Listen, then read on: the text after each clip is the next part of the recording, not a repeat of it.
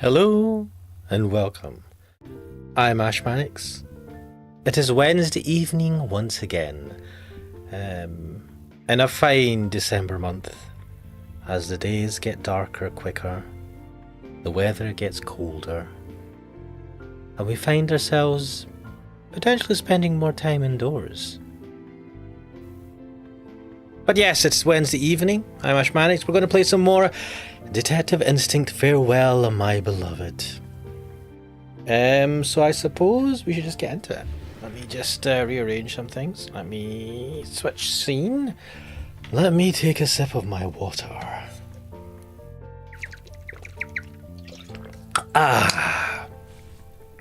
Yes. Let's load the game up, shall we? I believe it was slot 2. So wait, what was slot 3? How many slots does this have? I guess it was slot 3. Where are we? Notes. Adultery. So we had finished another day on the train, done some more investigating. We had come across an old man who we thought was related to the woman who had gone missing. Turns out he was not. Turns out he was an immigrant, and he was running away because he had been paid to give secrets as to what you'd found out as a gardener for the Professor Martin, I believe the professor's called. The professor's friend who is also a politician. Right, so what did we find out about Daltrey? Daltrey, we found it. So it turns out Daltrey's case involves 2 murders now. The victim from the hotel, Otto Keller, is connected to a lawyer who was found dead named Maxwell. Otto apparently had some connection to this train, so Daltrey came on board to investigate. Maybe I was wrong about Daltrey. If he hadn't shown up to defuse the situation after Mr. Fisher pulled a gun, who knows what might have happened. So the person that we had found was someone called, well, I think he came up with a fake name. But he was an old man on a train. He's one of the few people who may have seen him. Yeah, so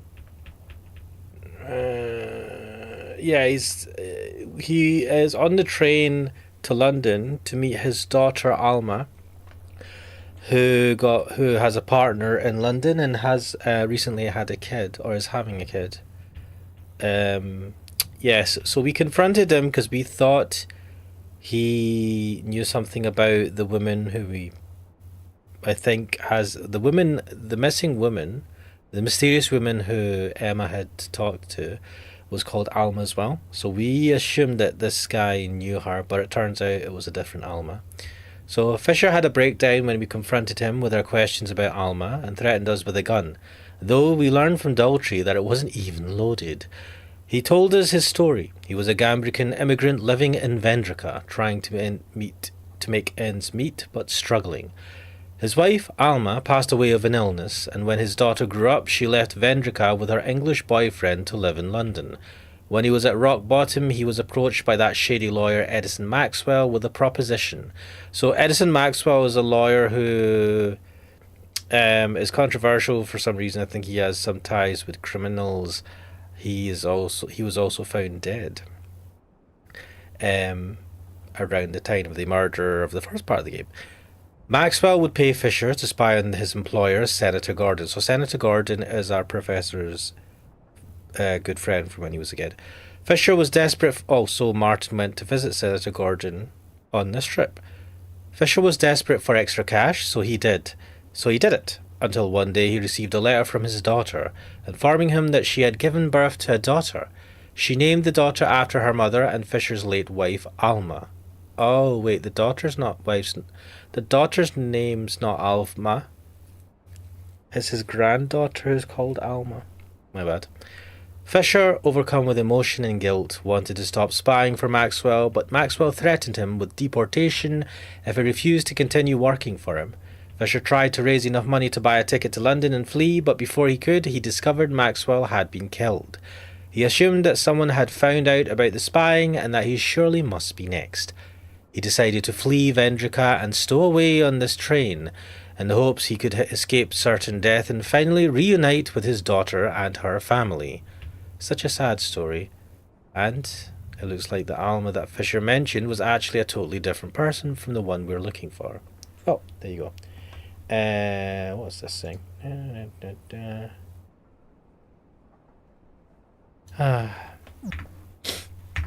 Right, what? Let's think. It's after 10 a.m. Emma's late again. Oh, shit. Right. It is the next morning.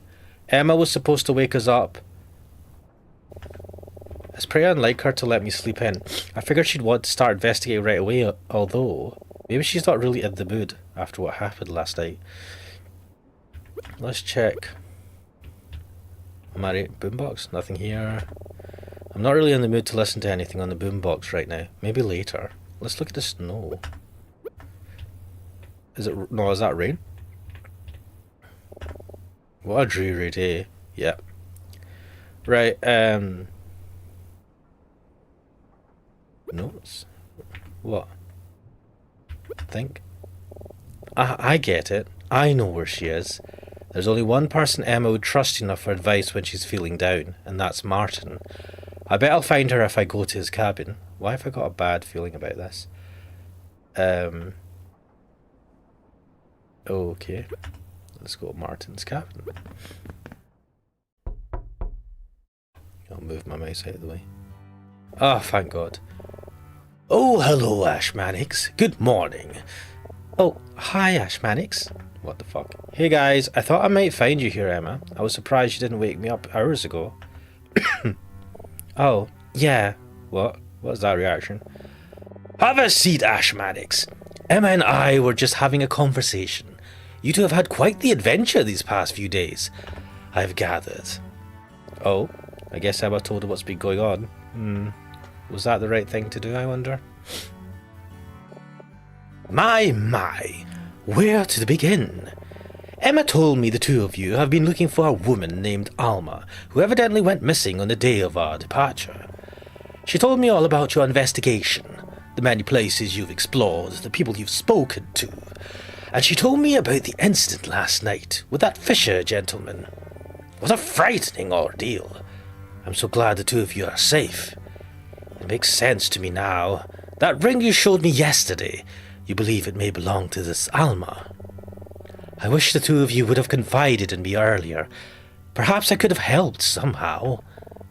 I'm sorry, Professor. I already felt terrible about making this Ashmanix's problem. I didn't want to make it yours too. Alright, so sorry making it my problem, but not the Professor's?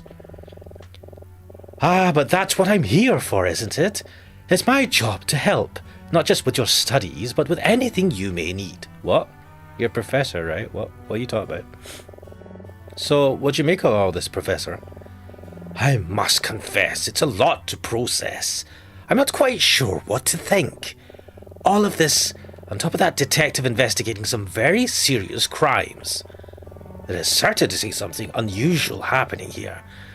But I feel it would be best for all of us to remain level-headed. There must be an explanation. I am certain in time it will become clear to all of us. Did she tell him about the story of Fisher? Professor, there was something Fisher said last night that I wanted to ask you about. I told you that Fisher was being forced to spy on a Vendrican politician by a lawyer named Maxwell. The man he was spying on was his employer. He said it was Senator Gordon. Senator Gordon? Isn't that the name of your friend? The one who invited you to Vendrica for this trip? Yes, that's right.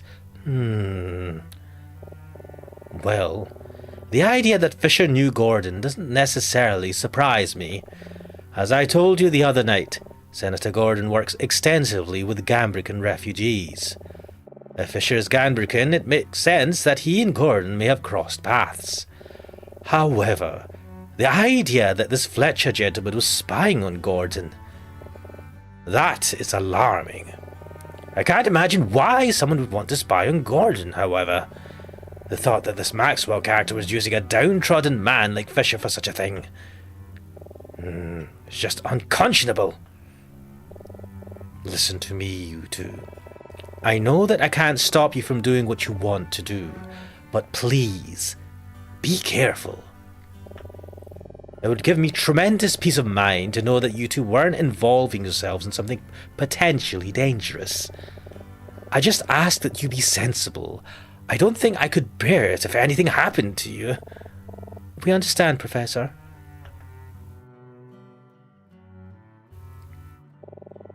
Thank you for joining me for breakfast, Emma, and thank you for staying to chat, Ash Mannix. I know that things may seem uncertain right now, but I do believe we are in good hands with that detective on board. I'm sure everything will be sorted out before we arrive in London tonight. Until then, well, just stay cautious. I will see you both tonight when we disembark. Don't forget to begin packing your things. We'll be arriving before you know it. We will, Professor. Hey, Ash Mannix, can we go back to your cabin for a bit? What? Sure. Why does he look so smug? He's like, I have given some young folks some advice. I have done my good deed for the day. Be careful, children. Kids, teenagers, wait, they're in college, right? Be careful, young'uns. Right. Go my cabin. Move the mouse out of the way a little bit. Hey, Ash Mannix. Are you alright, Emma? I just wanted to apologise. I'm sorry I went to talk to Martin without you. It's just... After last night, I felt so guilty for what I did to Mr. Fisher. It made me start questioning everything I've been doing. I was so embarrassed. I didn't want you to see me like that. You know, when I first realised Alma was missing, I thought about going to Martin for help right away, but the past few years I've depended on him so much. Whatever problems I've had with school, stress, work, anything really, he's always been there for me when I needed advice. So this time I thought I'd find another way. I wouldn't make it his burden. I wouldn't ruin his trip with my problems. Alright, crack dealer! Welcome to the stream. So Emma didn't want to stress out the professor because she always goes to him for her problems. He's a bit like her dad or like an uncle, right? The way she treats him. I mean, he seems like they have a very close relationship, and I don't mean anything dodgy, even though I wonder a little bit because I'm a horrible, horrible person. He seems to be a very what's the word for it? Well, very caring, right? Very supportive person, right, of his students, especially Emma. Now, I don't want to be I'm going to be an arsehole. So she didn't want to bother the professor, but she was happy to bother us instead. Fair enough. I guess it's our time to pay the price. I mean, she did. It's only because of her that we're on. That we are here on this trip to Vendrica. Like, this wouldn't have happened otherwise. Cracker is saying he's getting the best friend treatment. Yes. I mean, to be fair, right? I feel that Emma has been giving little hints that she's kind of into us beyond just being a friend. Or at the very least, she regards us as a, like, because she used to be our tutor. We get annoyed because she's always like acting like she's older, even though she's like only a year older, which is still older. But there's a couple of times where she said things where, to me, it hints at the fact that she regards us, regardless, she feels closer to us than we do to her, because he's just like, why are you saying this? Go away, leave me alone, right? She's like, I don't know. There was a couple of things where she's like, can we do this, or we should do this, or some, she was suggesting some, and we just like totally brushed her off. I feel like we are friend zoning Emma. Cracker saying never mind. I feel like we were friends owing Emma. Trust me. Like I'll point it out next time I feel it happens. I might be wrong. Um, I really thought I could get through this without him, but well, I guess I couldn't. It's okay, Emma. There's nothing wrong with asking someone for help, especially after everything you've been through. If it makes you feel any better, I'm glad you asked me. Yeah, it's good to be a supportive friend. Thanks, Ash Mannix. Look at that.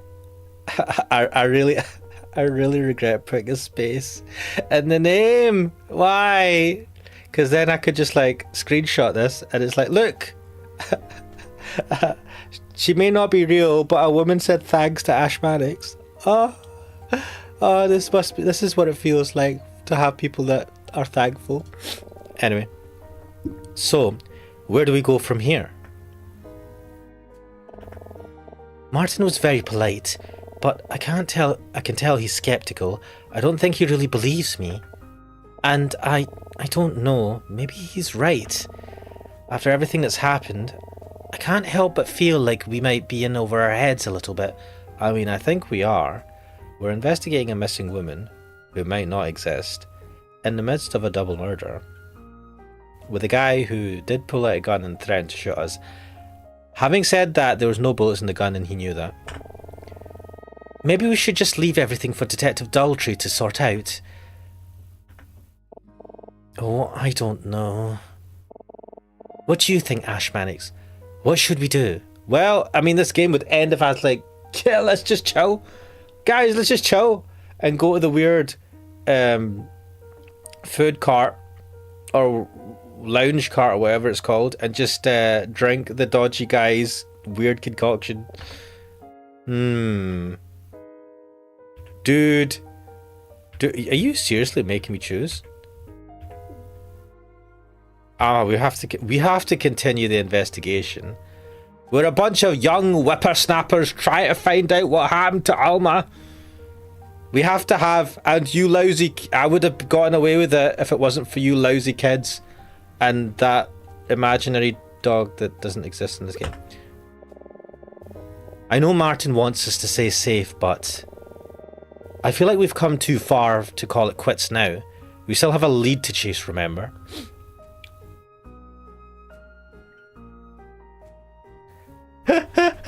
Crattier saying thanks for always being there consistently every week for almost 3 years. Aspa.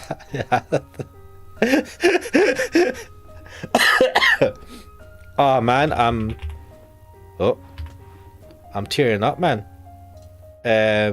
Has it been that long? Fuck. Have I been like streaming almost consistent for three years? I don't know why that kind of depresses me a bit. I know why it depresses me. But I appreciate it. Unfortunately, I can't be... Wait. What is this? I'm on my Windows PC. What is it that you need to... Yeah, let's do this. Screenshotted. Wait, I need to save this somewhere.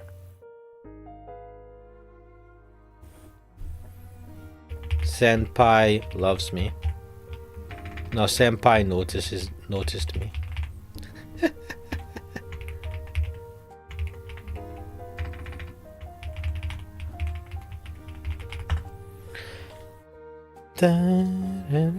Anyway, where are we? Yeah, I know. Mr. Fisher, we still need to ask him if he remembers seeing me with Alma the other day. If nothing else, I think we should at least see what he has to say, don't you? Okay, you're probably right. I guess it couldn't hurt to check with him, just to be sure. Alright, Cookso, what the fuck? A wild Cookso appears in the chat. What's going on here? Is this my early Christmas is real, guys? It's just about 2.5 weeks too early.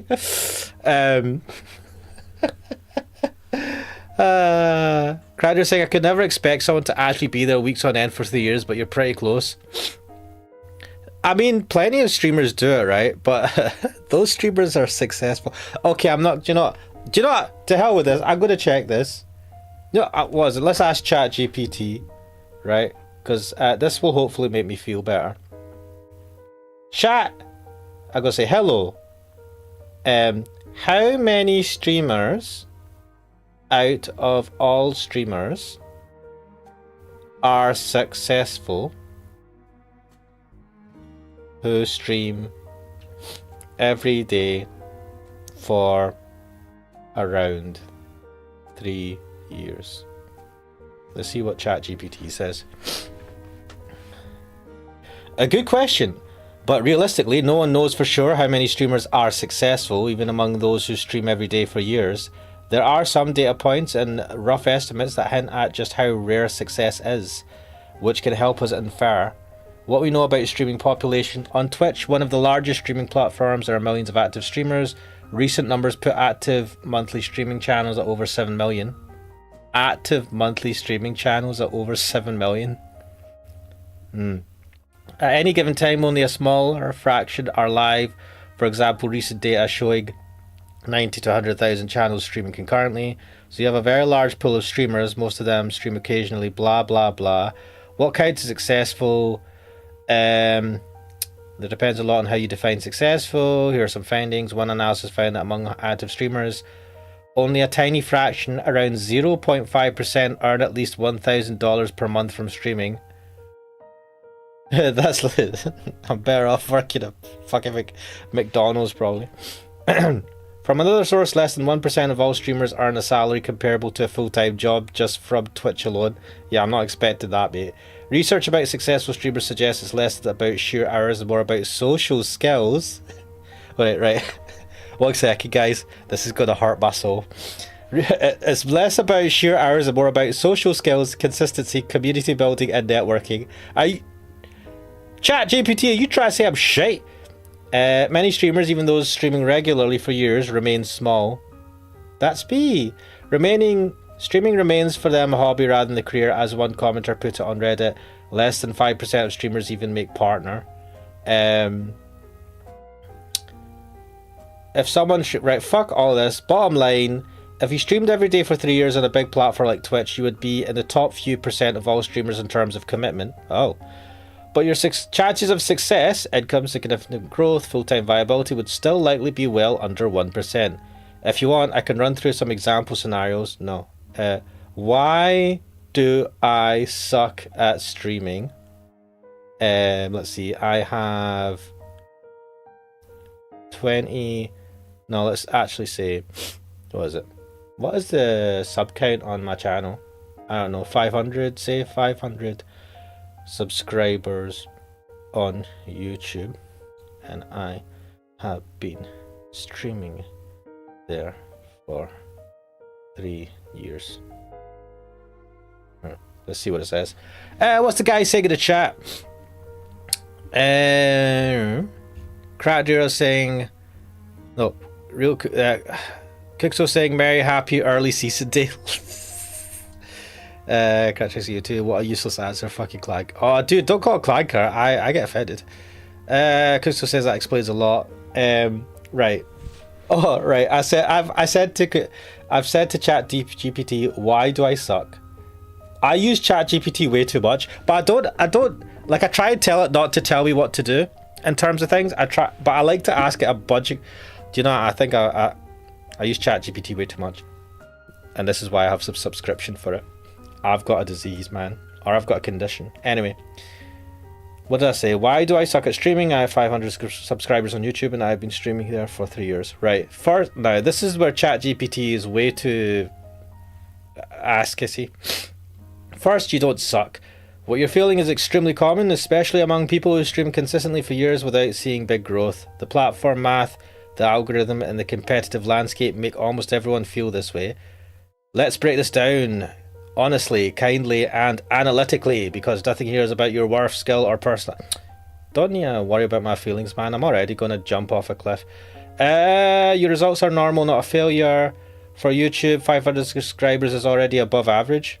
What? Most YouTube channels never get more than 100 subs at all. Now, this is probably utterly bullshit, utter bullshit. But you know, that's made me feel a bit. This thing sucks up to me too much. Gaming streaming is one of the hardest niches for growth because you're competing with enormous personalities. Have you seen the... Never mind. High editing content, the algorithm prefers videos over streams.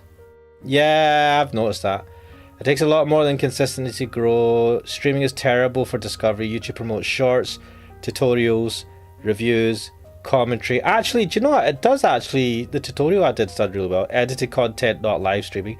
If your main content is streams, YouTube simply never recommends them to new audience. Good stuff.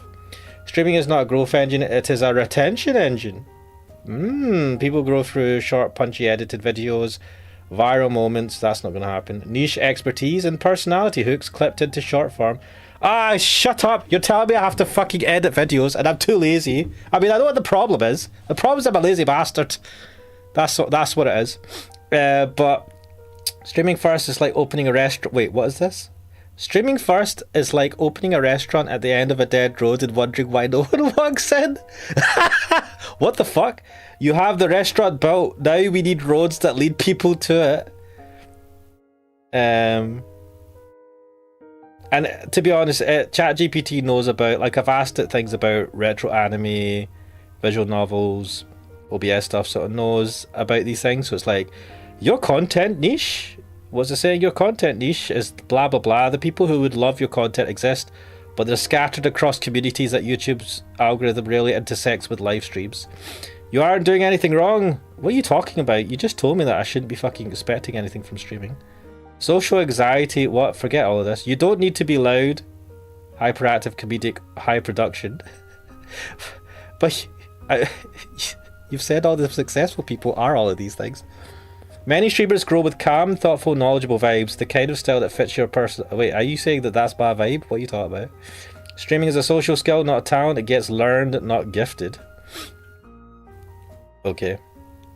You are succeeding, just not in the metric you expect. You've streamed consistently, built so many developed skills, built a small loyal community. How do you know about that? You might be wrong. Improve your voice, press setup and confidence. Blah blah blah. That is success by every creative metric other than I'm not famous yet. This thing is sucking up to my... It's like, fucking hell. So much brown nosing. Most people quit after 3 weeks. That's because they're smart. I'm an idiot. You kept going for 3 years. That's resilience and skill. Right, what the guy's saying in the chat. Crander saying it's sugarcoating a lot, just tell him to focus on fee stuff. ChatGPT just wants to get into your path. To be fair, I did... I mean... There is a way to look at it, right? Where... It's not entirely wrong. I have built a whole bunch of skills that I would never have done if I didn't do streaming or YouTube stuff. Like definitely editing, production skills, never would have developed any of that stuff. So, I mean, if I suppose I could look at it like that. Just don't expect to make money from it. But here it goes, look, but if you want growth, the strategy has to change. Streaming alone is not enough. If you're okay with it, I could give you a blueprint, blah, blah, blah. It can be, ooh, micro reviews. That's a good shout. I'd need to actually have stuff to review though. Bite-sized OBS plugin insights, mate. No. Voice act. Ooh. Shorts grow channels, streams don't. I hate that it's right. Wait, do you know what? Maybe I'll. Feeling like you suck usually comes from comparison with larger blah blah blah blah. Your value is not determined by your analytics. I mean, it's not wrong, but also this is cope. Anyway, it has given me some good suggestions. I know what it is. I'm too lazy. I need to do fucking edited videos and shorts. I fucking hate shorts. No, I don't hate shorts. I watch shorts, but I hate them as well. Fucking, I hate watch shorts. Kixo saying you paid for ChatGPT to compliment you, and yes, feet stuff works. Seen more than 1k channels that just anime feet. I'm not doing fucking anime feet, but also, I mean, ChatGPT does, but you know what? I think I'm brainwashed because a lot of what it says does make sense. It is super sugar coated, and then you can tell it's like, look, be more harsh. But if I was to like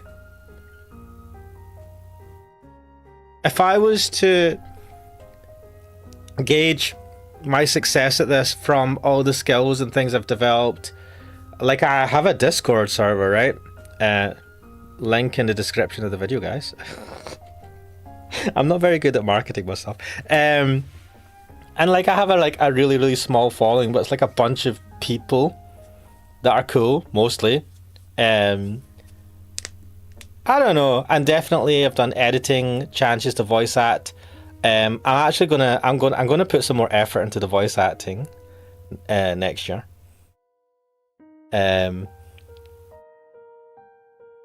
We'll see if anything comes from that. Well, I'm clearly not doing it in these streams. I don't know. But I don't know, but like it is a long time, right? I like to think I'm just too lazy to stop doing. I know that kind of sounds counterintuitive, but I'm too lazy to stop doing a thing. I've been doing this for so long. But I suppose the other thing is I don't really talk this much. I don't talk to people. So I just talk to myself while looking at a game, while reading the chat. This sounds like an unhealthy good situation. But anyway, Kixo saying this background music and that ChatGPT analysis is hilarious. He's like, you watch shorts? Ew. Cracker saying, I'm ashamed to admit I do that as well. It knows I like cute cats. They hit me with ours. Yeah, I mean, the reality is shorts do grow. Like, I watch... They put it on the homepage, even on the desktop app. Oh, man, they're pushing shorts so hard. And you know what? I need to, like, watch less of them. I need to be more productive, man. I'm sorry, Emma. I've literally been I've left you hanging here to have a existential crisis. And look, she's still looking at me expectantly. What did she say? We're going to check, Mr. Fisher. Let's continue the games, guys. But you know what? I've not had an off-kilter, fucking off-tangent line of chat for a while now. Or have I? I don't know. I feel like it's been a while. Let's continue. At this point, I'd be surprised if he remembered seeing Alma, but if nothing else, I'd love to apologise to him for last night. How about we ask the observation car attendant if she knows what happened to him after last night? Any excuse to see... I don't want to say it. I don't want to say it. But I suspected that as well. Wait, why is my mic picking up stuff? One sec. I feel like my mic is being a bit weird. I don't know. I don't want to say it, but when he mentioned, oh, we could ask the stewardess or whatever, I was like, you just wanted to chat to the stewardess, and Emma clocked on it. Any excuse to see her again, huh? Oh, give me a break. Shut up, Ashbats, you know it's the truth. It's okay, Ashbats, I'm just teasing you. I think that's a great idea. Just let me know when you're ready. I am ready. I'm ready. Maybe I should just save on save slot 4. Let's go. To the observation car!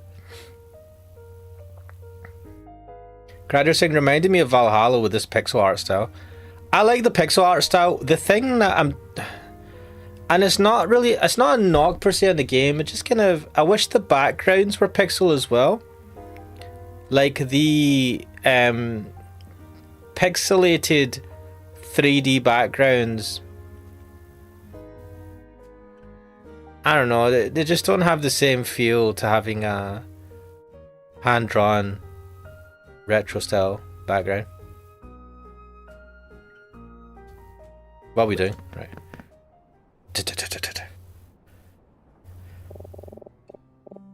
There's the attendant, and wait. It's Mr. Fisher? He's already here? That's so lucky.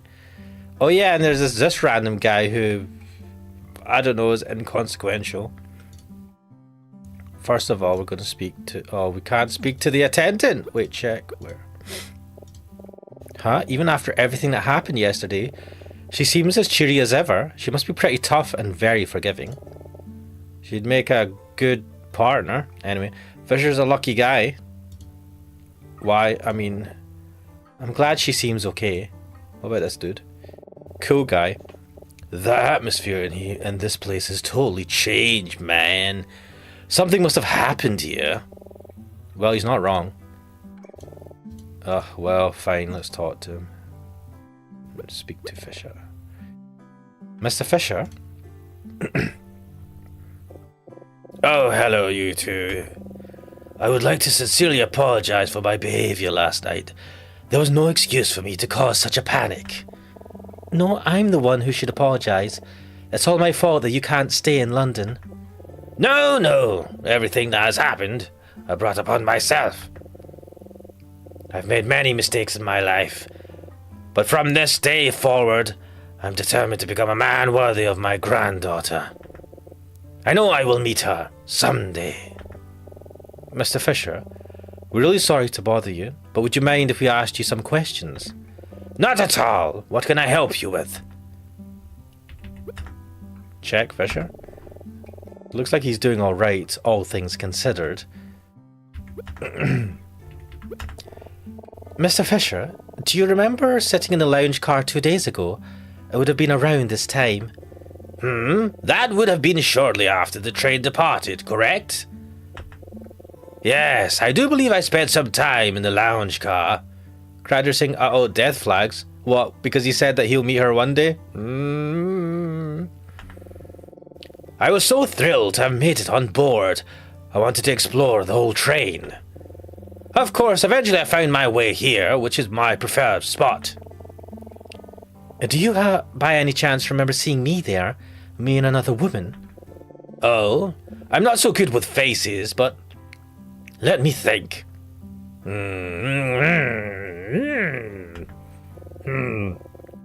very sorry. I just can't remember. Oh, you can't? I know it must seem strange, given that Maxwell was paying me to be observant. But I must confess, well, my memory just isn't what it used to be. It's hard for me to commit small details to memory unless I really try, and I'm afraid I don't recall seeing you before last night.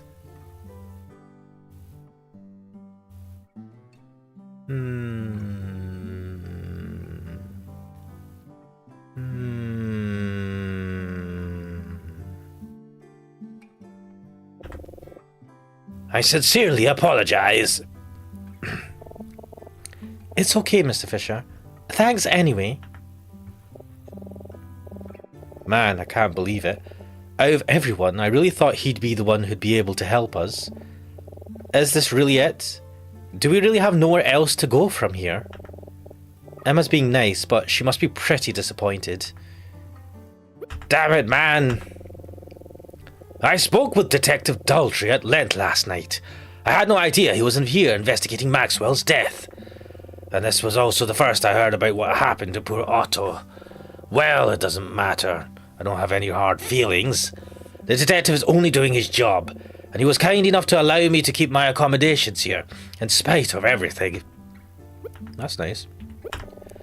Did you know Otter Keller, Mr. Fisher? Oh, you knew about Otto? It seems I was the last to find out. I didn't know him well, but having worked with Maxwell for a while, we did cross paths from time to time. He was Maxwell's housekeeper, in case you weren't aware. He was a very kind man. He was a Ganbrican immigrant like myself, so I found him very easy to talk to. To think he too was killed. Maxwell introduced himself to me at a bar. I could tell that he was trouble, but the money he was offering was too good to pass up. I have no idea what interest Maxwell had in Senator Gordon. Frankly, I don't want to know. At first, Maxwell just had me listen to Gordon's conversations and report back what I heard. Later, he got more daring and asked me to look through his documents, memorize them, and tell him what they said. You managed to do that without getting caught. If I'm being honest, I don't think Senator Gordon ever noticed my presence. He never suspected a thing, as far as I'm aware. Is Senator Gordon like safe? I would be trying to contact him right now. To see if he's doing alright. Why?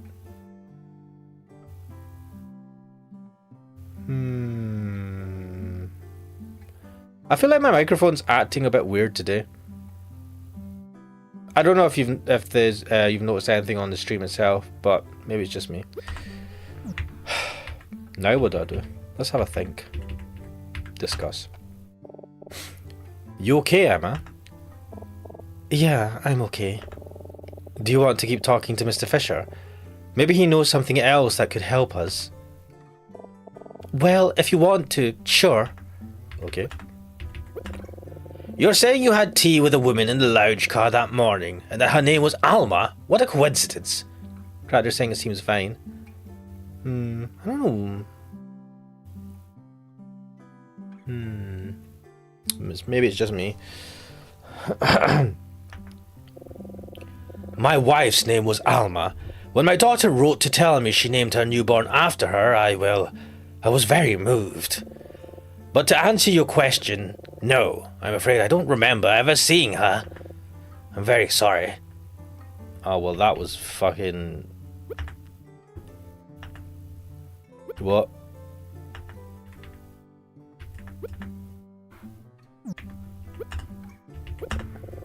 I'm sorry, I don't remember seeing her.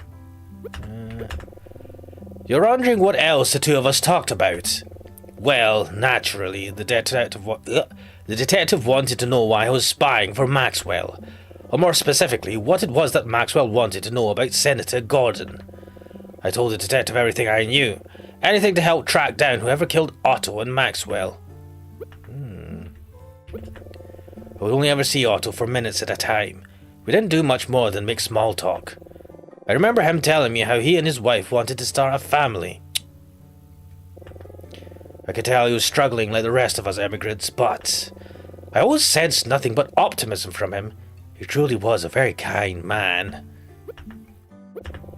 I'm afraid I don't know why Otto was at the hotel 3 nights ago, but the timing is remarkable. I found Maxwell dead the same night. The detective asked me if I thought Otto may have been Maxwell's killer. A terrible thought. Maxwell wasn't a good man. I assume he had many enemies, but no matter what he may have done, I just can't see Otto as a killer. Not unless he truly had no choice.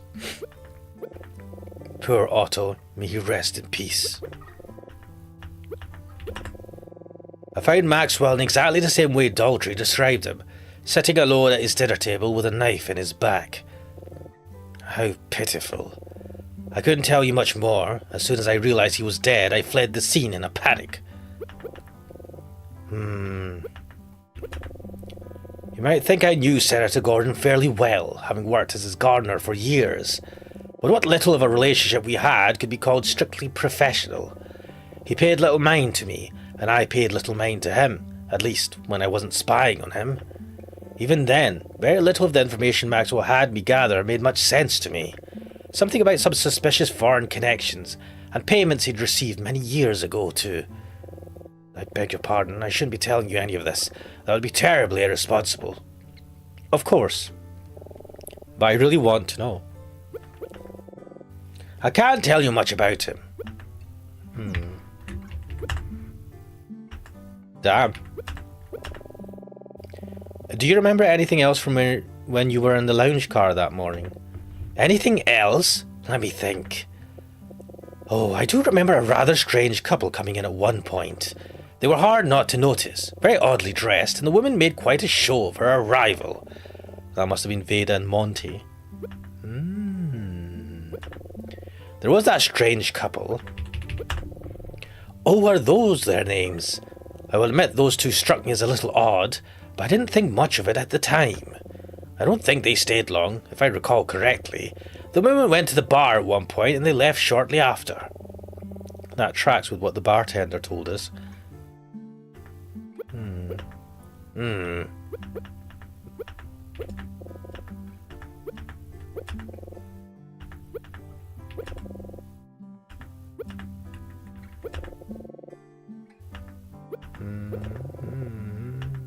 I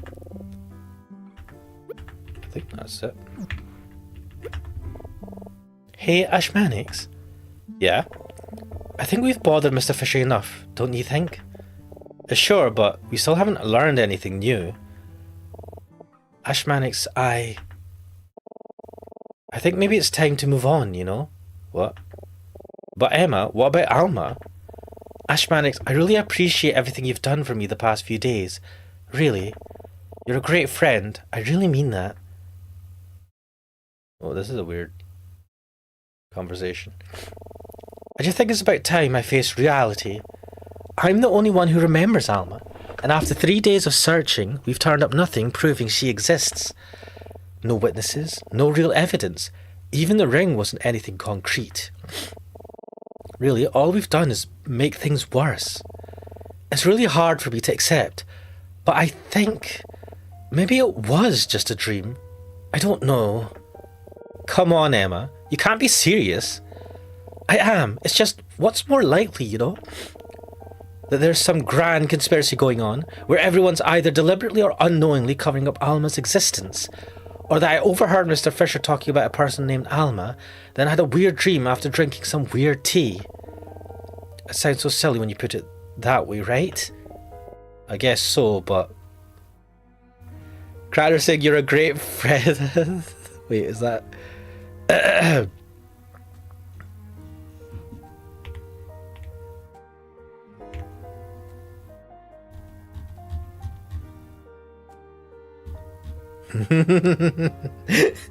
You're a great friend, son! Anyway. I guess so, but...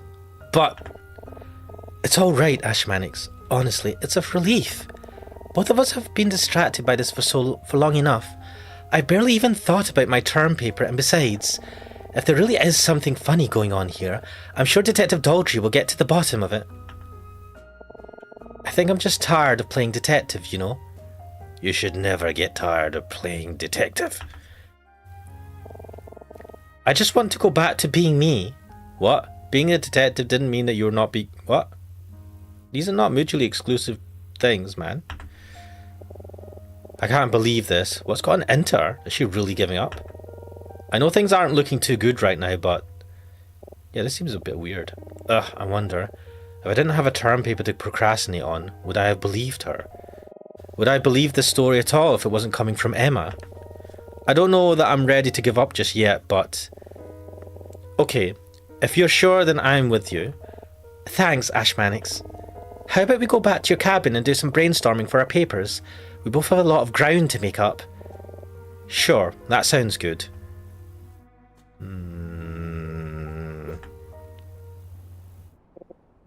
Hold on. Is this mofo going to do a one more thing? Mr. Fisher. I just remembered something. Huh?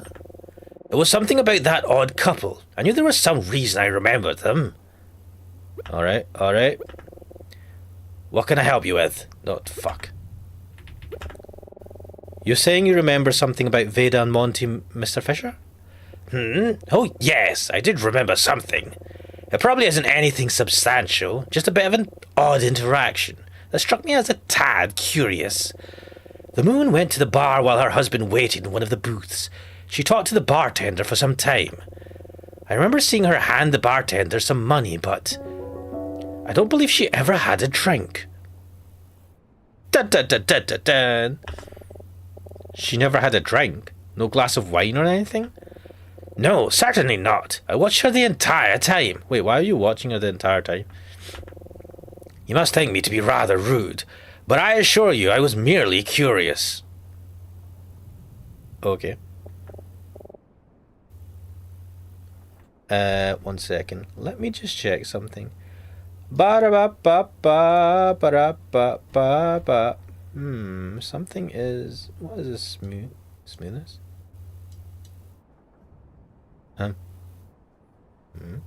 What is this smoothness? Let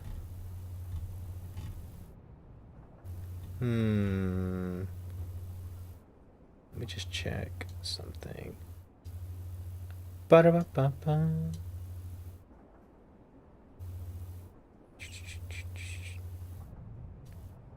Bum. Bum. Yeah, I think that feels a bit better. Okay. Apologies. Just messing around with some settings. No, that's alright. You are being weird. Why are we staring at her, like, to see if she took the drink? Well, I'm sure it was nothing. Perhaps the woman ordered a bottle of wine to be delivered to their cabin. I'm sorry, this almost seemed utterly trivial. I sincerely apologize for wasting your time. It's okay, Mr. Fisher. Thanks for talking with us. Yeah, thanks, Mr. Fisher. It was my pleasure. I hope I was of some help to you both. If you need anything else, please don't hesitate to ask. Goodbye now. Well, has that reignited your curiosity? Ashmanix? Okay, so I know I just told you I want to stop investigating, and I mean it, really, but both the bartender and Veda told us she had a glass of wine that morning. Mr. Fisher says she didn't have anything.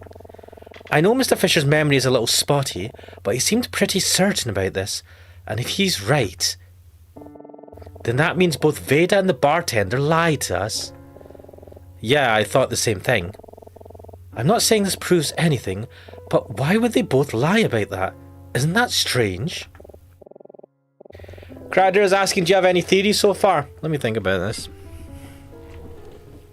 The bartender knows about Monty and Veda, whatever her name is. Like, he knew about Monty's backstory, and there was information that I think there was even information that he wouldn't tell us. So I'm not surprised by them potentially being involved in something. Why would he give us a bit of information about them, though? What could all this be? Right, so there could be an operation going on. Wait, let me think about this. So Monty and Veda are in some really expensive suite, but they don't have any money according to the bartender. But if the bartender is an unreliable person in terms of what they're telling us, they could just be lying. What? I don't think so. It didn't make sense. I'm like, why are they in the expensive suite then? How are they paying for it? Are they smuggling people on the train? But then how would they make money out of that? Ooh. Are they smuggling people? Are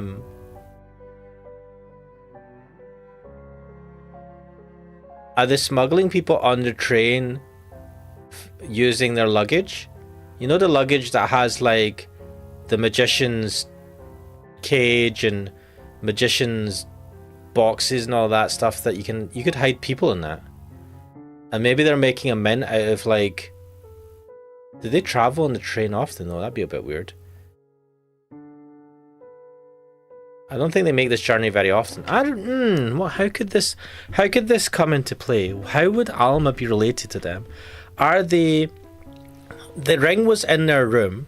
Monty was happy for us to find it, but then and Veda didn't seem that bothered by it, but she might have been feigning ignorance. But it was clearly stolen from us again. Who would have stolen it? Could it have been Monty? Could he have broken into the room? Let me think about this. Their story is that they're going... No, what the bartender told us was that Monty and Veda are going to London so that Monty can start his magician's act in London without the... Because he got... he messed up a magic trick. So he made a promise to never talk for whatever reason when he does his... at all, really.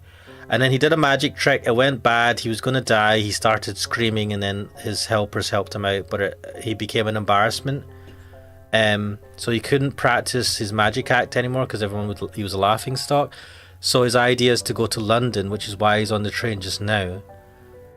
But there's a couple of things that don't make sense. Where did the money come from for him to go to London? Unless he's been helping smuggle Gambricans into Vendrica and potentially making money that way as a Vendrican. And he saved enough money to now go to London. But then the question is, how does this mysterious woman come into this?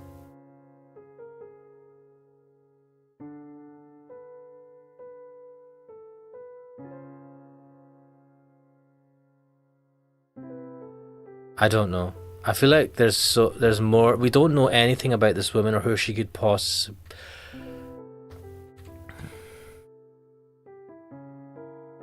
Let's think about what we know so far, right? We know that the professor and Senator Gordon is Gordon, right? Let me just check. Yeah. Senator Gordon and the professor are childhood friends. They had one other friend.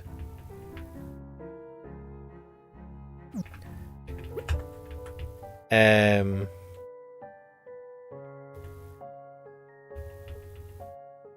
had another friend called Mayor who died in a skirmish during the Vendrican Revolution. So there was the three of them.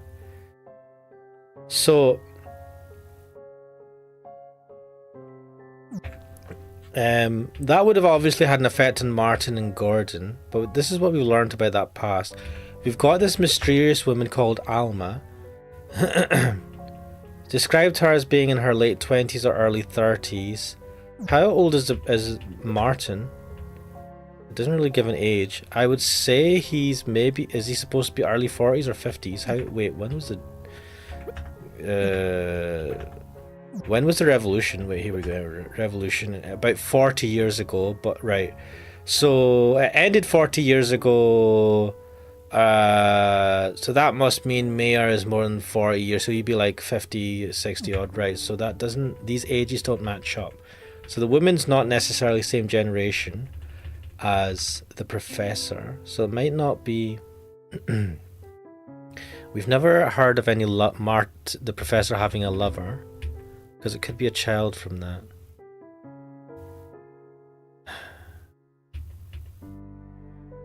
Edison Maxwell died. The woman said that she didn't deserve Emma's kindness.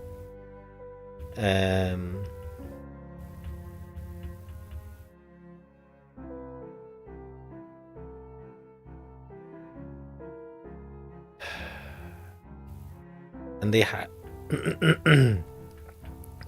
and they had tea together.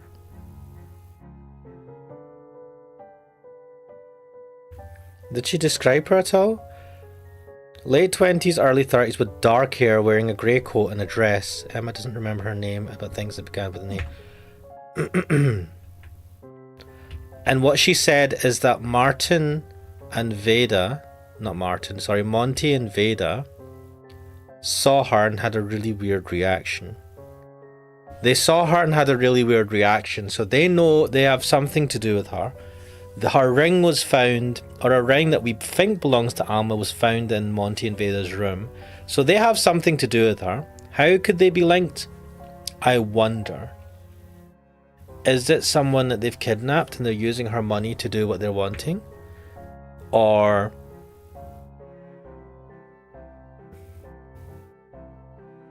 let's see. I don't know at this point. Yeah, it is. And to that point, if Veda never had a glass of wine, then why did she give money to the bartender?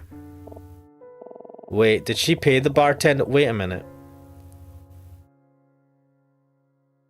The bartender has said that he likes to experiment with his teas, but what if he was just BSing to cover for himself? What if Veda paid him to slip something into the tea that he served Emma and this Alma person that would knock them out? So Emma goes back to her room, gets knocked out.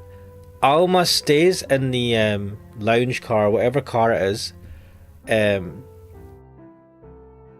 gets knocked out, and then Veda and Monty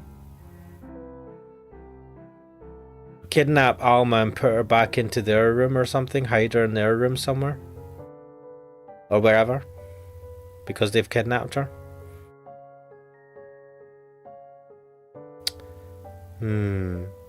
Is this really anything? Am I just making a big deal out of nothing? Emma, I think this might be the break we were looking for. What do you mean?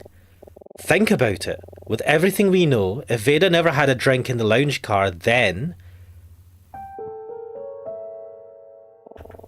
You're right. This doesn't prove any... We need to talk to the bartender right away. Damn, that was sharp. We're back, baby! Wait. That is the title of this stream.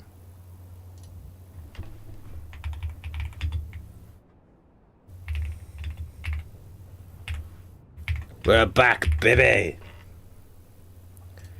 Character saying interesting, and Veda did say her head was hurting. Could she have drank some of the tea? Or could she have had a fight with Alma? I want to speak to the... Why am I not allowed to speak? Wait, check. I'm glad she seems okay. We're not allowed to speak to her anymore? Fuck this game. Lounge car. That's what it's called. It's called a lounge car. I would have thought... I mean, this is the observation car, isn't it? This feels more like a lounge car to me. Whatever. Oh, it's the tennis guys. It is tennis. No. Golf. It was the golf guys. There he is. Let's not waste any time. Okay. You two, yeah, again.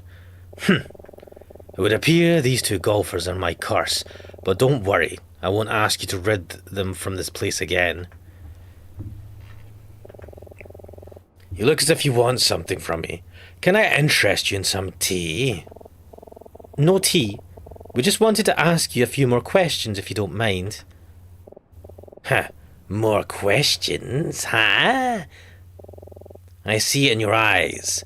I get the sense that there's something different from last time. Well, I have nothing to hide. Ask away. Why is it? See, this expression looks so fucking dodge. It's almost like she's going...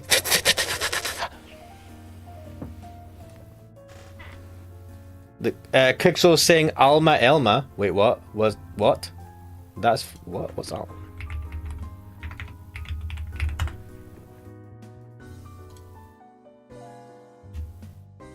What? No. I had to look up that reference. Anyway, ask away.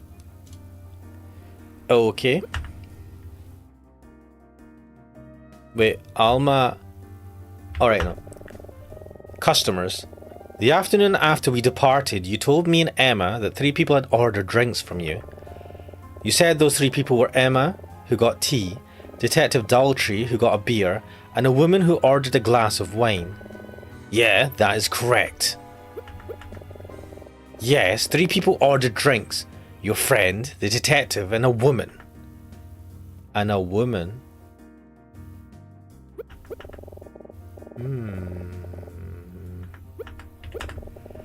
You're asking me about your dream woman again, and now you've given her a name? How creative. Well, I'm sorry. She didn't exist 2 days ago, and she doesn't exist now. Heh!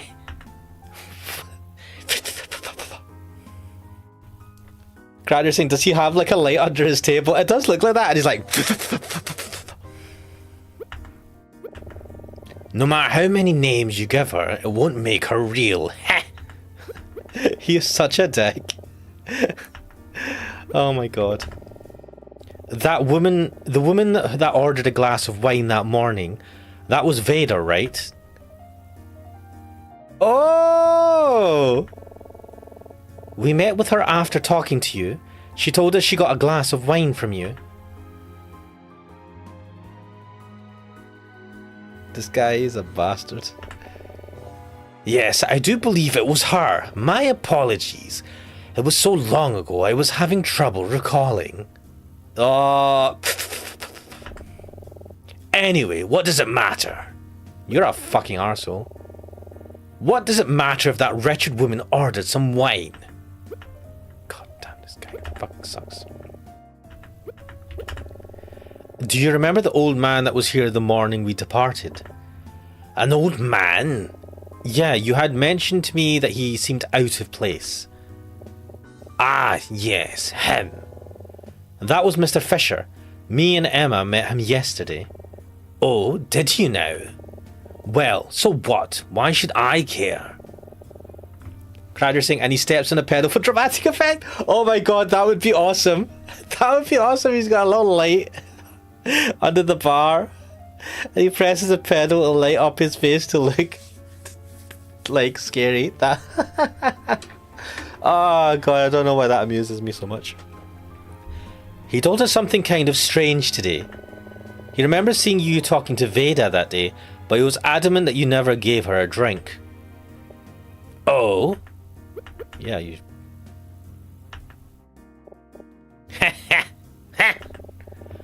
I'm very sorry, but I'm afraid your elderly friend is mistaken.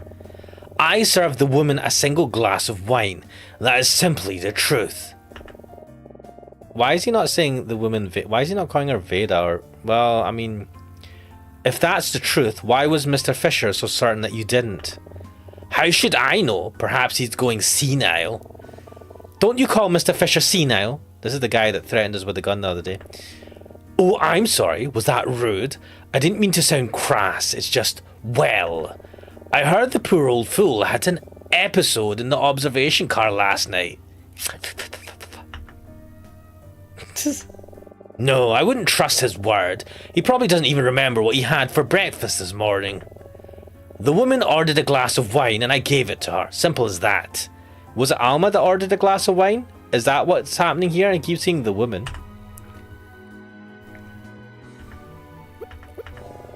Heh, that silly old man. Silly old man. It doesn't seem like he's about to change his story.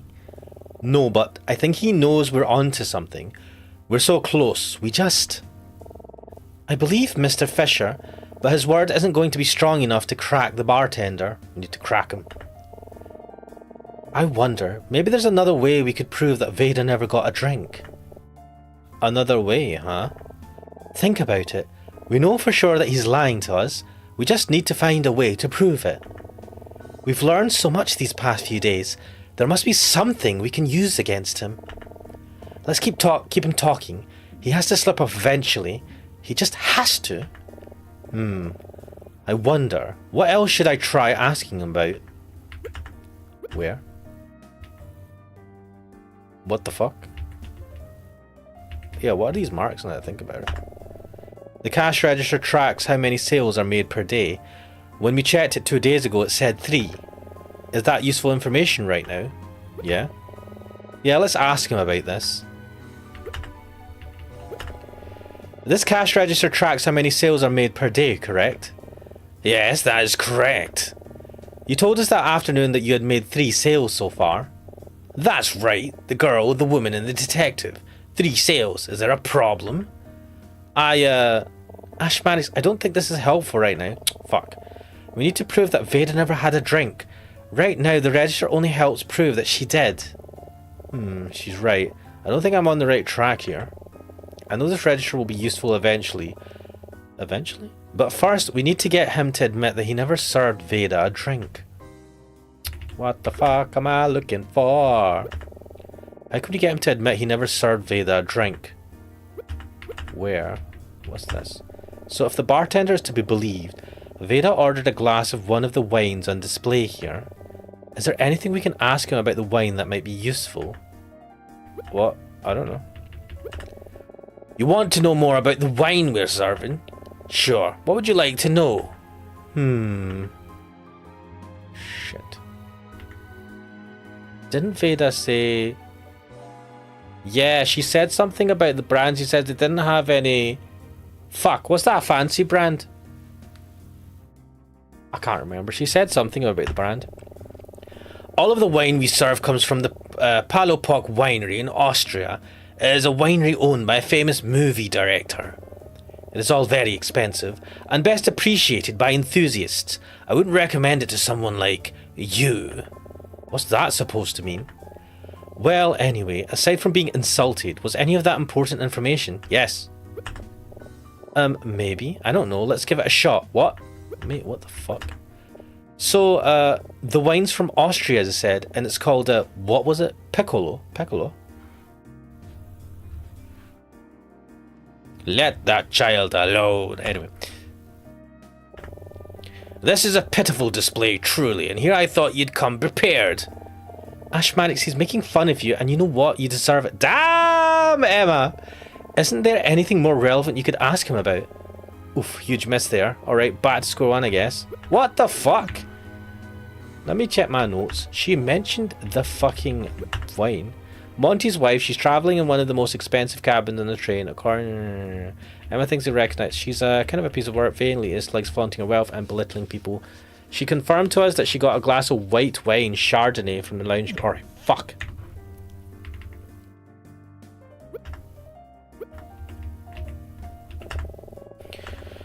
Let's see. I wonder something about the wine that we can... What? Oh, right, read the wine. You want to know more about the wine we're serving? Sure, what would you like to know? The type. We stock many varying kinds of red wine here. Merlot, Pinot Noir, Cabernet Sauvignon. We have a wine for any occasion. Not that you'd be able to afford it. I wonder, was that important? Yes! Something about what he said just now sounded off to me. Let's press him on it.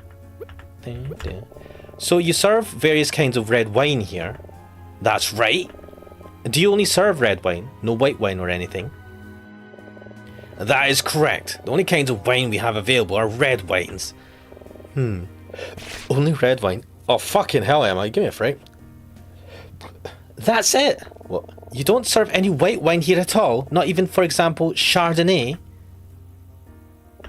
No, we don't serve Chardonnay. So what? So what? I'll tell you so what.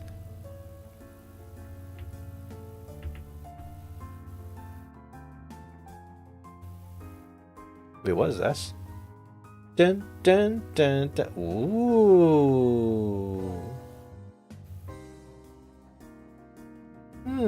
For some reason there's a sale on Battle Angel Alita volumes on the Google store. Wait, but they're on... right. Anyway, what am I doing?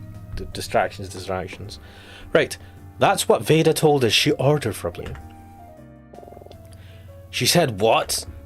That's right. She specifically told us she ordered white wine, the finest Chardonnay you had. Oh, that's just rich. Well, surely you're not going to try to sell us that Veda can't tell the difference between red and white wine? Or that she'd lie about something so trivial? No, you're right. This certainly is a contradiction. Oh, whatever will I do? You've discovered my dark secret. Well, can you explain this one or not? I don't need to get... The guy doesn't give a fuck. Okay, you win. I'll tell you the truth. Sure, why not? You're right. I did not sell that woman a glass of wine. I did speak with her, but for reasons I'm not at liberty to say, we agreed that if anyone asked, we'd say she ordered some. Heh! I didn't expect that she'd choose to embellish her story later on. How utterly foolish. Well, there you have it. The truth. Are you satisfied now?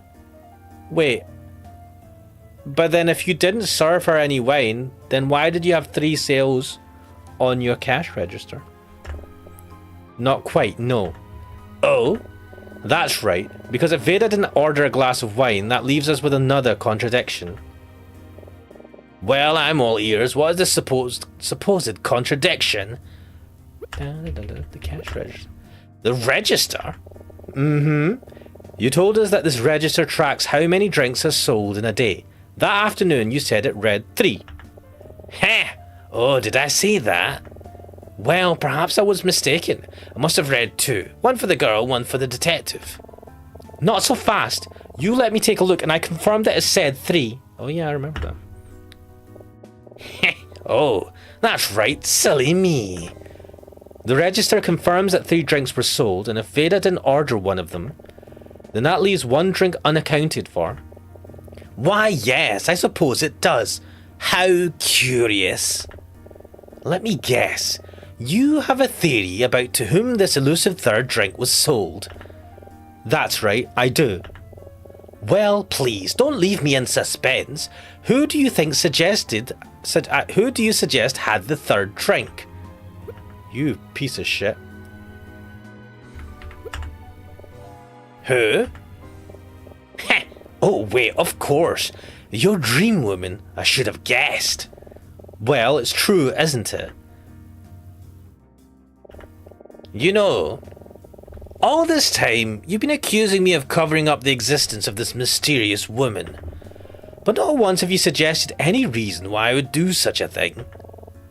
A reason why? That's right. What on earth would I have to gain from lying to you? If it were true, all it would have given me so far was a few days of badgering from a couple of insolent tourists. But I suppose I must give you some credit.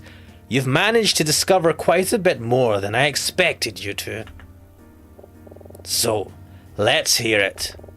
If the person who ordered the 3rd drink was your dream woman, why would I have lied to you about it for the past 3 days? This really is all just a big game to him, isn't it? But he's right. We haven't been able to figure out why he's been lying. It's the final piece of the puzzle. Think. What else do we know that might help us pin down the motive? A motive, huh? Well, there's one piece of information that we haven't used yet. And if you think about it, I think it actually shows a pretty clear motive. What? Hit him with the Ashmanics. Let's bring this home. What the fuck are you even talking about?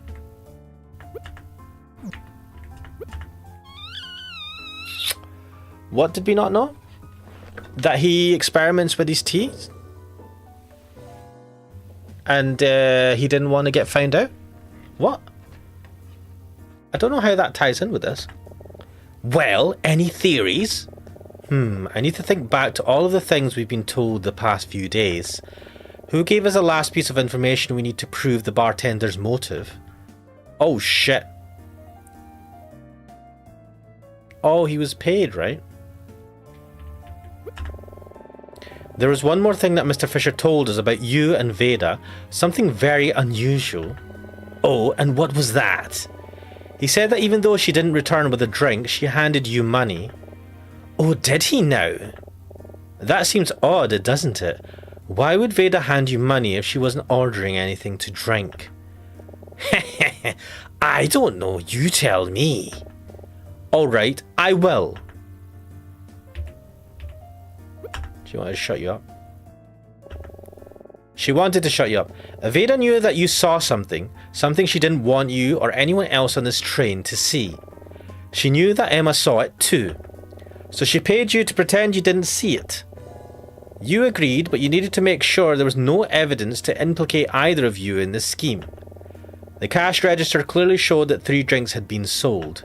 So, in order to hide one of them, you both agreed to pretend that Veda ordered a glass of wine. It probably would have worked too if only Veda hadn't gotten a little dramatic with her side of the story. Heh, heh. Veda may have gotten lucky that no other witnesses saw what she was trying to hide. But in the end, it didn't matter. In the end, it doesn't even matter. Her story fell apart, and so is yours. I'm waiting for the punchline. Tell me, what did I see that I shouldn't have? Oh, damn animation. You saw Alma, the missing woman.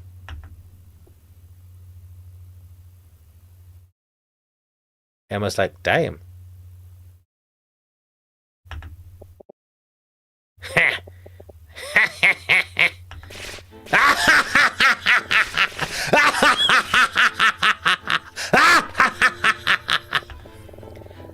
My. You do have quite an imagination, don't you? What a story. I'm impressed. I am. Chardonnay. Oh, that stupid, stupid woman. Well, what do you have to say for yourself? It's all true, isn't it? I have to thank you both. You two have given me quite a bit of fun these past few days. In exchange, how about I give you this? Bro, why are you giving me money? I don't like where this is going. Is this the money that Veda gave him? This is the money that wretched woman paid me. I assume you're going to see her, yes? When you do, be sure to give that back to her and tell her that I changed my mind. After all, the amount was quite low, and to think I had to negotiate for more after her paltry first offer. In truth, I felt sorry for her, knowing how penniless she and her feeble husband truly are. But my silence isn't cheap. Are you saying... Oh, would you look at the time. I'm afraid I must take my break now. I think you two had better hurry up. You're running out of time, you know. What does that mean? Have a wonderful rest of your trip. And... good luck finding your dream woman.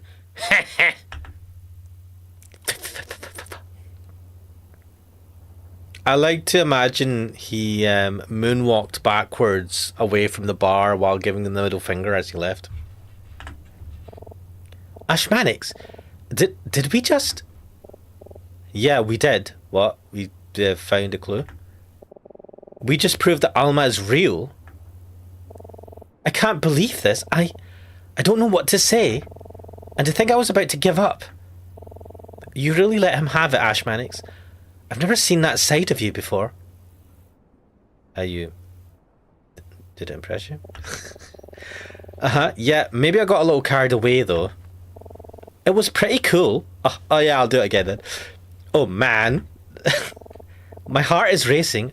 I'm nervous, but there's no time to lose. If we don't confront Veda and Monty now, we may never know what really happened to Alma. I don't want to scare you, but this could be dangerous, right? Whatever is happening here, it's just...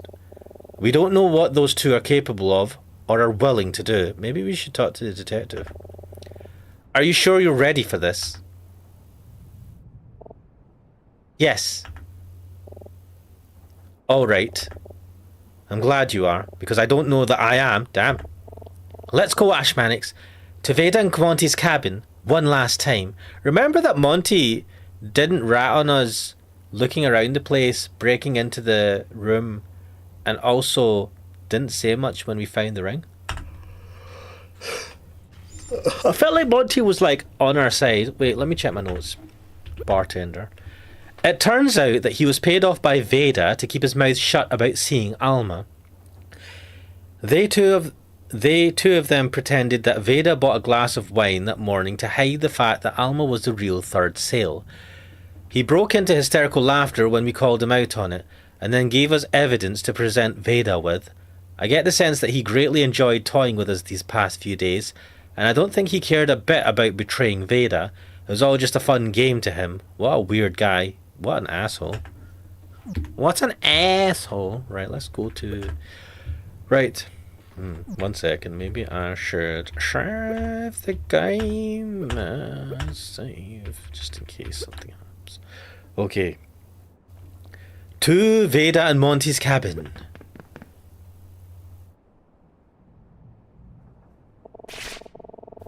I will not stand any more of this badgering, you loathsome pig. My husband and I are respectable, upstanding citizens. We contribute to society. Not that you'd understand anything about that. He's a fucking detective. What are you talking about? You sad, weak little man. Why don't you run along now? Perhaps you can find another poor, struggling immigrant to harass. Poor, struggling what? Lord knows you dirty pigs have nothing better to do. I cannot even stand to look at your disgusting face for 1 minute longer. Do you understand?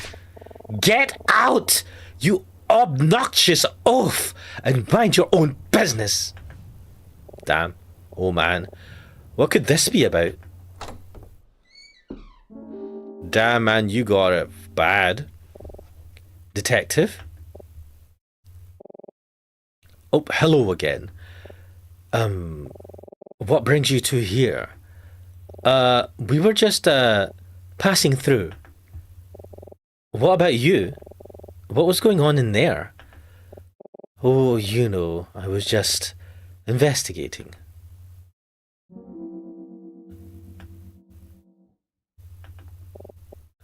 Listen, as much as I'd love to stay and chat, well, quite frankly, I'm running out of time. We'll talk later, okay? Yikes. I guess even seasoned police detectives are no match for a migraine-stricken Veda. She was nasty.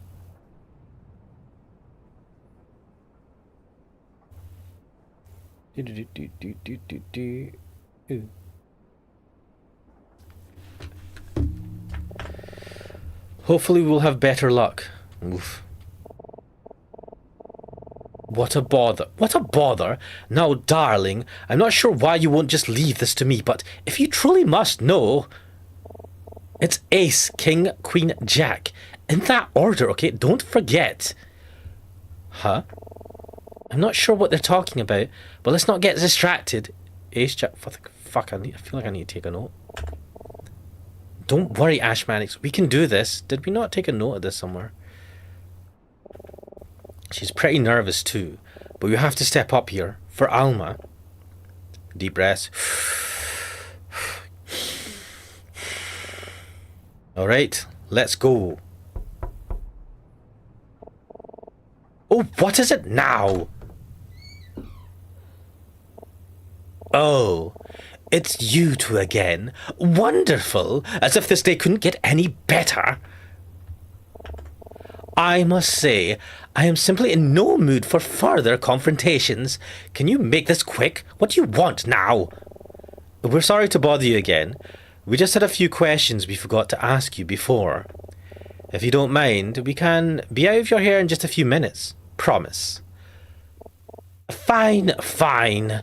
But if it's all about your silly imaginary woman again, you can forget it.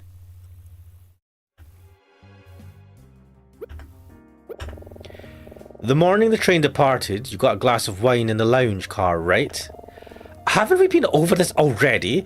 Yes, I had a glass of wine that morning. A glass of Chardonnay, right? Yes, that's right. The finest they had, made with grapes straight from the fields of Burgundy. Oh, it's from Burgundy now. She really can't help herself, huh? Huh, that's interesting. What is that supposed to mean? We just got back from the bar. According to the bartender, they don't serve any white wine here, only red wine. What do you mean he said they only serve red wine? That's... That's completely asinine. Do you really expect me to believe a story like that? It's true. We even asked if he had Chardonnay and he said no.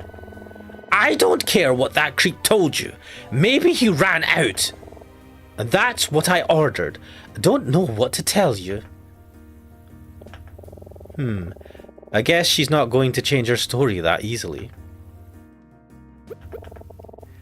I had a glass of Chardonnay. I don't care what the bartender told you. It's true. Does the name Alma mean anything to you? No, I can't say it does. Monty, does that name ring a bell to you? No, I didn't think so. What the fuck? Oh? I see where this is going. That's the name of your missing woman, isn't it? Didn't I tell you not to waste our time with that nonsense? We never said that. You commoners really do have no tact at all, do you? What the fuck? Please, enough of this. You're embarrassing yourselves. As expected, she's as tough as ever. Ashmanix, maybe we should approach this differently. She's not going to tell us about Alma that easily, but if we start somewhere else, maybe we can bluff our way to her admitting that what's really going on. What do you mean? Well, Veda and Monty think we don't know who they are, but we do. And if we show them we know that, they might start worrying that we know more than we do. We'll gain the upper hand. That's a great idea. Keep pushing Ashmanix. Make him sweat. What the fuck am I supposed to do again? What? Hang on, I should wait for the right opportunity to present this. We need to break them down, get one of them to slip up, then we'll hit them with the evidence. Okay. She's a real piece of work, huh? Daltrey may have met his match, but having Emma here with me, I know we can do this. I see this is going to be just as tedious as it was the other day, isn't it? If you don't have anything of substance to ask of us, I really must... We weren't finished yet, damn. Don't interrupt me, child. What else could you possibly have to ask us?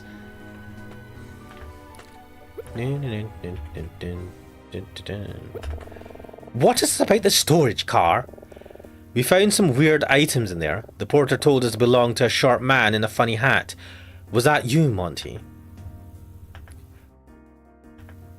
Okay.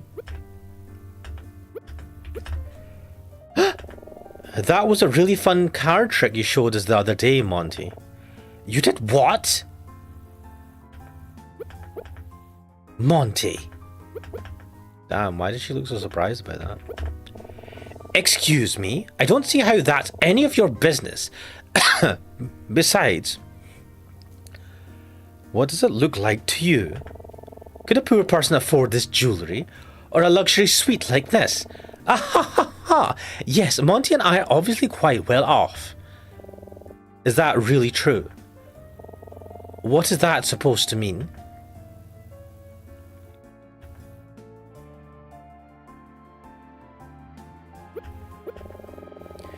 What do you do for a living that you can afford such luxurious things, Monty? Don't answer that. Not that he could anyway, but... I'm sorry, I'm just curious is all. I'm sensing a smug satisfaction coming from you. It is most unbecoming. Enough of this. Tell me right now, what do you know? Out with it! I've had enough of these games. Just explain yourselves, now! Now! We heard there was an accident. Ooh. You're a magician, right, Monty? Around a year ago, there was an accident during a performance. It ruined your career. The accident could have been fatal, so you gained a reputation for being irresponsible with safety. Be quiet. You lost your regular bookings and no other venues wanted anything to do with you. I said quiet! I won't listen to you disparage my husband, you ignorant twerps. Monty is a genius, and he's a consummate professional. That accident was not his fault, and the cowards that shunned him should be ashamed of themselves. How do you know all of this anyway? We asked around, and that's not all we know. We have a witness who saw you in the lounge car the morning the train departed. A witness? Don't make me laugh. We were very thorough. Oh? I don't have to explain myself to the likes of you. This is all nonsense. Our witness says he saw you hand money to the bartender, but leave without a drink. That's preposterous. I already told you. I bought a glass of wine. Ask the bartender. He'll tell you. The bartender will tell you I had a glass of wine. It's true. What is this? This is the money you gave the bartender to keep his mouth shut. He wanted me to give you a message. I believe it was, I changed my mind. That no-good lying lower-class big-eyed rat. Damn. He told us everything, Veda. He confirmed that you paid him to lie about seeing Alma. We know that you're hiding her. You can't lie to us anymore. It's over, Veda.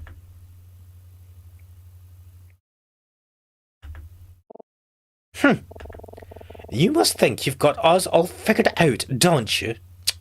Such arrogance. I don't care what that bartender told you. You don't know a thing about me or Monty. Do you want to know who was responsible for the accident that destroyed Monty's career? Because it wasn't Monty. It was me. I was his stage manager. It was my responsibility to ensure all safety protocols were followed for my husband's shows. On that day, our performance was running late, so I skipped one of our procedures to get him on stage faster. I assumed it would be fine. It was fine every time before. I was careless. God, I could have killed him. Damn. Veda cares. Even though nobody was hurt, that kind of negligence should have been enough to have me arrested, but my husband took all responsibility for the incident. He claimed he was the one who demanded we go on stage without following protocol. He refused to let me take the fall.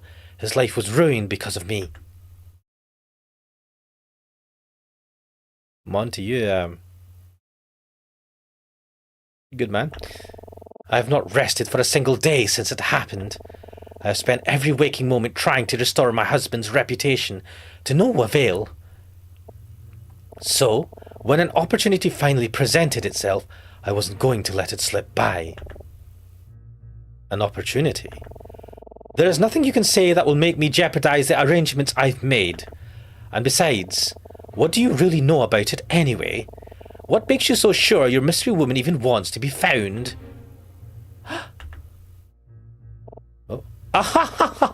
You haven't thought about that at all, have you? My lord, how self-centered can you be? Listen to me very carefully. You two are meddling in something that is far bigger than you know.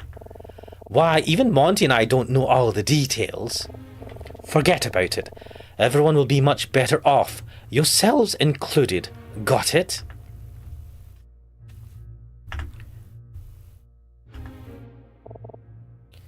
Can you just tell me one thing? Is she safe?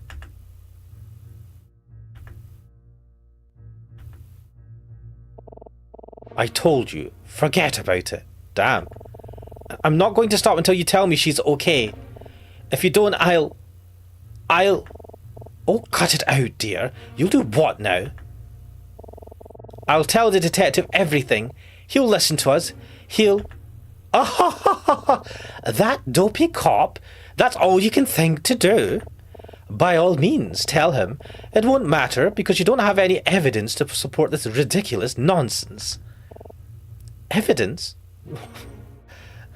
I need evidence? Oh my god. That's right, dear. You've told quite a fantastic story. Well, as far as that detective is concerned, that's all it is. A story built on shaky testimony. The fact remains that you do not have any proof whatsoever that a woman named Alma was ever on this train. And you never will, because there is nothing to find. So what? Even without evidence, I know Detective Daltrey will believe us. Come on, Ash Mannix, let's go find him, quick. That won't be necessary. I have some evidence right here. Was that... Wait, who said that? But was that... Wait, Daltrey? Whoa, shit! Martin? Wait, did Martin steal the ring from Emma's room? I have in my hands a wedding ring. Would I be correct in assuming you two found it here in this cabin? Professor Martin? What are you doing? The two of you were careless enough to lose her once. And, on top of that, you failed to notice that she dropped her wedding ring in your own cabin.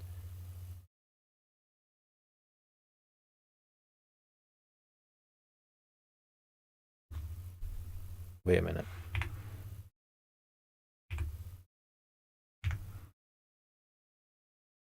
The two of you were careless enough to lose her once.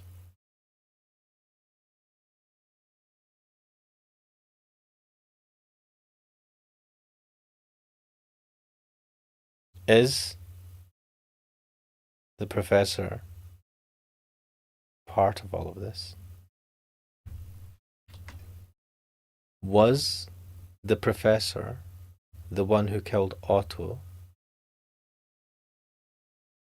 in the hotel? Did the professor kill the lawyer Maxwell, who was spying on his good friend, Senator Gordon?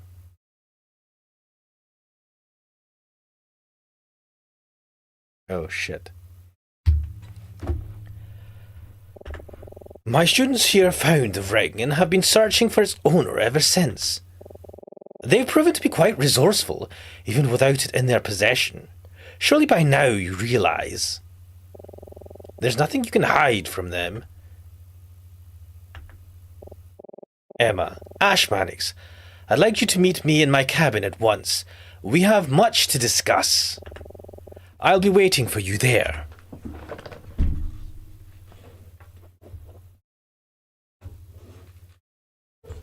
This what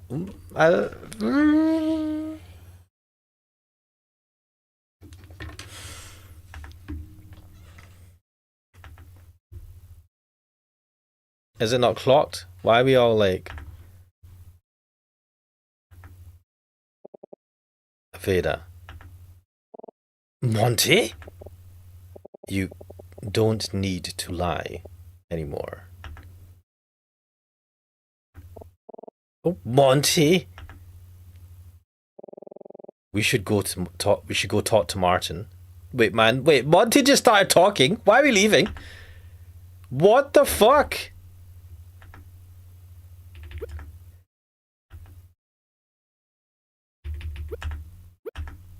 Dude, what the fuck is happening? What the fuck is happening? Ooh, let's go.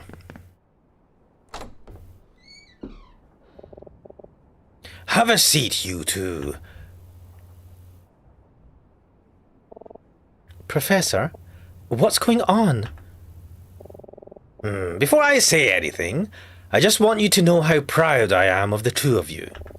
For you to have come this far out of the desire to help a stranger speaks volumes about your character. I truly am lucky to be your teacher. However, whether or not I am still worthy to be your teacher will be for you to decide. Ominous. I have deceived you both. I know this is unforgivable, but I hope you'll allow me to explain myself. I know you must have many questions, and I intend to answer them all. All I ask is that you trust me. Well, this is all looking pretty dodgy. Why should we trust you?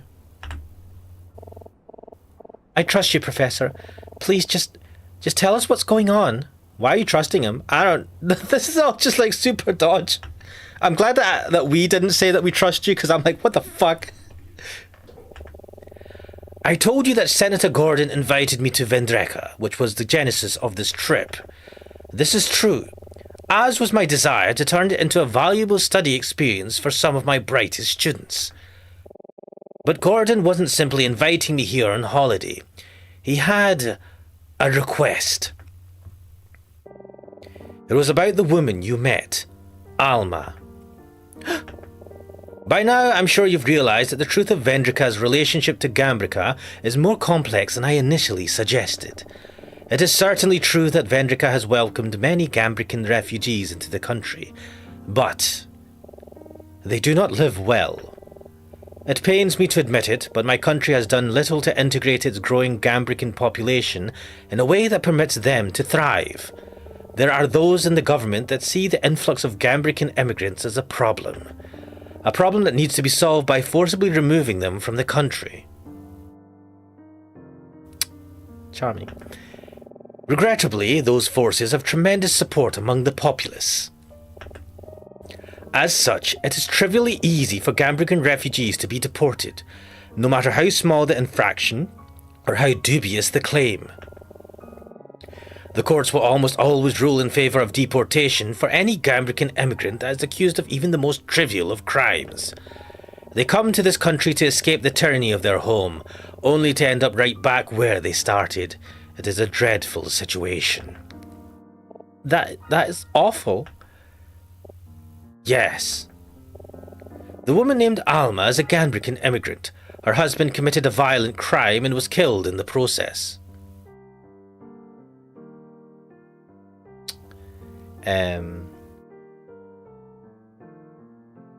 Wait a minute. The husband committed a violent crime? The police immediately went searching for her, but knowing what was likely to happen if she were found, she went into hiding.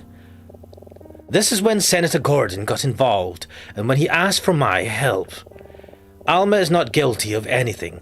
However, should the police find her, she would certainly be deported.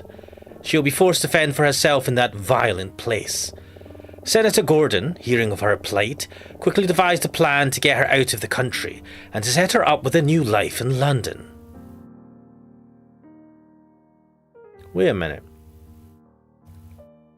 This is going to somehow relate to the murders, because 2 murders have happened. One of a lawyer who was trying to spy on your friend. Wait, was her husband Otto? Is that what's happening here? Wait, and Otto... Wait, but Otto wasn't accused of murder. He needed my assistance to ensure the plan was a success, and I was more than happy to oblige. What do Veda and Monty have to do with this? You may have heard from the porter that stowaways are common on these trains. In truth, many of them are Gambrican immigrants looking to escape the same fate as Alma. As such, security has gotten remarkably tight on any outgoing travel.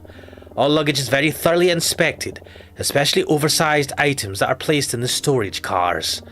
It is extremely difficult to smuggle someone out of Vendrica, and yet, sometimes fortuitous opportunities do present themselves. I do not know how Gordon came to know that magician, but it turned out the 2 of them could help each other. As you certainly know by now, that magician's reputation in this country was ruined by a performance accident. He was looking for a fresh start in a new country, but lacked the funds to facilitate such a move. Senator Gordon was more than happy to pay for all of his arrangements, on one condition. The condition that he hid Alma in one of his pieces of stage equipment, such that she could be transported to London without being discovered. It's really quite a novel idea. A magician's stage equipment is designed to look innocuous, but hides numerous secret compartments and exits. It was not difficult to get all of the items past security without any such compartments being opened, and without Alma being discovered. But if Alma is hiding in one of the pieces of stage equipment, how did I meet her? Why was she in the observation car 2 days ago? The truth is, this entire process has been undeniably traumatizing for Alma. First, her husband is killed, and now she is being smuggled away from her home by strange people with whom she has no choice but to trust. Wait a minute.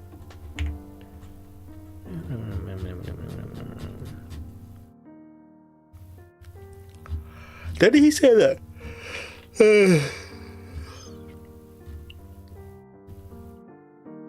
Her husband committed a violent crime.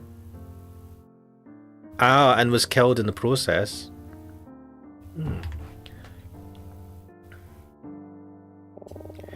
I suspect she feels like the loneliest woman in the world, and perhaps for a moment that loneliness was too much to bear. So have we just fucked up, potentially screwed up 2 immigrants' escapes? I don't know for certain what her intentions were in coming out of hiding. All I know is that shortly after she met with you, Emma, Veda and Monty found her, and she agreed to return to the storage car to complete the journey as originally intended. And that is where she is right now. This is unbelievable. Professor Martin, how did you end up with her wedding ring? Yeah, mate.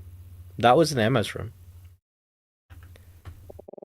I am not proud to say this, but I took it from your room while you slept, Emma. It was my intention that you two would not get involved in any of this business. And I made the determination that ensuring this was worth a breach of your confidence. Damn. I see now that this was a mistake, and I regret all that I've done to hide the truth from you. I hope you can forgive me. Wait, so he brought... Wait a minute. So the two of us were basically brought on as a bit of a shield, right? Like, in that he took two students with him on his trip to Vendrika to make it seem like the real reason, or to make it seem like more of a legitimate trip. Not only was he going to see a friend, he was taking some students to show the place that he was from, so it made it less suspicious. I don't know, man. If I found out my professor had sneaked into my room to steal some, I don't know if I'd easily forgive him. I hope you can forgive me. And now... Oh wow, I didn't even wait for a reply. I must make a request of you. Please, do not investigate any further, and do not tell that detective what I've told you just now. That detective, I do not believe he is as trustworthy as he seems. I believe he has an ulterior motive for being here, and I suspect it has something to do with Alma. Much like the courts, the Vendrican police have little sympathy for Gambrican immigrants. If he were to find Alma, he would not hesitate to bring her back to Vendrika and have her promptly arrested. He has already suggested he will do the same to another immigrant on board, yes? That man, Fisher. Yeah. I also have suspicions about that case he is investigating. The man who was killed at the hotel. Otto Keller. You don't think... Detective Daltrey? Please, Emma. Ashmanix. The only way that Alma will successfully complete her journey is if we pretend that everything is normal. That detective cannot find her. We cannot allow that to happen. I can't believe that Professor Martin is involved in all of this. I never could have imagined that he'd be doing this kind of thing. I feel like I hardly even recognize him. I know, right? Okay, Professor. I'm sorry, I think I need to go back to my room for a little while. I understand. Excuse me. Is it just me and the professor? This is awkward. Ashmanix, I know that you are shit at your job, at your studies, and that you only came here because Emma convinced me to bring you. So you better shut the fuck up. I feel like he's going to say something. Yes, Professor? I feel I need to apologize to you personally as well. Why is that? I feel that as your teacher, I have not given you the attention you deserve. I accepted you for this directed study program on Emma's recommendation. Without it, I likely would not have allowed you to come on this trip. Yep. It isn't that I was unimpressed with your writing, but you haven't been my student for long, and it was my opinion that you weren't ready for this assignment. What, because you were doing some dodgy stuff? And you didn't want me to accidentally find out? Because you could convince Emma to not talk to anyone about it? I don't know, man. This feels so dodge. Like, are you doing this for the reasons you've said, or are you lying to us? Is Detective Daltrey bad? I mean, I'm like questioning everyone in this story besides myself and Emma. Emma thought differently, and she convinced me. But perhaps there was a part of me that still felt you weren't ready, and that you shouldn't have joined us. I believe I may have neglected your development, but knowing what you have assisted Emma with uncovering these past few days, I am convinced that you are a man of tremendous character and intelligence. She was right. I was wrong. What the fuck? I hope you don't take this the wrong way, but I suspect that everything I have just told you and Emma will have come as much more of a shock to her than to you. What makes you say that? I have taught Emma for many years. She is a brilliant student, and she most certainly thinks of me as her closest mentor. I have betrayed her trust in a way that I can never undo. No matter how good my intentions, I fear I will never truly regain it. I mean, you snuck into her room to steal a ring. That's so dodge. And you lied to her about this whole trip. And perhaps I don't deserve it. Please, look after her. What? I mean... Yeah, I will, Professor. I don't know what the fuck to even... Right. Martin revealed to us that he knew about Alma all along. Apparently she's a Gambrigan immigrant whose husband got into a bit of trouble, and Martin's helping smuggle her out of Vendrica so she doesn't get deported. Martin seems to think Daltrey isn't trustworthy. He told us that the Vendrican police aren't very sympathetic to Gambrican immigrants, and he thinks Daltrey may be here to try to find and arrest Alma, or worse.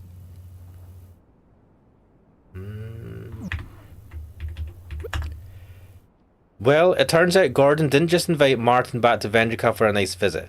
He wanted Martin to help him snuggle a Gambrican immigrant named Alma out of Vendrica. I wonder if this has anything to do with why Maxwell wanted to spy on him.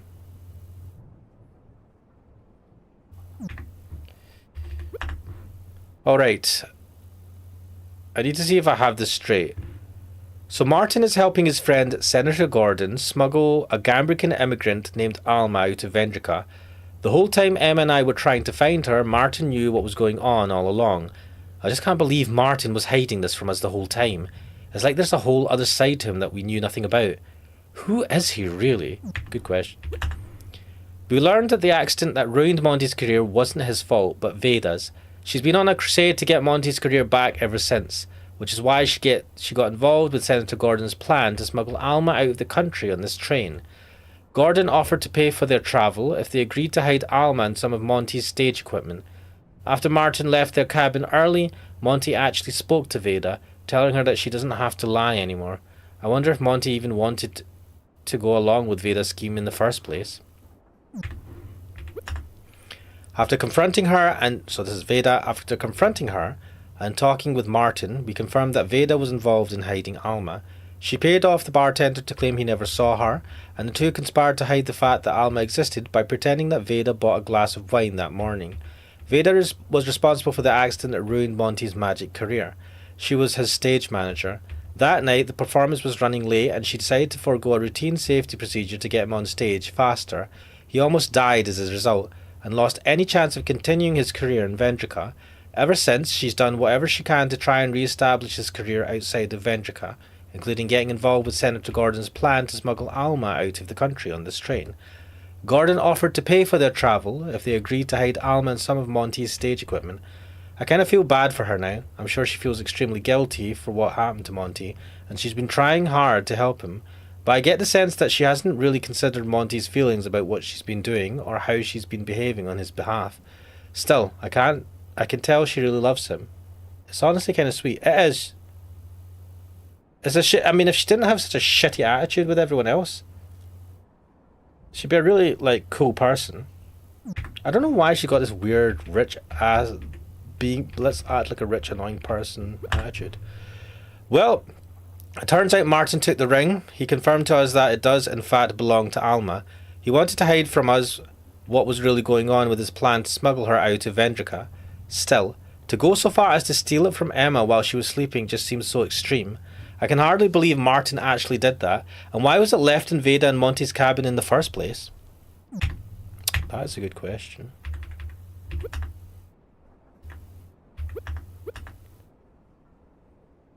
Yeah, I'm going ahead. This is all fucking weird. Damn. I don't know what to think about any of this. Ugh. Ugh.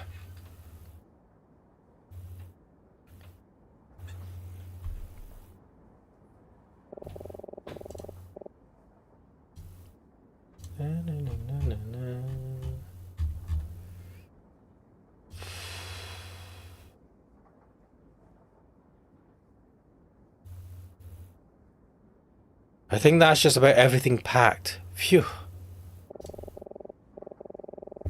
I didn't think I had that much. Maybe I should have folded some of the clothes. Well, whatever, it's fine. Oh, dude, you didn't even fold them? We should arrive in London in just a few hours. I can't believe it. This trip went way faster than I expected. This has been a pretty weird experience. I haven't seen Emma since she left Martin's cabin earlier. I hope she's doing alright. We should probably check up on her. Maybe I should go check on her. Yes. Yes. I'm worried.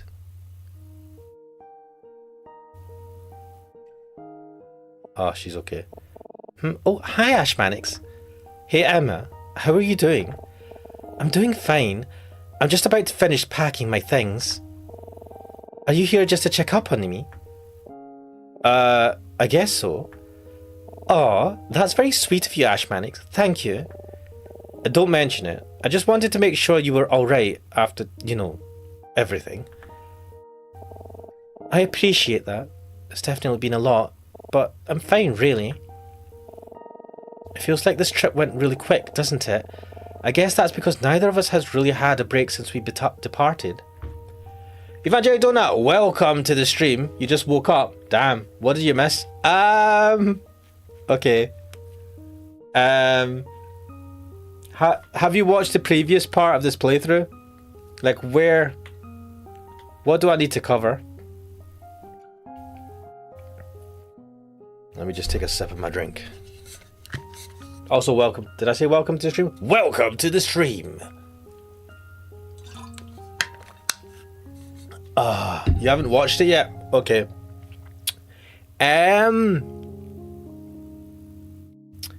We were in a hotel visiting a foreign country in Europe.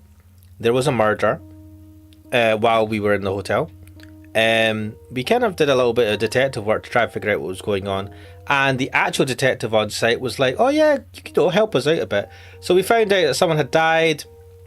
They were thrown out a window. There was a gunshot wound. We didn't know any more of the details. Fine. We then caught a train back home. Well, I think we're from America, but we're catching a train to London. Also, this game I think is set in the 80s or the 90s. I think it's the 90s. So on this train, so there's ourselves, Ashmanix, the main character. There's Emma, who is she was our tutor. She is our senpai, someone a year ahead of us in college.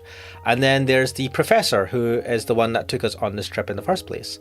So on this train journey, Emma came across a person.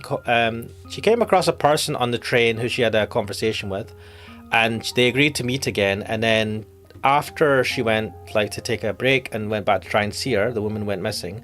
The woman seemed frightened. She seemed afraid of something, but she never really explained it to Emma. So we've spent the last kind of few parts of this game. The woman went missing. We've been trying to find her now. A GSW victim found under spot. Wait, what?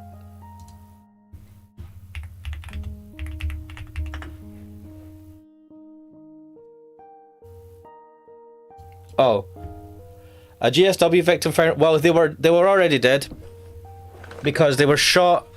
They were shot, and they fell out the 5th floor of a building. So they were dead on site. So we've kind of so Emma's was really concerned for this woman, and we've been spending the whole time investigating, trying to figure out what happened. And it turns out that the professor is involved in all of this. Actually, the professor is in charge. So this woman was actually an immigrant. There's a whole history. So we went to a place called Vendrica. There's another place called Gambrica, which is basically, if you imagine East Berlin, East Germany and West Germany, it's kind of like that. There's a whole history about it as well, about how they were ruled by some country. They fought for independence. Independence was won, but at cost. Only the west side of the country got independence. The east side of the country remained under the rule of whatever that country was. The east side is basically a shithole now, and the west side, after 40 years, has developed and became a thriving place. So east side called Gambrica, west side kept his name of Vendrica or whatever. Anyway, this is all about immigrants coming from Gambrica to Vendrica and being treated like shit. The police are also very eager to deport people back to Gambrica for small infractions. So anyway, corrupt police against these immigrants. Immigrants come to Vendrica and treat like shit. People don't really have an appreciation for them, even though they are the same race, the same people, just from another country. Yes. So, yes, you can see that this has some parallels with stuff that's happened in the 20th century, and probably before, and 21st century. But like, yeah. So, turns out the professor is helping to smuggle this woman who's a Gambrican to London, because this train's going to London. Because her husband, now we don't know the full details, but her husband committed a murder or something. But he committed a horrible crime and he was killed in the process. So the police were going after her to find her, and she suspected that they were just going to find her and just deport her automatically because of what her husband did. So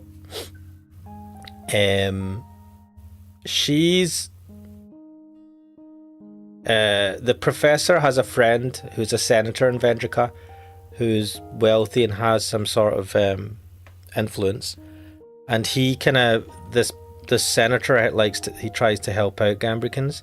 So she came to the senator. The senator says, "I'll try and get you out," and they hatched a plan, him and the professor. Apparently, that's what we know so far. It's kind of like a super high level summary of what's gone on. So yes. Lots of stuff. Actually, but yeah, it feels like this trip went really quickly, doesn't it? I guess that's because neither of us has really had a break since we departed. Oh, what am I clicking on? Where's my mouse? Tell me about it. I was planning on using this time to plan my term paper, but I haven't had a single second to think about it. Oh, Ashmanix, I'm sure you would have found a way to procrastinate on that even without my help. Har har. Yeah, probably. How about this? I think Alma is in good hands, right? We shouldn't need to worry about that anymore, so why don't we spend these next few hours relaxing? We can go to the lounge car and get a drink or something. Maybe we could brainstorm ideas for our term papers together, or talk about literally anything else. What do you say? That sounds really nice, actually. Sure, Emma. Great. Let's enjoy ourselves. Okay, lounge car. You enjoyed saying thanks for recap? No problemo. Do you really think that, Ashmanix? I'm serious. Grocery store donuts are better in the winter, and I have a theory about why. What? In the summer, they get all mushy in storage because it's warmer outside. But in the winter, they stay crisp. They taste so much better. I mean, sure, I believe you. It's just such a ridiculous thing to notice. Hey man, if you like your donuts, why wouldn't you notice this? Is it? I mean, I guess so. Huh. Hey now, what are we laughing about here? Alright, what I forgot to mention is that the professor said that he suspects that Daltrey here. So Daltrey is the detective who was investigating the murder of that guy that fell out of the building and got shot at the hotel. But he's also came onto this train because there was a connection between that murder and this train for some reason. He never went into detail. And he's been going around doing an investigation on this train. And the professor says that he suspects that this guy is bad, and that he will, if he finds Alma, he suspects that he will just take her back to Vendrica and get her deported. I don't know though. Is it something I said? Do I have food on my face? Ah ha ha ha ha ha! Oh. Hey, detective.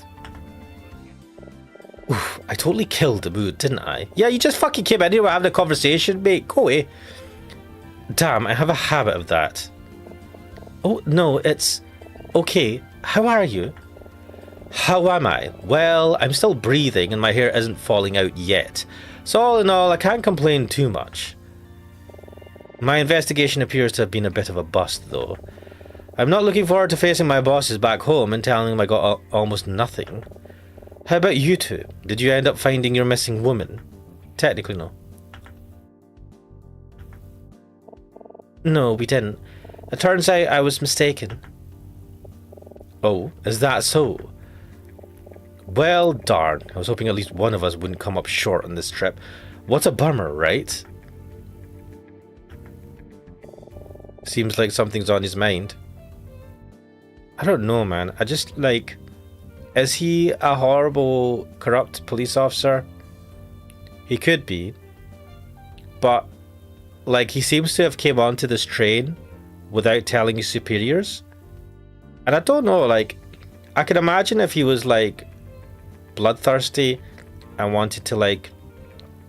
get rid of all the Ganbrikins or something, and that's why he was driven to come on this train.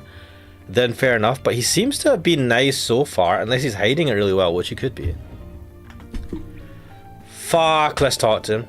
You look like you have a question for me. What's up? Oh, no, I didn't have anything. Oh, alright then. What the fuck? Come on, Emma, help me out here. I'm not sure what to say. So, I know your investigation didn't end so well, but did you enjoy the trip otherwise, Detective?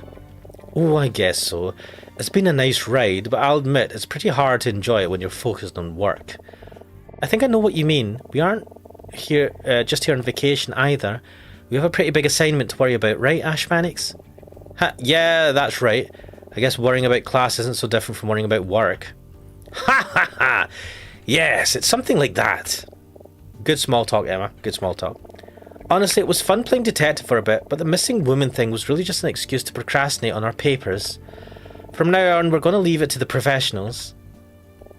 Yeah. Oh. Daltrey is acting a little weird. He seemed to react to Emma bringing up the missing woman. Is it possible he already knows about Alma? That wouldn't be good. She could be in danger of being discovered.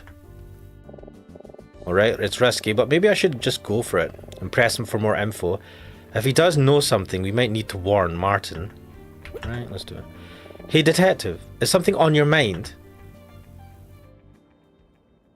Crackjero say... Wait, no. Evangelo is saying, who's the Maya of the game? You mean this person, Emma? I would say Emma. Emma's our Maya, to a degree. She doesn't have any secret powers, to be fair, to help us out, but... she is 1 year ahead of us. She used to tutor us when we were in school, and now we're in college. She's a year ahead of us.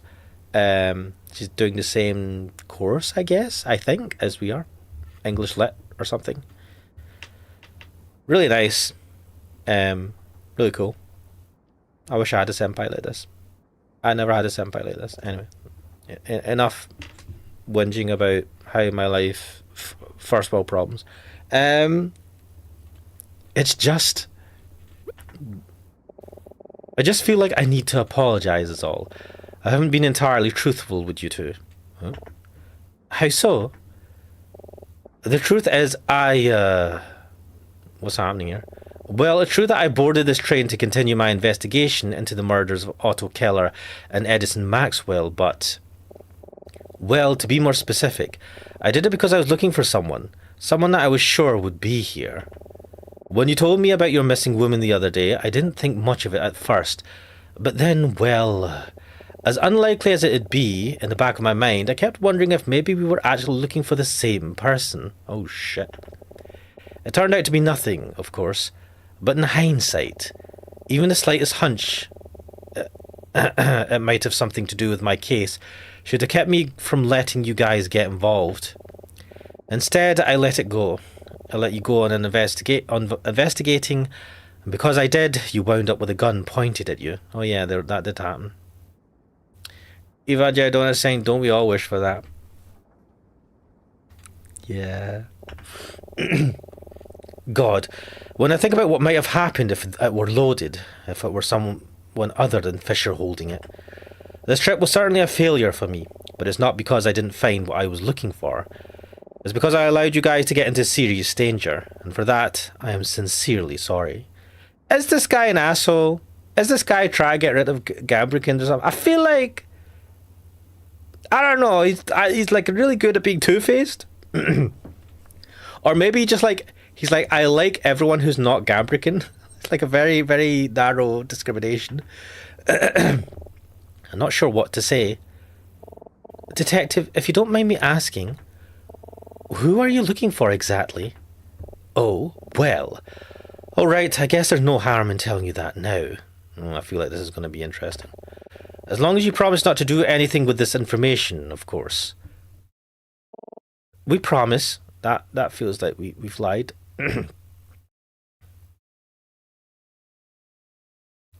He gives off a Ryusoji vibe. Wait, from, you know.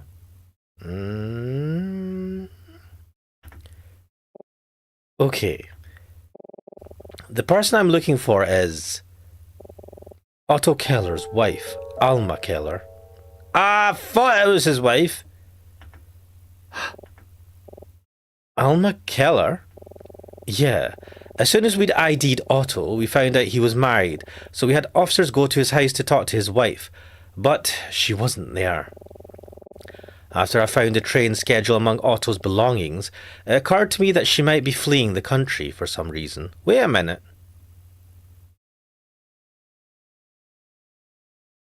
None of this makes sense. Let me think about this. Martin had said to me, so Martin being the professor, had said to us that he came on this trip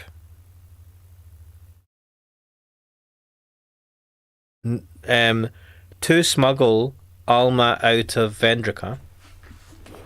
I feel like he made it sound like that was the main point of the trip. He didn't make it sound like, oh, while we were here, I was told that can you do this while you're like this was all planned ahead of time. So Otto was only killed recently.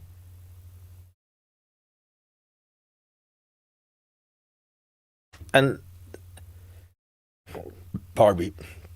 So the police were only after Otto recently, and that's why this detective is on the train now. So this couldn't have been planned ahead of time, or something. Martin didn't tell us. Yeah, this feels like maybe it was premeditated, right? Why would Otto now? I'm gonna say we don't. So Otto Keller was killed in the hotel that we were in. We were on the first floor. Otto Keller was killed off of the 5th floor. I don't know what floor the professor was sleeping in. I've got a really sneaky suspicion the professor was up to no good. But I don't know. Everyone may be lying to us to some degree. So I made the impulse decision to get on board and chase that hunch. Wait, what? This random train? You thought it'd be this train? Is there only one train a day that goes to London from Vendrica?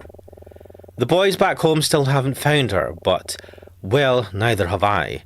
So it looks like I was wrong. God, what a waste of time, right? Now I'm going to go home completely empty-handed. I'll look like such a dope, won't I? I mean, more so than usual. Ha ha ha! Wait, what about Fisher? What about Fisher? Fisher? I mean, you said you were going home empty-handed, but isn't he coming with you? What is that expression? No, Fisher isn't coming with me. When we arrive in London, he's going to stay. Oh? He said that he was going to take him back to Vendrica. You're letting him stay?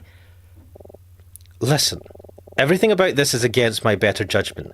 In fact, it might just be the most irresponsible thing I've ever done, which is, saying something. Fisher is guilty of some serious crimes. His spying on a Vendrican senator could be considered treasonous.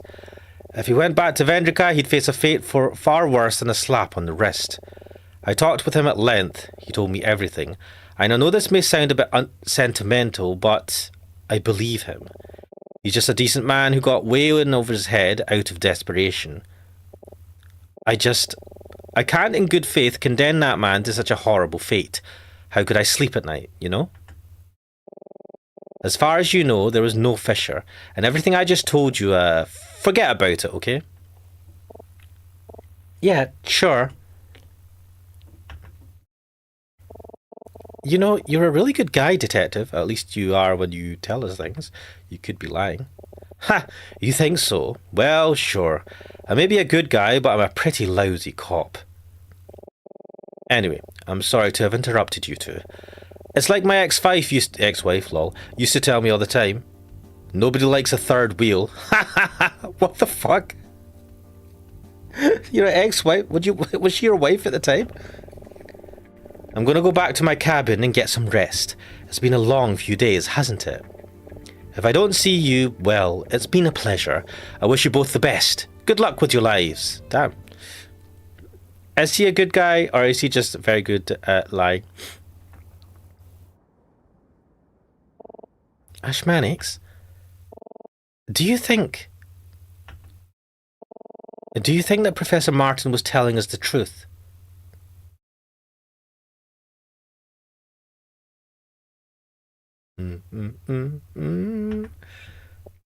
I mean, I don't know. I think so. Why wouldn't he?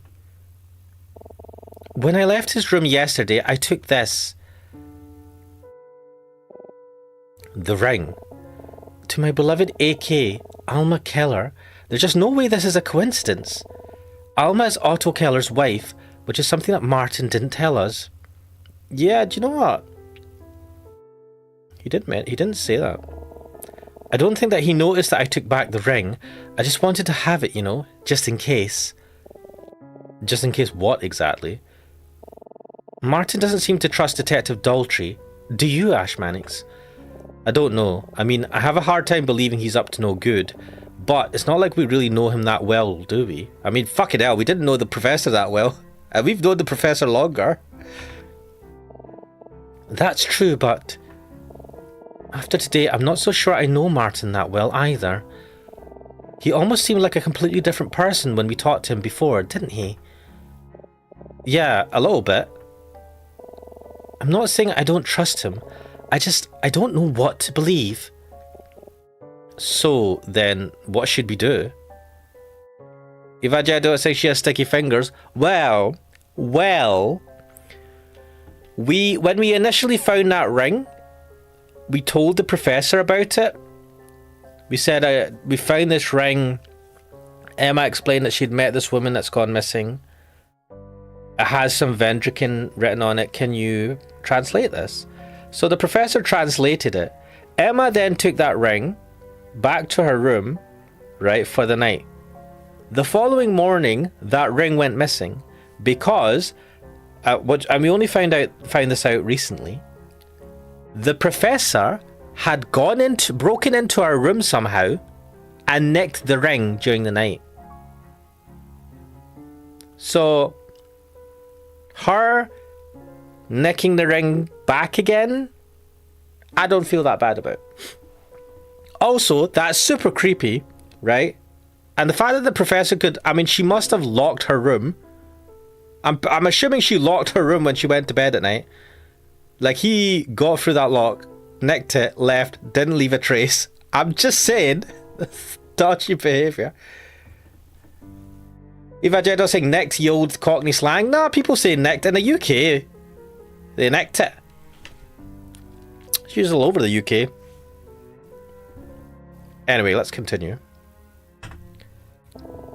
I think there's only one way for us to know for sure what's really going on, Ashmanix. Talk to Alma. I know that Martin wouldn't want us to, but I think we should talk to Alma. Yeah. Are you sure about this, Emma? I mean, we know she's in the storage car, but we don't even know where to look, really. And what would happen if someone found her? What would happen if Daltrey found her? For all we know, she could be a suspect in her husband's murder. I know, Ashmanix, but we'll never know if we don't talk to her. This is pretty reckless, Emma, but I think deep down I know you're right. Okay, let's see if we can find her. We'll talk to her for a few minutes, clear up all of our questions, then get out of there before anyone sees us. It'll be fine. We've gotten away with more dangerous things than this already, haven't we? Yeah, just like you said, we'll be in and out in no time. Let's go, Ashmanix. You know, I'm beginning to think, what if Martin and Senator Gordon were up to no good? What would be the reason for them to bother to smuggle a woman to London? This is a very expensive venture. What they're doing is paying Veda and Monty to hire out an expensive room and bring up a whole bunch of luggage, and they're paying for them to move all that stuff to London. Why would they do that for well, first of all, that's a lot of money. Why would they do all of that for one woman?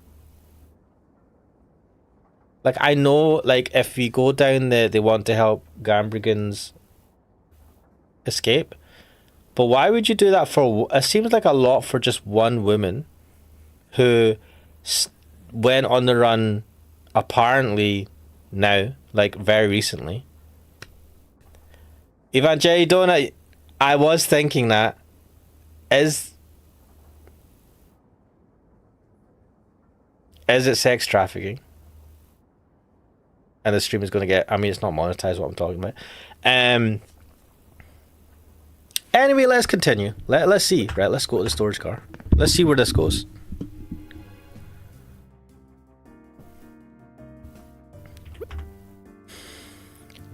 Right, so, what did we say that she was in? Let's have a look in here. Well, this box is definitely big enough to hide a person. Sure, but unless there's a secret compartment, they surely would have found her during load-in. No, it doesn't look like there's a secret compartment here. It's definitely deeper than it looks from the outside, though. Okay. And it's not going to be in the guillotine. Nothing here. Other side. Could it...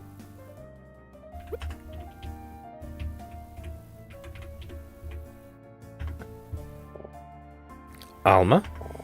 She isn't in the suit of armour, Ashmanix. We already checked that yesterday, remember? I know, could you imagine having to sit in that? I know, it just seemed like such a funny place for someone to be hiding. I want it to be real. I have a funny feeling about this suit of armour.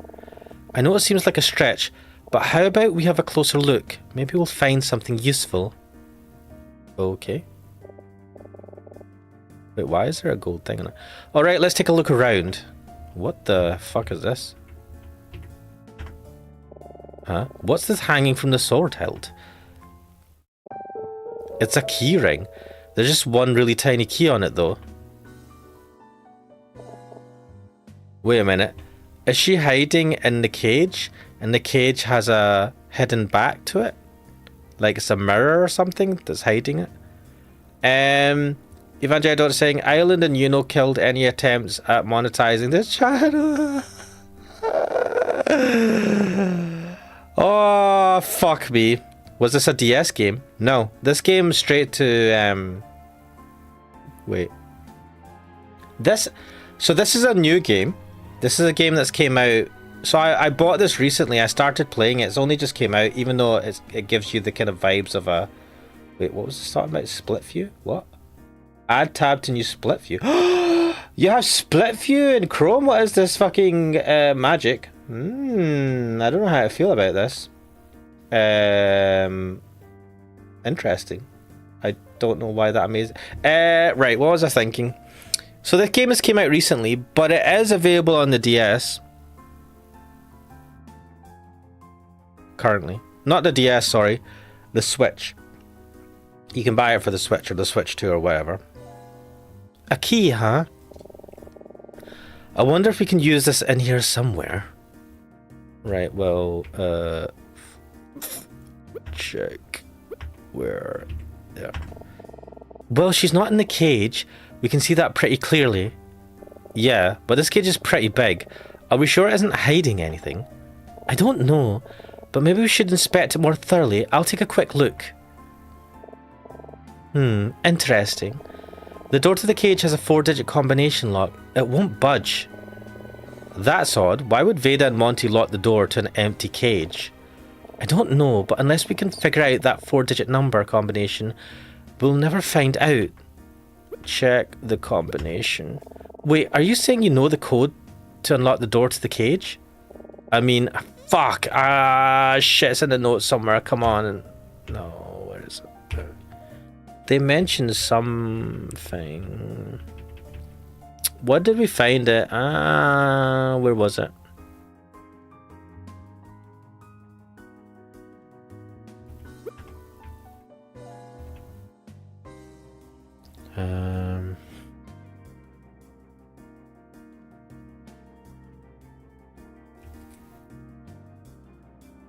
No, it's not in there. We noted it down. Oh, here we go. Shit. 8-5 Jack 3 King 2. Fuck. Oh, I can't remember. You imagine I don't think BRB grabbing energy drink, no problem, man. Oh, it was in the chat.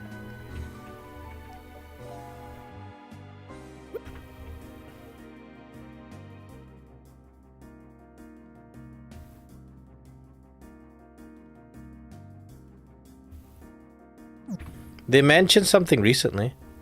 I mean, I could give it a shot. Okay, it can't hurt to try. Just tell me the number and I'll try it out. What do you think, Ashmanix? What's the code? Oh, fuck. Oh my god. Wait, if I do tab... Oh, I can't do tab. She said Jack. No, that doesn't make sense. It has to be between... Oh, fuck. Well, what is the code? I don't know. 5563. I don't know, it's so random. Okay, I'll try it. No, that wasn't it, Ashmanix. Back to the drawing board. Maybe I should ask her if she has any ideas. Maybe discuss. I just thought of something. Do you remember what we overheard Veda telling Monty about earlier? Yeah, I was trying to fucking remember that. Ace, King, Queen, Jack, in that order. What do you think she was talking about? Ace, King. Ace is what, 1? King... How the hell does these equate to numbers? Ace, King, Queen, Jack. That must be the...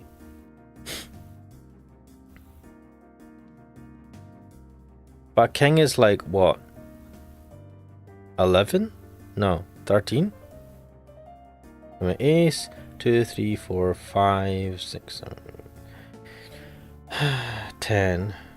Jack, Queen, King. Yeah, it's like a 13 or something. So how does this relate to the numbers? What do you think she was talking about? I don't know. Maybe Veda was trying to teach Monty something about poker? Ace, King, Queen, Jack. Could this have anything to do with where they hid Alma? Let me check so much.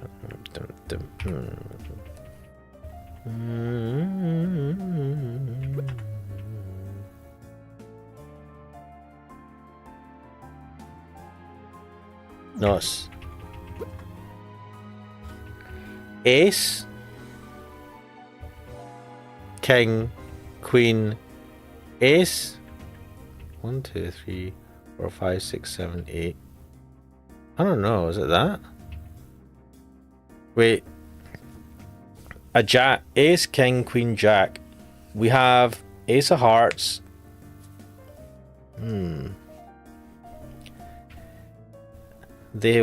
We found 8 playing cards in a jewelry box in the wealthy couple's cabin. They were as follows: 1, 2, 3, 4, 5, 6, 7, 8. So Ace is 8, King 4, Queen 6. No, what the fuck? No. 1, 2, 3, 4, 5. So 8 king. Ace, king, queen, jack. So 8, 5, 7, 3. Even Jared Don't saying code is probably hidden in plain sight. Aren't high cards represented by numbers? Yeah, they are, but I don't think these numbers are too high. I remember a while back we found these cards in their cabin and they were in a specific order. So I think it's in the order. So we ace, king, queen, jack, right?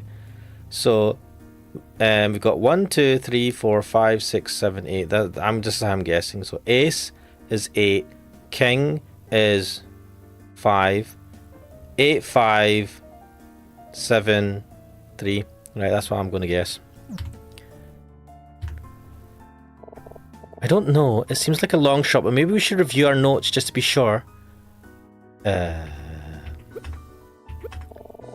Yeah, that's right. Okay. 8, 5, 7, 3. Okay, I'll try it. Fuck.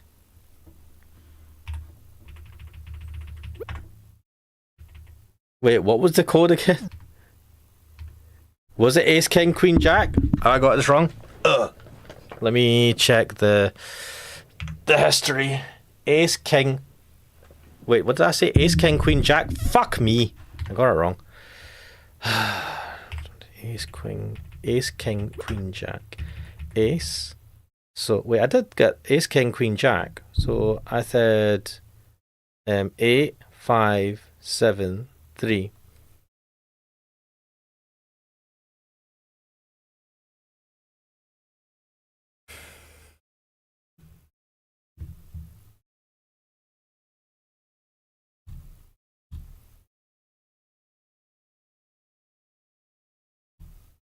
Wait a minute. The 2 of clubs, 3 of hearts, 5 of diamonds. So we have a spade, a diamond, a heart, and a club, and they each have a number. And then we have the ace is a hearts. Could it be that the ace, a hearts, is represented by 3? Nah. Could it be? God, I need to take notes now. Let me get my notes app up. What notes app? We have a notepad, right? Let's create a new note. Let's close this. What are these notes? These old notes. Bad endings to get. Oh man, I was taking notes of the end of the cycle. Bewitched by a snake. Think about. Oh my god. Oh, that was like from Never Island. No. Right. Let's close this. So what are we doing? So it's what was it? What was I saying? Ace, king, queen, jack.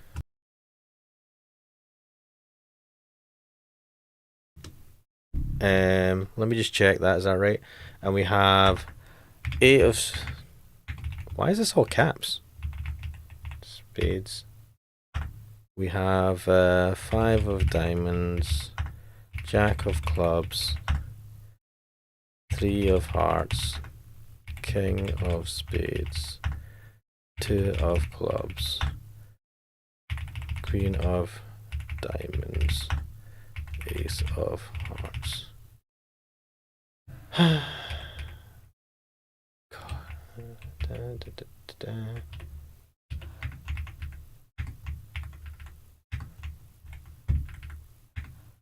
Now what am I looking at?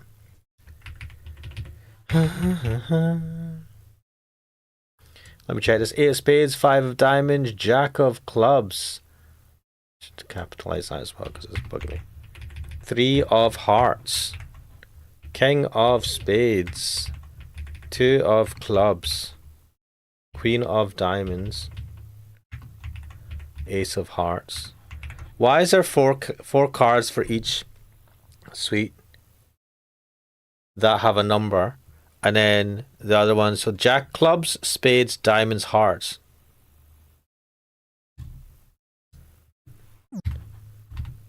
What was it? Ace, king, queen, jack. Right. Okay, let's try this combination.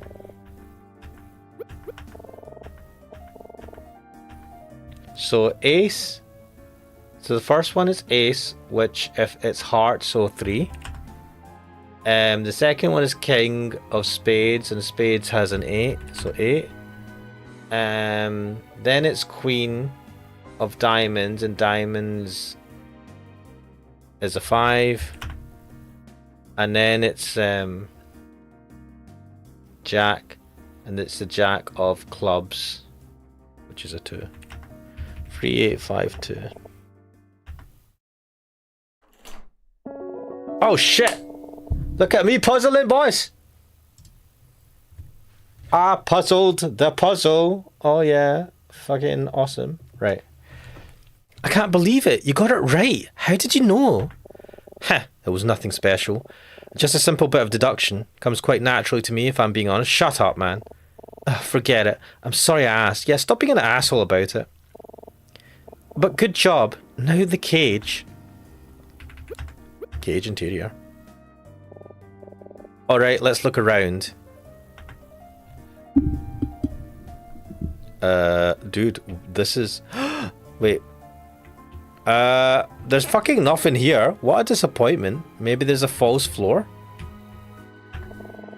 I don't see anything unusual about the floor. Yeah, me neither. Okay. Can you see anything in the ceiling? No, I don't think so. There's definitely more room up there than it looks like on the outside, though. I wonder if that's true of the floor, too. Just seems like a normal floor to me. What about the door? The door locks with a combination, but we took care of that already. So don't worry, Ashman, we can't get locked in. What was the code again? That's a relief, but it feels weird standing in a cage. I'm not seeing anything out of the ordinary here. Wait, what the hell is going on here? The gaps between these bars seem just too narrow to squeeze through. At least I can't. Maybe you could. No, I don't think so, but it's close. It's no use, Ashmanix. She's too well hidden. How can that be? It feels like we've been pretty thorough. I guess she needed to be well hidden enough for train security not to find her during inspection. Maybe we never really stood a chance. Bro, what are you talking about? If you're in this area and that she's hidden somewhere. Oh, Alma, where are you? What the fuck?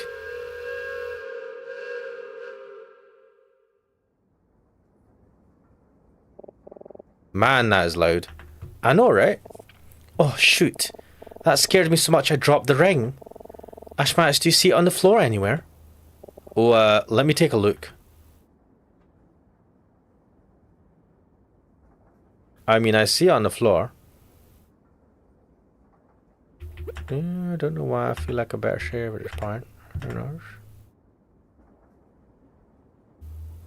Did that save? What? Okay. I found it. Wait. How the hell did you not notice the little fucking keyhole? I know it's small, but come on, guys. You're not 50 or 60 or 80. What the hell? Wait. What is this on the floor? Next to the ring. What are the odds? This is bullshit. They dropped the ring. So, oh, hey, we just have to drop it right next to the thing that we needed to look at. I think it's a tiny hole. It looks like it might be connected to a latch of some kind. Mate, it looks like a keyhole. Are you insane?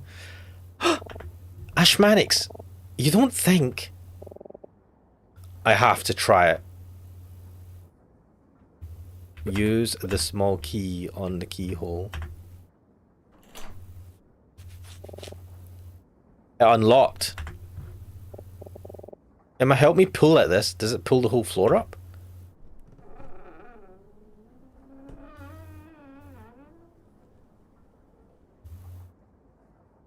Bro, she just lying there. That's insane. Alma, is she dead? Why is she lying there asleep? Oh, that must be uncomfortable. Stay down there. Also, see when the bell, the whistle goes off, would she not have like got a fright and hit the floor? The Latch brothers. It's her. It's really her. Alma? Is she going to pretend to be dead?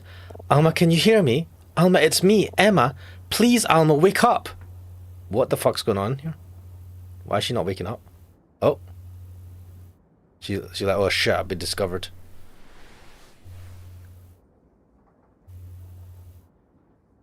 Shit. Emma?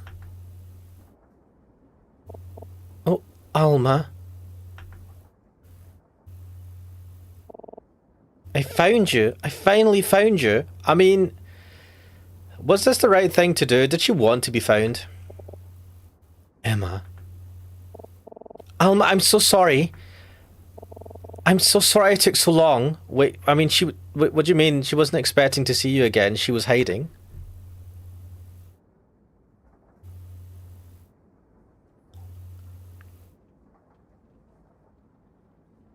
Well, this is awkward. I don't know what to say. Nah, neither. Let's discuss. It's nice to see you again, Alma. It's nice to see you too, Emma. I'm sorry that I missed our lunch. Why did you miss...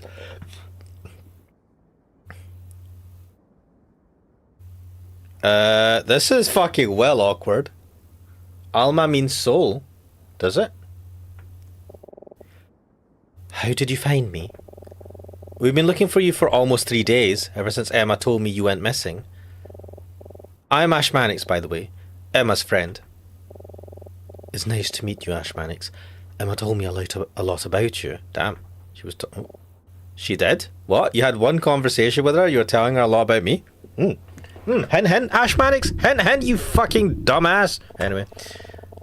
Ash Mannix and I searched everywhere for you. Talked to everyone we could. I just wanted to make sure you were okay. We're just going to gloss over the fact that she said that. Okay. I'm going to ignore it. Okay. Why would you say you'd meet her again? This is so weird.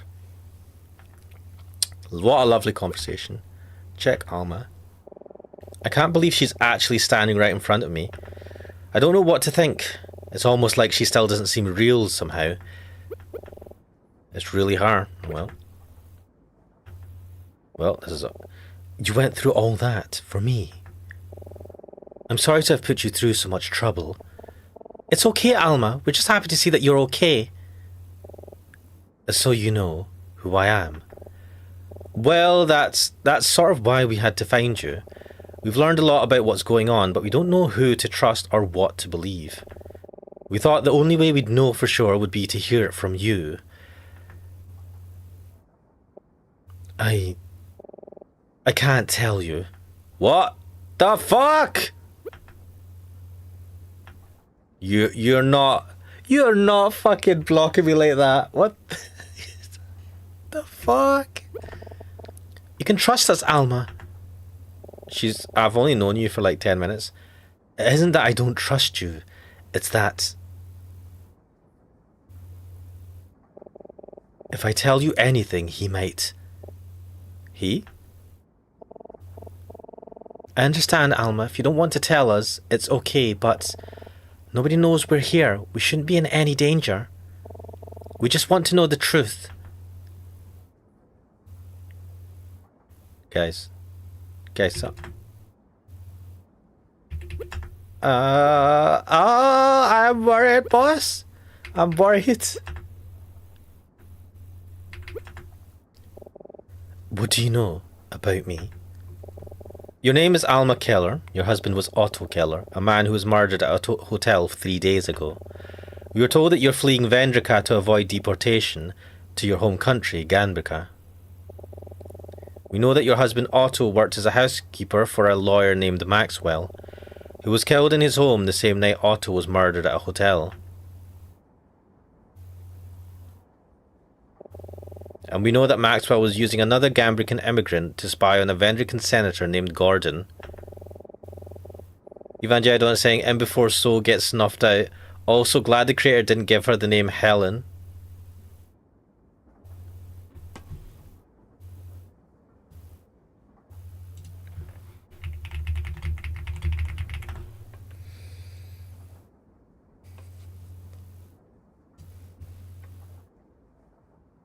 There's a detective on board who is looking for you. He's currently investigating Otto and Maxwell's murder. We're not sure how all of these things are connected, but that's about everything we know.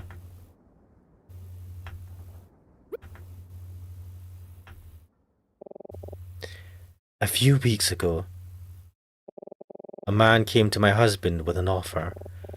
If accepted, he would set Otto and I up with a new life in London and a considerable amount of money. But if he refused, he assured Otto that he would be deported without cause. It was blackmail.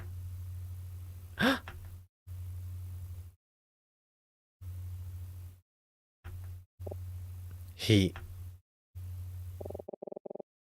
wanted Otto to kill someone.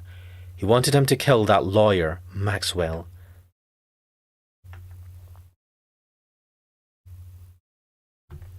Evangelos and crappy Helen Keller joke. I know. Oh my god. I was wondering what you're talking about. I was like, what? Oh my god.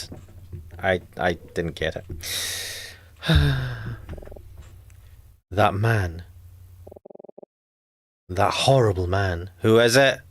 Describe him. Tell me his hair colour or something. Alma, who was he?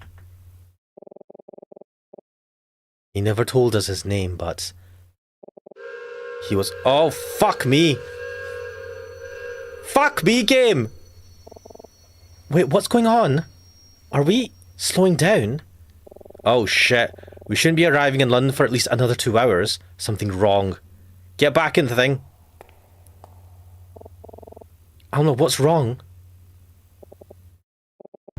It's... No, you motherfucker! The lights! What's going on? What was that? Ashmanix, Alma, are you okay? I'm fine, Emma. Alma, can you hear me? She just, like, disappeared. No response. Ashmanix, we have to turn the lights back on. Okay, I'm looking for the light switch. Fucking what, man? I have no idea where I am. I need to feel around for something. Anything to get my bearings. Fuck. Okay, I think that's the cage. If I can work my way to where we came in, maybe I can find the switch by the door. Wait, are you expecting me to fucking figure that out? Dude, what the fuck? This is hopeless. I have no idea what I'm doing. How am I supposed to find... Wait, what? What's this? Bro, what? I think I found it. Wait, what? Okay. Shit. Like, I'm not surprised that she's not here. Alma's gone. Oh no, Alma! Ashmanix, we have to find her. Quick, let's get out of here and check the other cars. She can't have gone far. Oh, fuck. Huh? Emma, I can't get this door open. It won't budge. Oh, fuck. What? Oh no. The other door is stuck too. Wait, if we didn't find her, would we have got her in trouble? Hey, can anybody hear me? We're trapped in here. Hey! Damn. Do you think the man Alma's talking about, the one who blackmailed her husband to murder Maxwell, do you think it was Professor Martin? I'm glad that you thought that, because that's what I'm thinking. It might be. I don't know. It's alright. Let's not jump to any conclusions just yet, okay? We need to get out of here.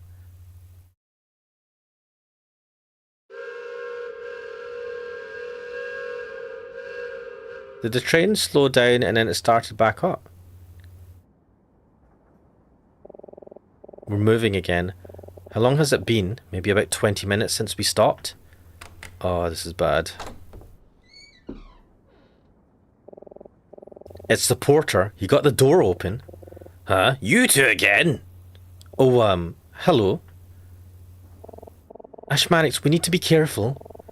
If even a little of what Martin told us is true, if anyone finds out about Alma, it could be disastrous for her. Let's just see if we can get any more information about what's going on. Say, what are you two doing in here anyway? We were looking through some of our luggage when the train stopped. We tried to leave, but the doors wouldn't open. Well, yeah, that makes sense, considering they were locked. They were locked? Mm-hmm. A tad strange. Of course, the front door leads to the engine, and that's always locked for passengers, but the back should have been open. Jeez, I'm glad I came in here to check. You two might have been stuck until the end of the ride. Who locked us in here? The back door was locked for some reason. Get a load of this. You want to know why we stopped? Some joker pulled the emergency brake. Nobody saw who did it. We have no idea why they did it. People think they're so funny pulling a stunt like that, but it's more dangerous than they think. The emergency brakes apply so much force that they can easily damage the tracks and even the train itself. That's why they're for emergencies only. When I find the guy who did this, why, you better believe I'm going to let him have it. Evangel, I don't think he looks like a briny old bint. Lol. Hey, has anything unusual happened since the train stopped? Unusual? No, I wouldn't say so. Most of us train personnel were investigating the brake situation to make sure it was safe to start moving again. We didn't uncover anything unordinary. Some passengers are a bit irate about it all, but I'd say everything's back to normal now. We should arrive in London in just about 2 hours. So someone pulled the emergency stop. Then someone cut the lights to the storage car and locked us in here. And somehow, in the middle of all of this, Alma disappeared. Emma and I looked around here the entire time we were stopped. There's no question about it. Alma isn't in here. What happened to her? If you'll excuse me, I have a few more things to check on. Don't stay in here too long, you two. This is really no place for loitering. We won't, thank you. Ashman, I'm getting such a terrible feeling. I mean, she was kidnapped in front of you. You're justified to feel like some not good is happening. God.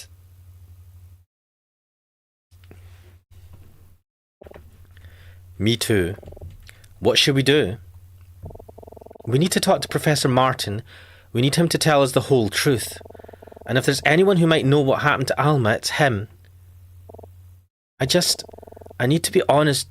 I need him to be honest with me. If he really is the one who blackmailed Otto Keller, I need to hear it from him. I need to know who Martin really is. She's made up her mind. Martin. For Emma's sake, I hope it isn't true. I feel like it's too early in the game to assume that it was Martin. I feel like that is going to not be him. Who could it be?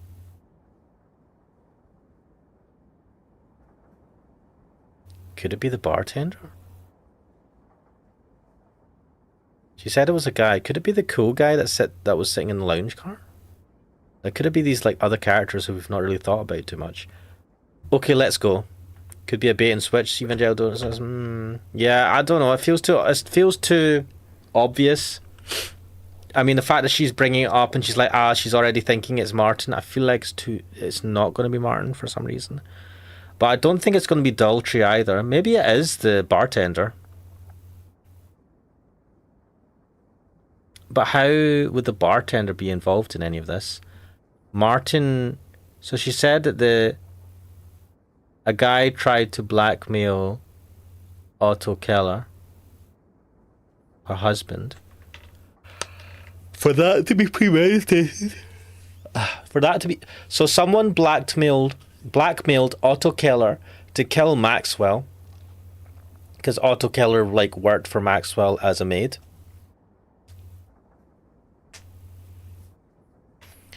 And who had incentive to do that but Senator Gordon, who's been spied on by Maxwell? But would Senator Gordon be happy to just use, from what... He didn't seem that bothered with Fisher.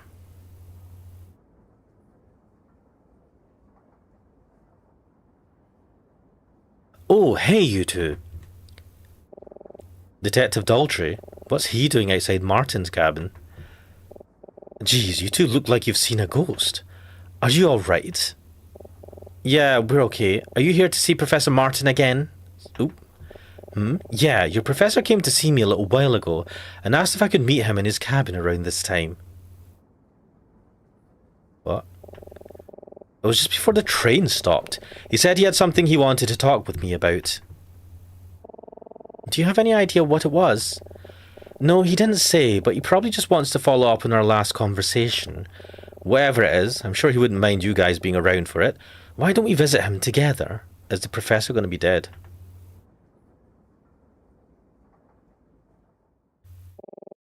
What's wrong? No, it's nothing. Let's go talk to him. Oof. Daltrey's not an idiot. You're not going to knock? Are you not going to knock? Why did you not knock on the door? Oh, fuck!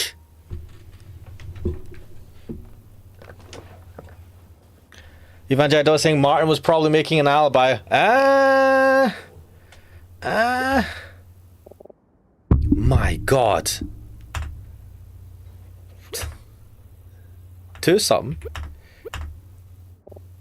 What happened here?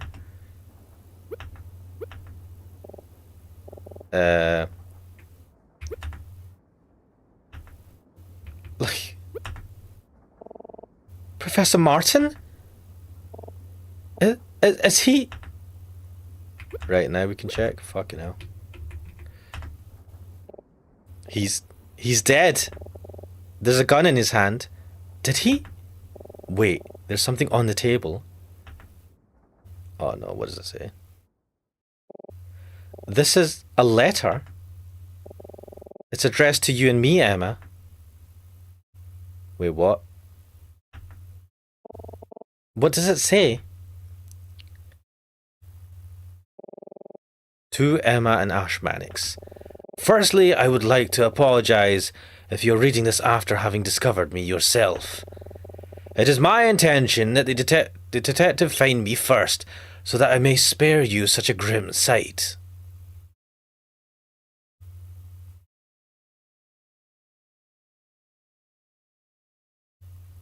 Evangelion is saying, ah, shiznit, ah, diggity damn, murder set up as a suicide. I'm calling it now.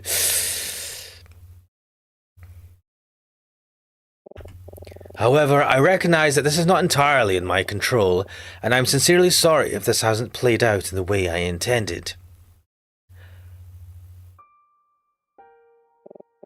By now, it has become clear to me that my secrets cannot stay hidden for much longer.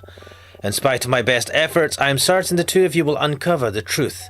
It is only a matter of time. I am not angry with you, nor am I disappointed in this outcome. To the contrary, I'm very proud of you both. But I regret that the truth is to my great shame. For my sins, I have chosen to end my life, so that I may no longer bear their burden and face the reality of having them come to light. Bloody hell, mate, what the fuck? Please forgive me. Mate, you are clearly not just, you are not just freeing, like, sending immigrants to better places. Now I will explain all that has occurred in detail, so that you may finally put your investigation to rest. Now, Evangelion is saying this is maybe set up as a suicide, but this is too long a letter to be made up by, like, someone else. But, I don't know. It wasn't until we arrived in Vendrica that I was informed of the true reason that I was invited. This makes sense.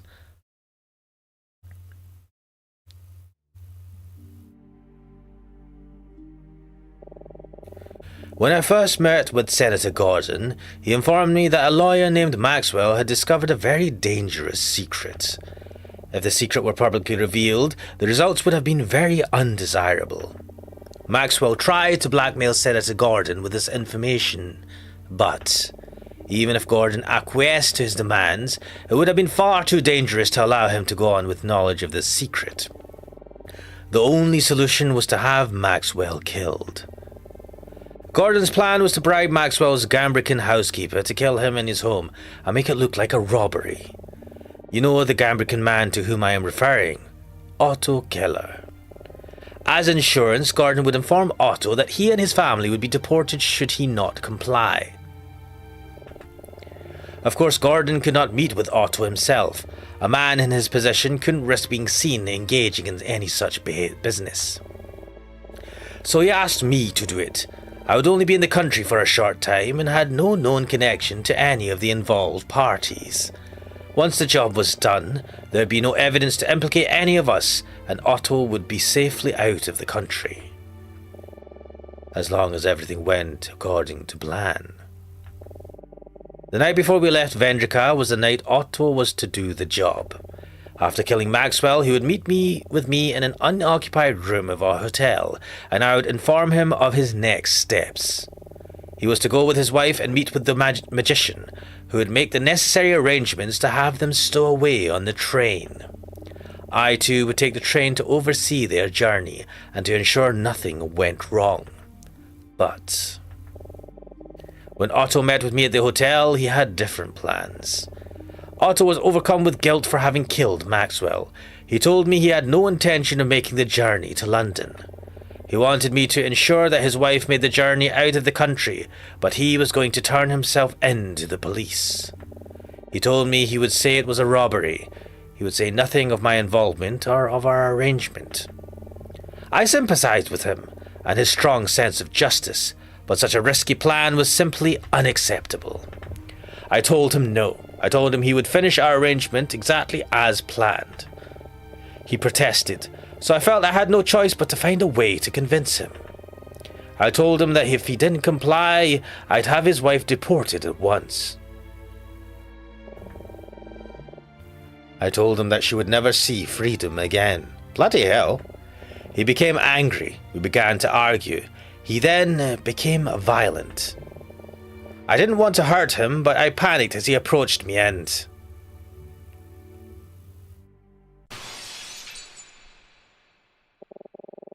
I fired a shot in his direction. It hit the window. Startled, he lost his balance and fell through the shattered glass. Wait a minute. I fired a shot in his direction. It hit the window. No, he had a bullet wound.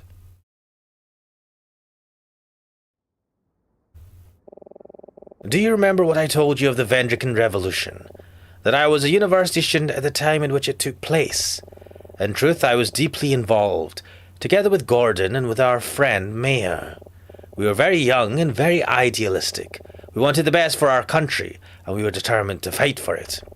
There was a period where it seemed as if all of our efforts were being thwarted before we even had a chance to act.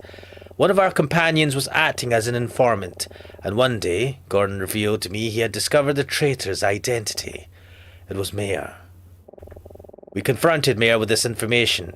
He denied everything. He began to accuse us of being the informants, of betraying him. I do not remember much about what happened next. All I know is that Gordon and I left that meeting alive and Mayer did not. I have lived every moment of my life since this incident trying to hide from it. I left my home country. I refused to think of it, even for a moment.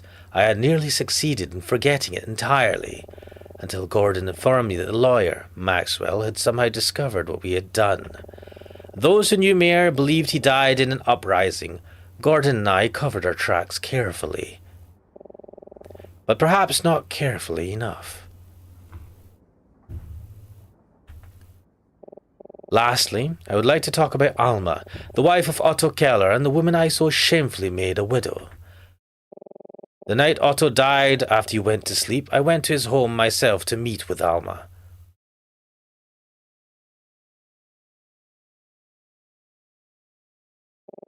I'm sorry this happened, but we still must go through with the plan. I don't know if I can. I'm afraid you don't have a choice. You must be on the train tomorrow. If you aren't, I don't want you to die too, please. This doesn't vibe with what Alma said about the guy. She said he was horrible.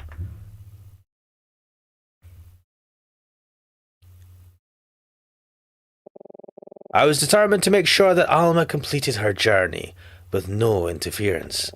To at least allow the woman whose life I destroyed an opportunity to find freedom in a new country. I know that a detective will read this letter, and to you I humbly request, please, let her go. She has done nothing wrong and deserves the opportunity to rebuild her life, free from oppression. This was a dodgy side-eyeing me. I know everything I've told you will come as a great shock. I should have told Gordon that I wouldn't help him. I shouldn't have allowed myself to sink even lower in the name of hiding my past crimes. But I simply must accept that I am a weak man, whose principles crumble in the face of overwhelming fear.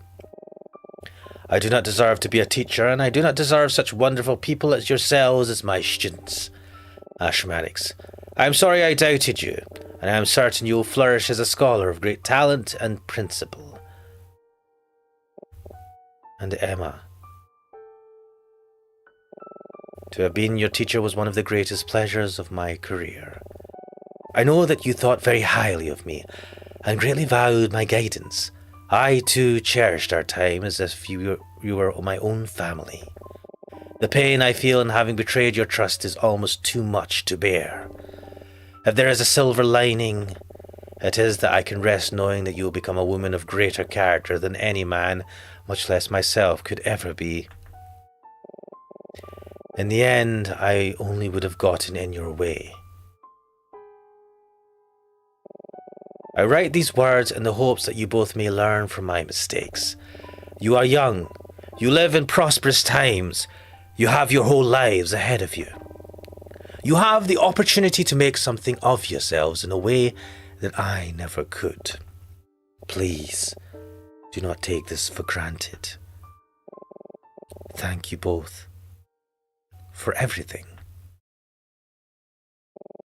Goodbye.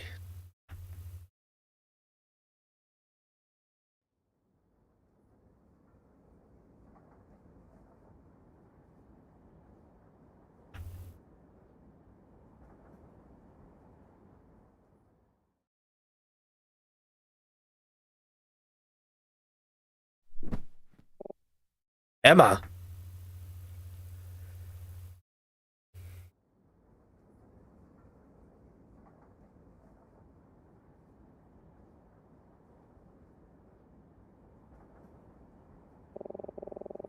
Thank you for telling me everything. How are you holding up? I'm okay. Detective, how is Emma doing? I spoke to her briefly after she came to. She told me she was okay and that she wanted some time alone to think. Wait, has it been 2 hours? I mean, I thought we were only 2 hours away from London. I can tell she's a pretty tough girl. I know she'll make it through this, but deep down, it's clear she's really hurting. Don't worry, though. I'll keep an eye on her until we arrive. Thank you. You're a good kid, you know that. Trust me, I'm a good judge of character. I get the feeling that when she's ready for a shoulder to cry on, she'll be there for her. You'll be there for her. What about Alma? Have you found her yet? No, I've looked all around, but there's been no sign of her. It's very strange, but I'm starting to think it's possible she fled from the train while we were stopped. It wouldn't have been difficult to spot out during all of the commotion. And she wasn't supposed to be on board anyway. It's unlikely anyone would have noticed.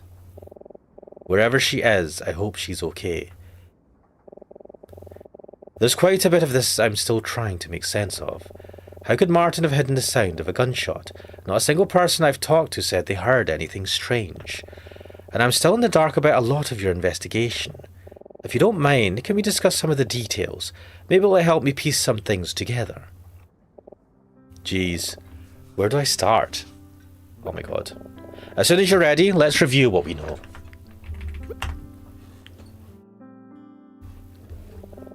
I want you to take me through what happened today, from the beginning. Along the way, I may have some questions, so bear with me. I just want to make sure we're on the same page. Sure. The first thing we did today was... Wait, hang on, there's something we did before, isn't there? Was there? We didn't, did we explain everything to Martin? Was that the first thing we did today? We talked to Martin. After what happened with Mr. Fisher last night, Emma wanted his advice. I see.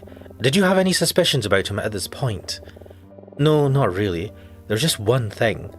We knew that Martin was friends with Senator Gordon, and that Gordon was the one who invited Martin to visit Vendreka. That's where the idea for this study trip came from in the first place, but when we heard Mr. Fisher was spying on Senator Gordon, we didn't really know what to make of it.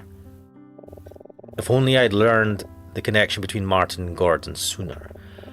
Before we left, Martin told us to be careful, and that he'd rather us not get involved in anything. Even to saying, what a waste, BRB? Cool, see you in a bit. I suspect at this point he knew it was only a matter of time before you found out his secret.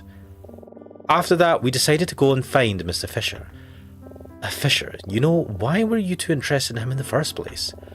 Well, that's because...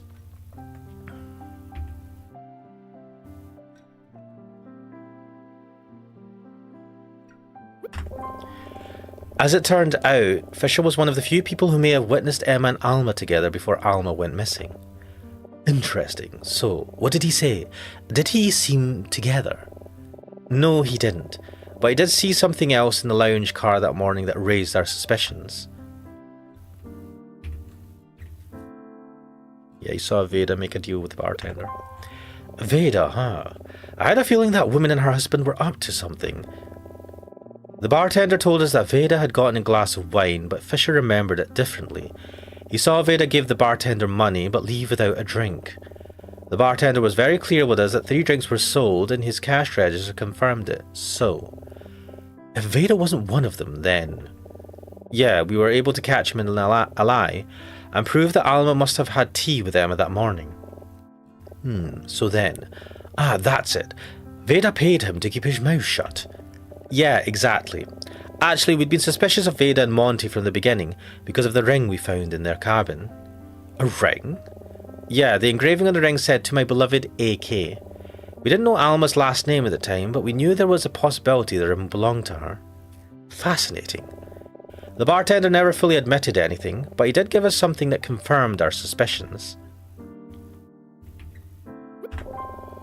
He gave us the money Veda paid him, and he wanted us to tell her that he changed his mind.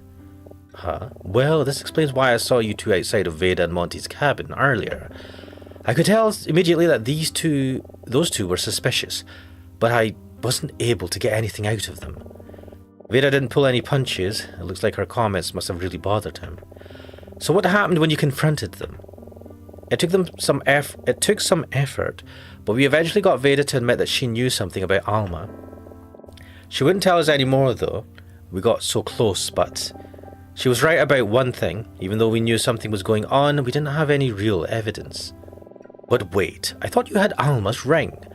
No, we didn't. It had gone missing overnight. Emma had it in her room when she went to bed, but didn't when she woke up. We thought we were finished, but then Martin showed up with the missing ring. After that, Emma and I joined him in his cabin, and he told us everything. Almost everything. He told us he was helping Senator Gordon smuggle Alma out of Vendreka because she was under threat of deportation. The plan involved hiding her in a piece of Monty's stage equipment in the storage car. Wow, no wonder we couldn't find her. He told us he took the ring so that Emma and I wouldn't get involved, and he even said there was someone else he was suspicious of. Who, me? Yeah, it was hard to believe, but he told us that the Vendrican police were unsympathetic to Gambrican immigrants, and that if Alma were found, she'd certainly be deported, or worse. I'm ashamed to admit it, but that part is certainly true. That's why I changed my mind about Fisher. I couldn't bring him back to Vendreka knowing what would happen to him. Yeah, you told us about that when Em and I saw you in the lounge car earlier this evening. There was one more thing you told us that finally made us suspicious of Martin.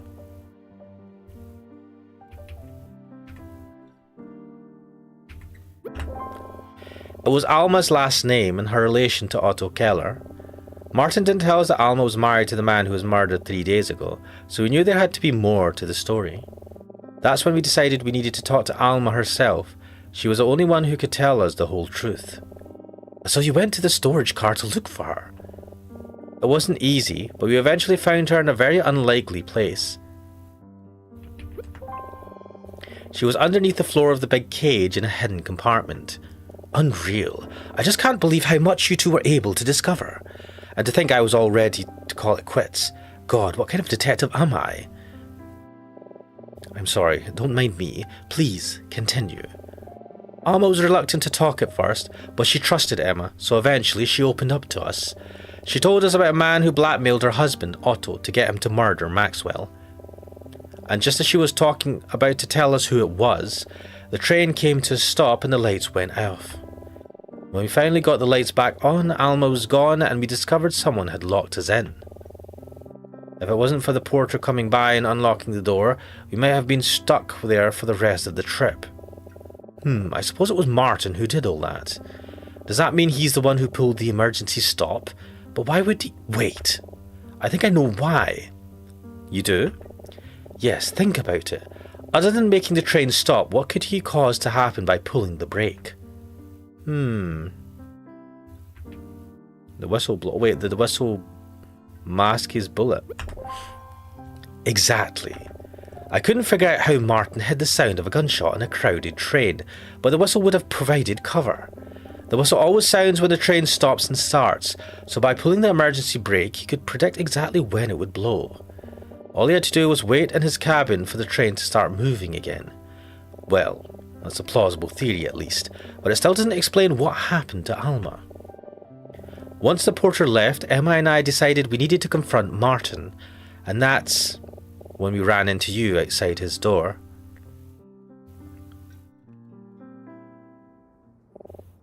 Thank you. I think I have a good understanding of everything now. Maxwell discovered Gordon's dark secret, and as a result was murdered by Otto, who was subsequently killed by Martin. I guess that just about wraps up my case then. Both murders are accounted for, and both culprits are no longer with us. The only person left to be brought to justice in this whole thing is Senator Gordon. Is something the matter? No, it's nothing. Just something I need to think about. None of this should have happened the way it did. It was my responsibility to solve this case, and I failed. I'm sorry. Detective, what are you going to do now? I don't know, I really don't. But at least I have some time to figure it out. I'm going to check on Emma, if you can. Try to get some rest. We should arrive in London at around 10 o'clock. Thank you, Detective. Are we missing something? I feel like there's something missing in this story.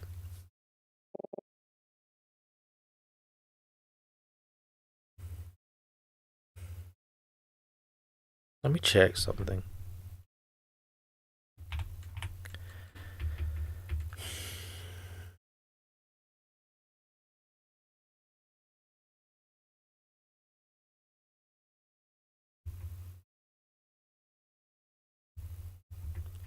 Fisher, right?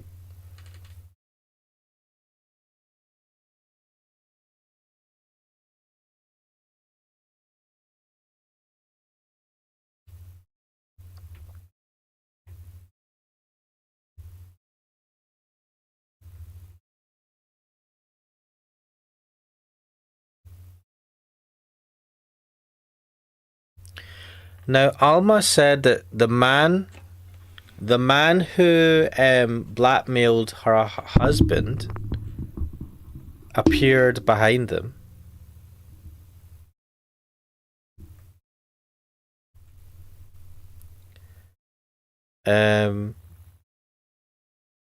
Fisher always hung out in the observation car for some reason.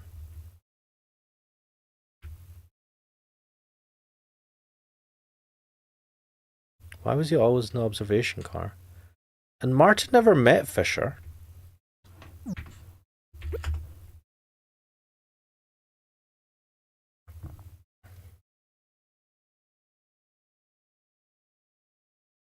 This Senator Gordon guy seems like a real piece of work.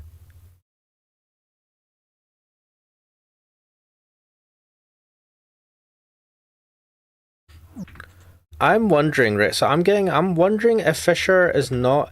So how did Alma said that she saw the guy. I'm pretty sure she said, "Oh, it's him." And she was referring to the guy who had blackmailed her husband. But in the story, the person who blackmailed her husband was Senator Gordon. Or no, wait, it was Martin. So where did she go? Are we missing any part of this? Emma took the ring back from Martin while he wasn't looking. After talking with Daltrey, it was clear that the AK written on the ring stands for Alma Keller. There's more to this story than Martin was willing to tell us. Why was the ring in Monty and Veda's room? There's some I don't know. It doesn't. Oh, there's some missing pieces in the story, I feel. What now? Cleared chapter 4, the truth chapter. Oh shit, chapter 5, the finale. Ooh.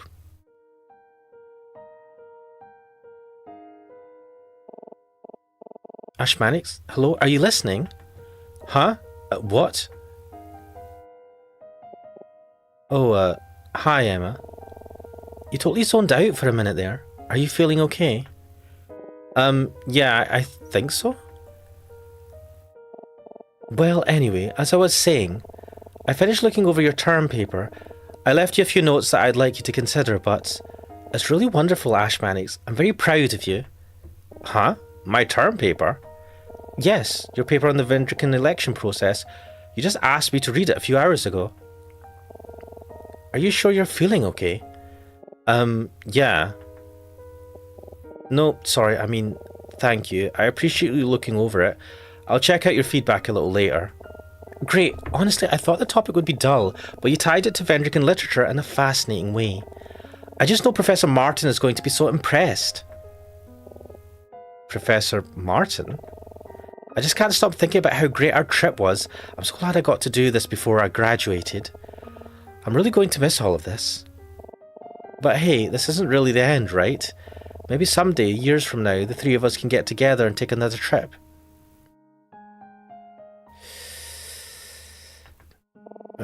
But this time, not as teachers and students, but as friends. Wouldn't that be nice? I'm sorry, did that sound weird? I guess being so close to graduations make me kind of sentimental. No, it's just, Oh, Ashmanix, I'm sorry, I have to go. I told Martin I would visit him during his office hours in just a few minutes. I really need to get moving. Why do you keep calling him Martin without the professor? It just feels weird. If you have any questions about your paper, let me know. I'll see you later, okay? Yeah, okay. This is some weird dream. Bye. Wait, Emma? What's up? It's just, I'm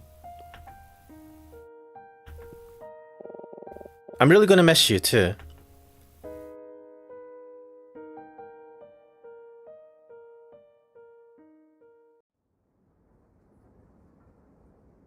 Yeah, that was definitely a dream. Huh? Must have nodded off for a bit. I didn't realise how exhausted I was. God. What an embarrassing dream. Looks like we won't be arriving for another 30 minutes or so. I wonder how Emma is holding up. What notes have you added? So Alma's last name is Keller. She's the wife of Otto Keller, the man who Martin blackmailed to kill Edison Maxwell, and then killed at the hotel. Emma and I managed to find her and talk to her, but she disappeared when the lights went out in the storage car. I can't even imagine all of the pain she must feel after what she's been through. I hope she's okay wherever she is. Daltrey was with Emma and I when we discovered Martin's body. He knows everything that happened now. In the end, he turned out alright. He's been very kind to us through all of this, and I trust him to do everything he can to bring Senator Gordon to justice. We found Martin dead in his cabin, just about 2 hours before we were set to arrive in London. He committed suicide. He confessed in a letter to multiple crimes. He worked with Senator Gordon to blackmail Otto Keller into killing Maxwell Edison, who discovered that Martin and Gordon murdered their friend Mayer during the revolution for being an informant. Otto killed Maxwell, but threatened to turn himself in to the police, and Martin accidentally killed him in the ensuing argument. In his letter, he made it clear how ashamed he was of what he had done, and with Emma and I so close to discovering the truth, he decided the guilt was too much to bear. This is all too much to process. I don't even know what to feel. but I'm really worried about Emma. It turns out Otto was Alma's husband. He was blackmailed by Gordon and Martin to murder Edison Maxwell. He did the job, but overcome with guilt, he threatened to turn himself into the police. Him and Martin argued about it, and Martin accidentally killed him in the process. It's just so awful to think about. He didn't deserve any of what happened to him. Let's go to the cabin.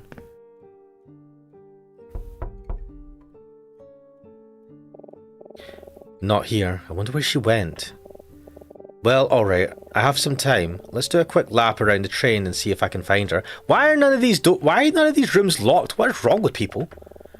Closest place to check first would be the lounge car.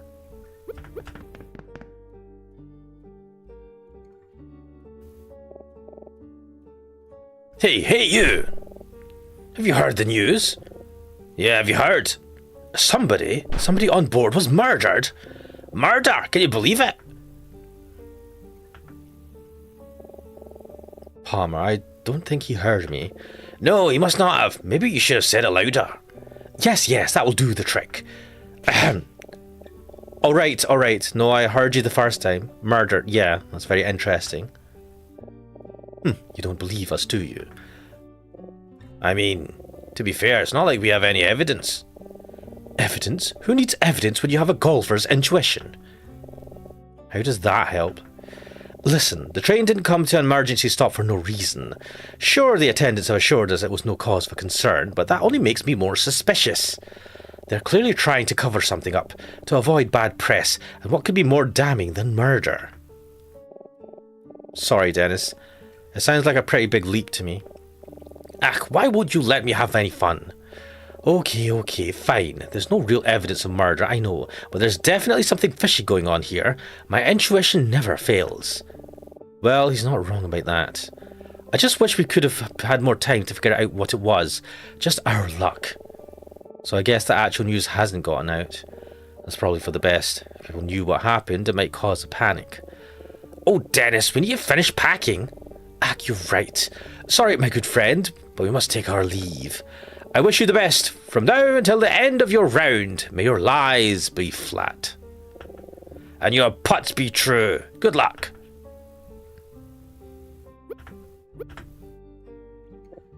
Oh, hello. It's nice to see you again. How are you feeling? You're looking for your friend? I'm very sorry, but I haven't seen her. If you haven't already, I would ask the bartender. He seems to have a keen sense for what's going on around the train.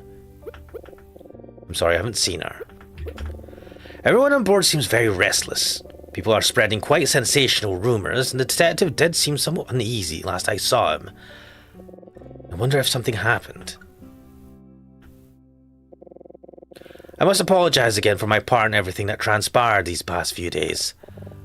It's okay, Mr. Fisher. You helped lead us to the truth, and we can't thank you enough for that. That's very kind of you to say. When the detective told me he was going to let me stay in London, I couldn't hold back my tears. To think even after everything that has transpired, he'd be kind enough to let me go. Well, it was overwhelming to say the least. But after my excitement settled down, I began to think, and I realised something very important. I've been quite selfish, truly, and as much as I want to see my daughter and her family, I believe I still have work to do. I'll be returning to Vendrica with a detective, and when I do, I will confess to all that I have done and to all that I know. Mr. Fisher, are you sure? If you admit the truth, you might be... I know there will be consequences for my actions, but there is a small price to pay for helping justice be done and for a clean conscience. It is only after I make up for my part in this ordeal that I can face my daughter. I believe... No, I know I will see her again, and when I do, it will be as a man worthy of being her father. You know, I think you already are a worthy father, Mr. Fisher. Thank you. I return to Vendrica with the detective in the hopes that my testimony will help bring the real criminals to justice. I hope nothing terrible has happened.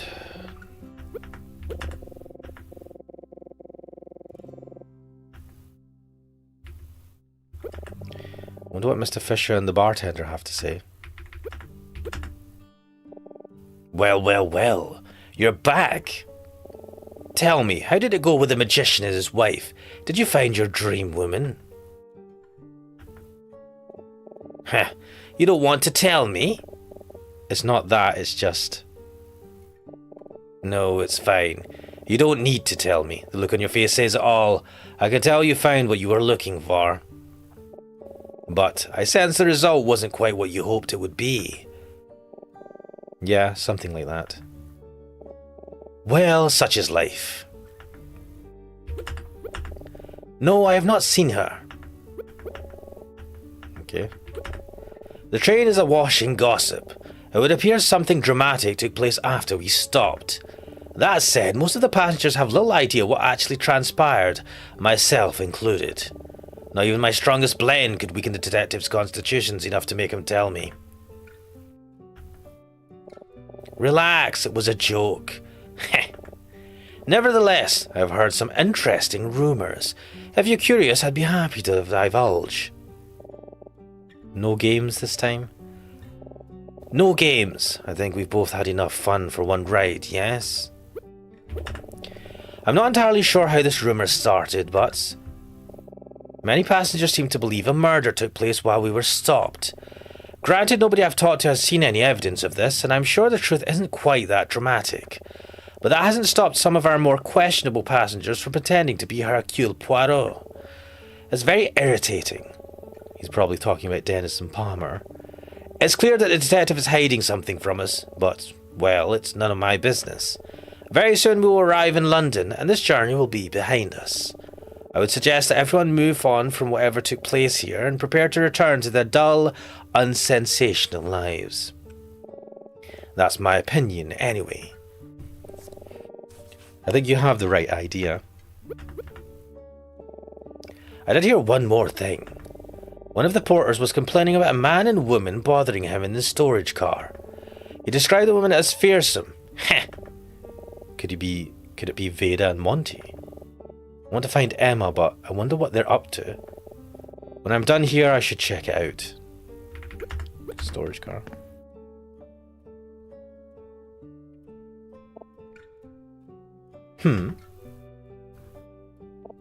Oh, it's you. I wondered if I might see you before we arrived. Where's your friend? I'm not sure. I'm looking for her. Oh, I see. Yes, Monty, I know. I'm getting to it. Well, when you see her, please tell her that I apologize. And I apologize to you as well. I know I treated you both dreadfully. In my mind, I was only doing everything I could to protect my husband. I involved myself in this scheme for his benefit, but it's only now that I can see what a wicked person I had become. So, yes, I'm sorry. How was that, Monty? Oh, he smiled. Thanks, I appreciate it. You know, I'm really not so bad when you get to know me. Sure, Veda. I'm sorry, no, we haven't seen her. I'm a little bit concerned. Yes, we know what happened to your professor. Monty and I spoke with the detective. When he told us what happened, I knew the jig was up. I didn't know I was involving myself with murderers. If I had known, No, I should be honest. I knew they were up to no good. I chose to look the other way. I'd have done anything for Monty, even if that meant involving ourselves with dangerous criminals. You understand, don't you? It's only love. Well, maybe someday you'll understand. Maybe even someday soon if you play your cards right. That said, for you to discover your professor like that, and to find out about his crimes in that way, it's all quite awful, and I'm sincerely sorry to have played any part in it. It's okay, Veda. Emma and I will be okay. I hope so. So if you spoke to Detective Daltrey, then what's going to happen to you two? Oh, I don't know. The detective didn't arrest us, but I'm sure that's just because he has his hands full at the moment. I don't expect he'll let us off the hook, and I don't intend to be a nuisance for him. Sure, part of me thinks the two of us should just make a break for it once we get to London, but... That's the old Veda. No more little plans and schemes. From now on, I'm all about doing the right thing. Whatever makes you happy, darling. Wow, I'm actually kind of touched. I guess we'll see what happens. Evangelical saying, oh hey, it's Veda. Doesn't Thierry already have a psychic link to Veda through quantum brainwaves on account of him being an innovator? But wait, what the fuck? I think you're talking about a different Veda here. Well, I don't think I have anything left to discuss with them. I should get back to looking for Emma. Hey, before you go, there's something I should tell you. What? What's this about? Can I trust you? What do you mean? What I'm about to tell you requires utmost discretion. You can't tell anyone. Not even a detective. Well, alright, I have to know what this is about. Yeah, you can trust me. Good. I have a message for you. What the fuck is this? Manjaro saying Gundam 00 reference. Veda being the name of the computer that oversees all operations by Celestial being interesting. I feel like that's a bit of a spoiler. Oh, they saw the first season of Dumble. I should really watch that. Message. I wasn't even sure if I'd get to deliver it, but since you're here, well, here goes nothing. She'd like to speak with you. Oh shit. She? She's hiding in our cabin. The door is locked, but if you knock and say who it is, she'll let you in. Evangelical saying it's from the first season. What? Wait, does she mean Alma? What the fuck? That's all I can tell you. After all, the new Veda is supposed to have nothing to hide, right? You'd better hurry, though. We'll be arriving in London pretty soon. Thank you. I'm on my way. Good luck. Ah, Monty. Could it really be? Alma?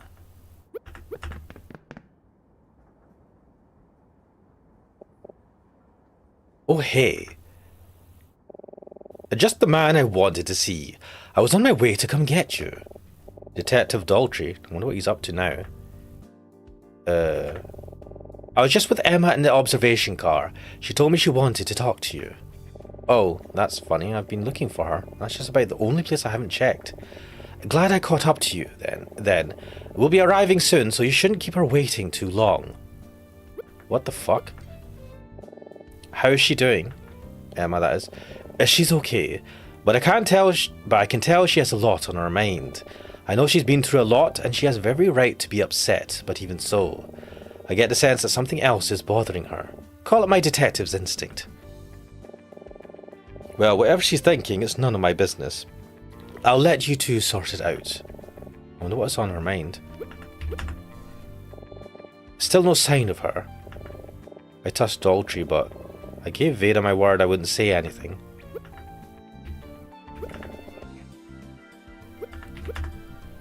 Martin. You know, I spoke with him for a pretty long time yesterday. I liked him. He seemed like a decent man, passionate about his work and proud of his students. I'll admit, his connection to Vendrika and his presence at the hotel raised my suspicions, but after talking to him, I was sure that there was no way a guy like that could hurt anyone. Your professor went through a lot of hardship. This can't excuse his actions, but do you think it's fair to judge someone for how they act in an impossible situation? Situations no person should ever have to endure. I just can't help but wonder what would I have done in his situation if I felt there was no choice. What would you do? I don't know. Yeah, neither do I. What about you, detective? Have you figured out what you're going to do next? Listen, I'm going to be completely honest with you. We may know the truth, but bringing any true resolution to this situation is going to be difficult. What started as a murder ended up as a genuine government conspiracy. And I get the sense that Senator Gordon is the type to have made contingency plans for this exact scenario. Even if Martin were alive to confess, bringing Gordon to justice would have been difficult. Without him, well... I promise you, I will do everything in my power to bring the truth to light and have Gordon answer for his crimes. But for you and Emma, the story ends when we get to London. If I've learned anything these past few days, it's that I've allowed myself to ignore my country's many problems for far too long. I'm not naive enough to think I can solve them alone, but all I can do is try my best to bring some closure to everything that happened these past few days. And hopefully, if I can, it'll be a step in the right direction. My advice? Forget about Ventrica. Go back to your lives and leave the rest to me. Okay? Okay. Evangelical saying the full Monty. Lol. Solid music, to be honest. Yeah, the music's really good.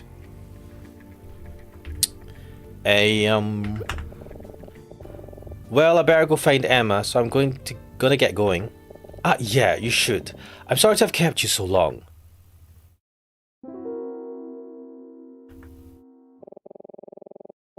There's that detective's instinct again. You're hiding something from me, aren't you?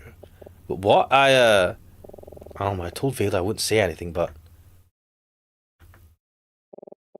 You know, I was really sticking my neck out by telling Fisher I'd let him stay in London. If there were any other stowaways on board, it'd be really hard for me to get away with letting them walk. But I sympathise with them, in spite of what my job asks me to do, you know? My heart sometimes tells me to do the opposite. So, maybe if there were any other stowaways still on board... Well, maybe it's for the best that I don't know about it. Ha! Well, I'm going to go try to get one last drink before we arrive. I sure hope the bar's still open.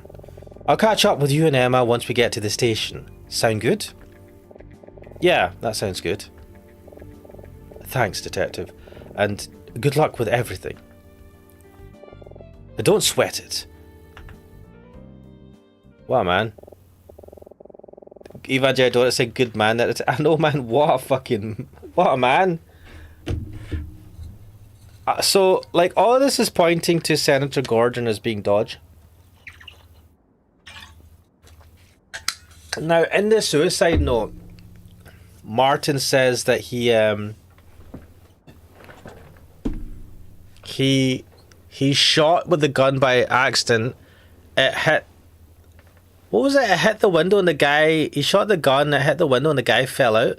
And I'm like, but there was a gunshot wound in the guy's chest. When is a senator not Dodge?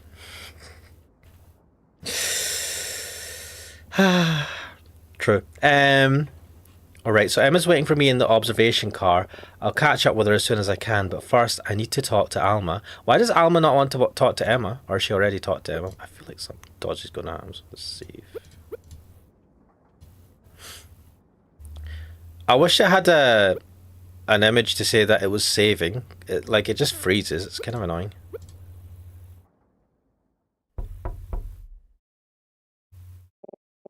Alma, it's me, Ashmanix.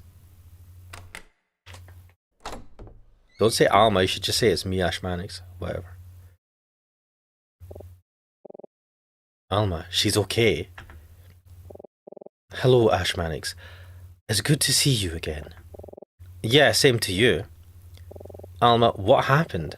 And why are you hiding out here in Veda's cabin? I owe you an explanation, but if you don't mind, I would like to explain it to both you and Emma if I could. Do you know where she is? Yeah, she's in the observation car. I was just about to go and see her. Do you want to come with me?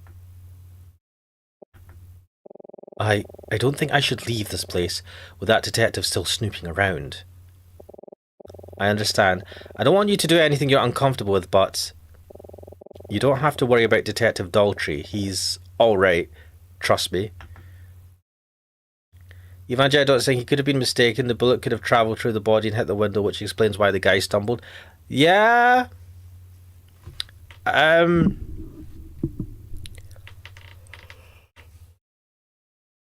Yeah. I wonder, something doesn't, there's some, this doesn't, I don't know why I feel like something doesn't add up here. I can't pinpoint it.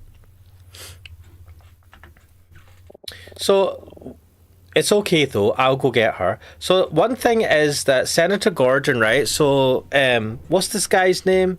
Fisher, right? He said that he was a gardener for Senator Gordon. And he said that, like, Senator Gordon never really noticed him when he would go around doing his gardening work. And Senator Gordon never really noticed him listening into his conversations. I'm like, this dude is up to, like, dodgy shit. Why would he not be aware of the people that are, like, around him? I feel like he would be more aware of these things. Like, if he's been cunning enough. So I suspect that Senator Gordon was maybe the informant. Actually, this all makes sense. So Mayor was accused of being the informant out of the three friends to the bad guys. Senator Gordon went with Martin to confront him. Now, if Senator Gordon was actually the informant, this all kind of makes sense. So he was the informant, and he convinced Martin that Mayor was the informant, which is why Mayor was like, I wasn't the informant. What you guys talking about? You're fucking gaslighting me. And then if Senator Gordon killed him, and then he made Martin feel guilty about it, because Martin doesn't even remember what happened. And so he says, oh, Martin, you did it. So then he holds that over Martin forever. And then Martin comes back, and then he tries to get Martin involved in another murder. I mean, look at... yeah. Anyway. Wait, hold on. I'll come with you. Are you sure? Yes, I trust you. And if you trust the detective, then I do too. Okay, let's go. Oh, let's hope that this is alright. Real Cooks will say this is still going? Yep. Because I sent near the end, so I thought I would do it, and plus I'm not working tomorrow.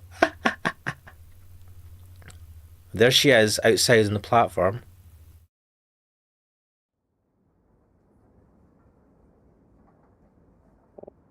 Emma? Hi, Ashmanix. Why is she just staring out? How are you doing? I'm alright. I just keep going over everything that happened in my head. I don't know what to think or what to feel. It still just doesn't seem real. Does that make sense? Yeah, I know exactly what you mean. Hey, Emma, I brought someone with me. She wants to talk to us. Huh?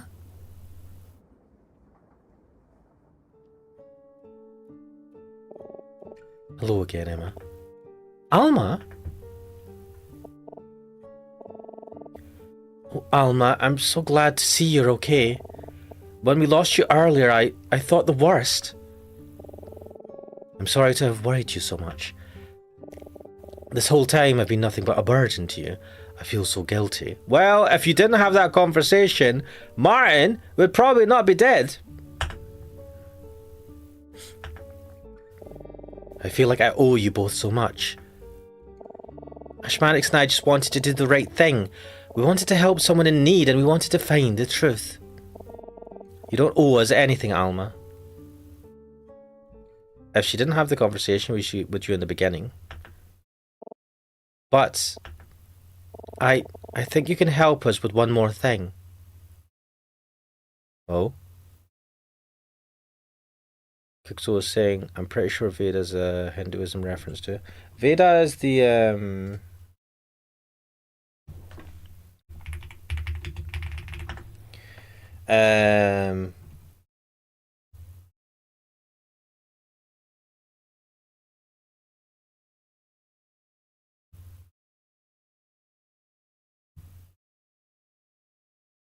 knowledge. Interesting. What is Emma talking about? Finding the real truth. Oh, she suspects something's up. Yes, you deserve that. You deserve to know what happened after I met you in the storage car.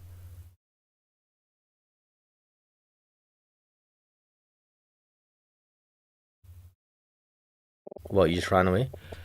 When the lights... No, that's not what I meant. Emma's figured something out. What is Emma getting at? I don't... Emma, what's this about? There's something about Martin's story that doesn't make sense. It's just a small thing, but I can't stop thinking about it. Ash Mannix, with everything we know, who do you think killed Edison Maxwell? Well, it's pointing to Otto Keller.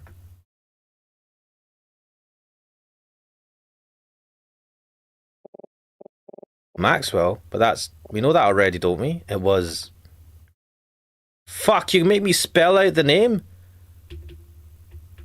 I can't remember, is it? Oh. Don't make me spell out the whole name. I know it seems that way, but... Alma, you have something else to tell us, don't you?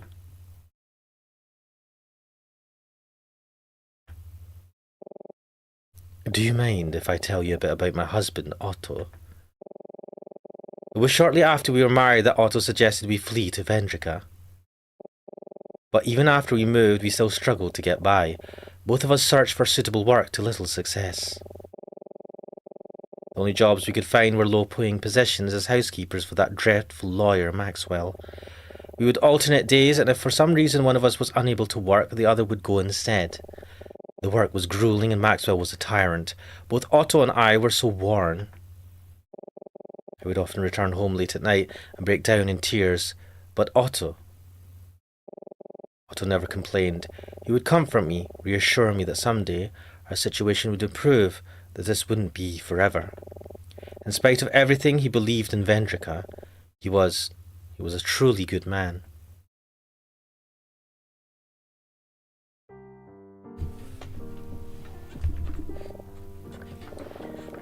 One night, Otto returned home looking pale. I asked him what was wrong, and he told me.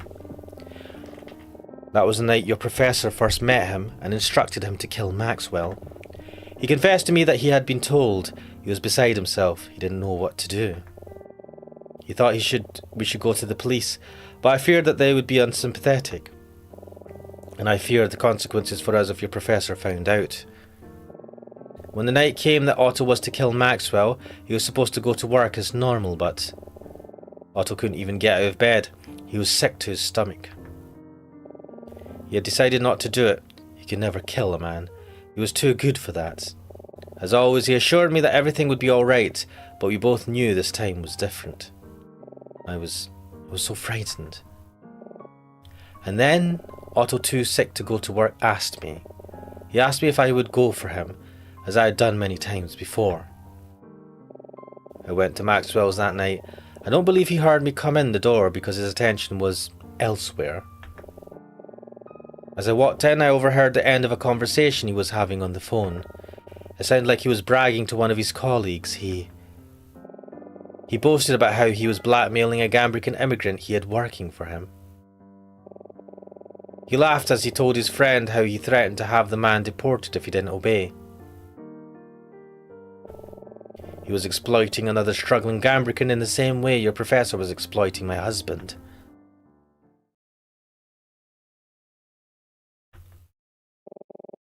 It made me so angry, and I was afraid. So many thoughts were rushing through my mind, and I...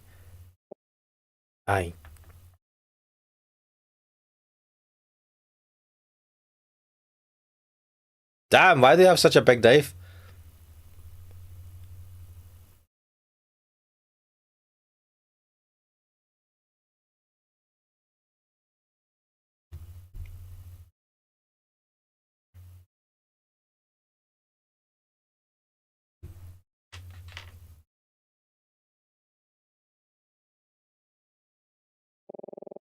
I immediately fled and told my husband what I had done.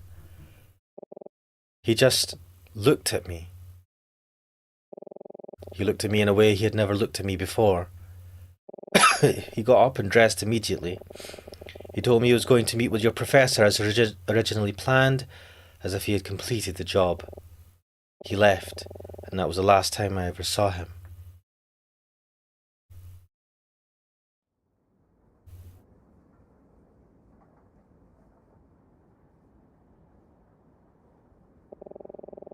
didn't know that he planned to turn himself in and take credit for the murder. I suppose this is his way of accepting responsibility for what I had done. It was only later that I found out he intended to have me travel to London alone. But even before then, I knew. It was in that look he gave me.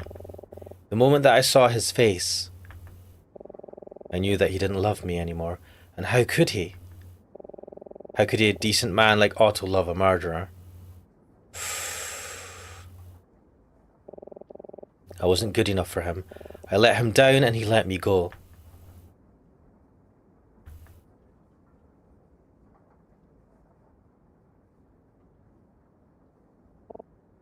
That isn't true. What? Martin never intended to kill your husband. He said so in his letter. They had an altercation at the hotel, but it wasn't because Otto decided to turn himself in. It was because Martin threatened you. Martin told Otto that you'd be deported if he refused to comply with the plan. Otto protested, so Martin panicked and shot at him. I think your husband tried to do the right thing, both for himself and for you. He died trying to protect you, Alma.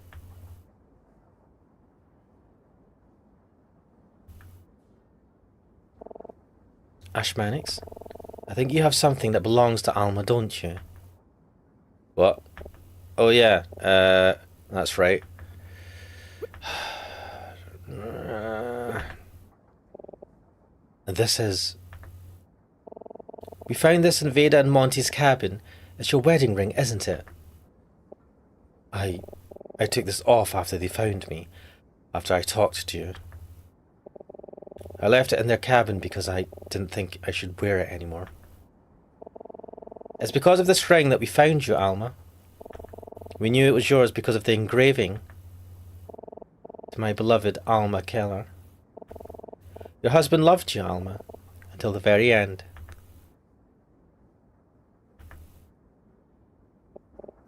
Oh, Otto.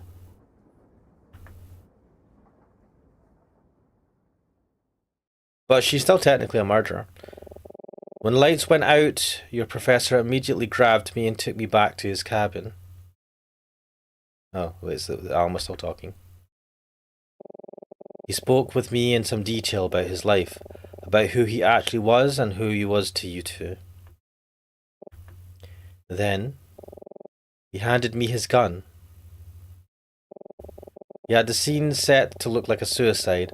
All I had to do was place the gun in his hand when I was finished.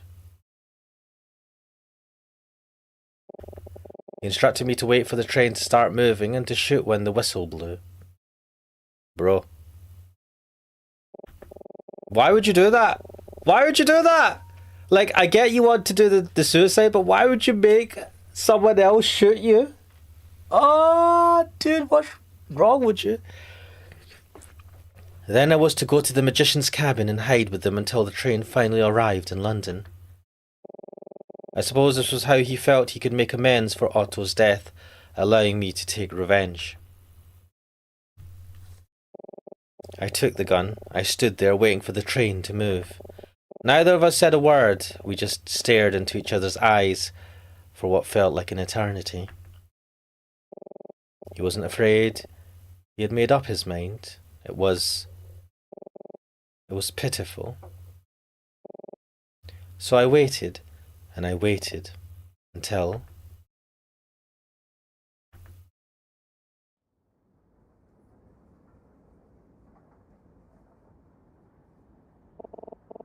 It's all right, Alma. You don't have to tell us anymore.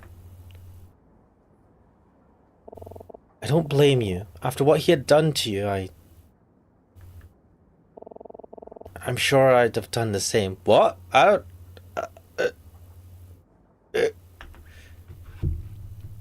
This is... Why? I didn't expect this to be... the story to be this messy. Emma, please don't get the wrong idea. I don't blame you for thinking like you do. After all, What I've done is something I will have to live with for the rest of my life. But I didn't kill your professor. After some time had passed, I handed him his gun and I left. 3 nights ago, I nearly lost myself. Grief and guilt clouded my mind, and I didn't feel I had anything left to live for. When I was lying alone in that cage, I ceased to feel anything at all. I may as well have been dead. As soon as the train departed, I escaped from where I was hidden and came here to this exact spot. I intended to end my own life. I waited here, trying to work up the courage to do the only thing I thought was left for me. When suddenly you appeared and brought me back down to earth. You helped bring my humanity back to me, and I wasn't about to lose it again for something as horrible as revenge. You're a special girl with a good heart. I sincerely hope, in spite of everything, I sincerely hope your spirit isn't broken.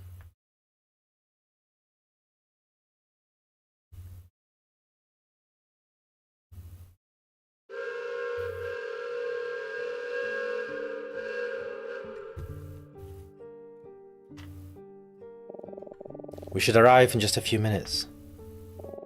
I'm going to return to the magician's cabin. If you want to tell the detective about me, I won't stop you. Alma,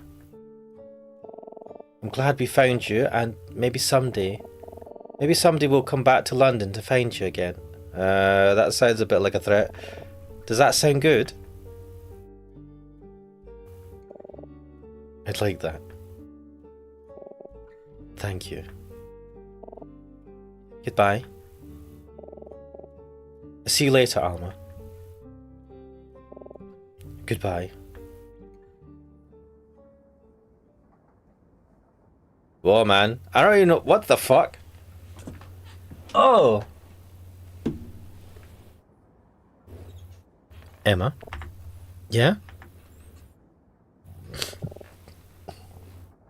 How did you know? How did you know that Alma killed Maxwell? There was an inconsistency between Martin's description of Maxwell's death and Daltrey's. Think about it, Ash Mannix. Do you remember? What was the inconsistency? What? Let me think.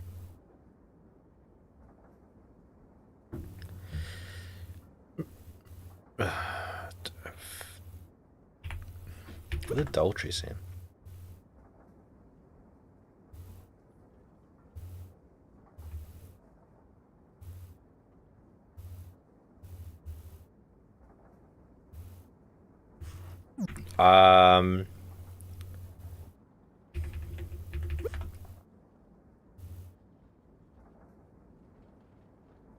No, it's Edison Maxwell.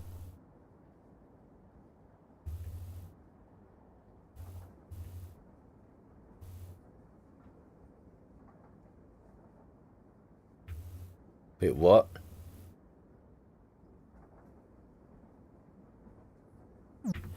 It doesn't have the details. How am I supposed to remember this?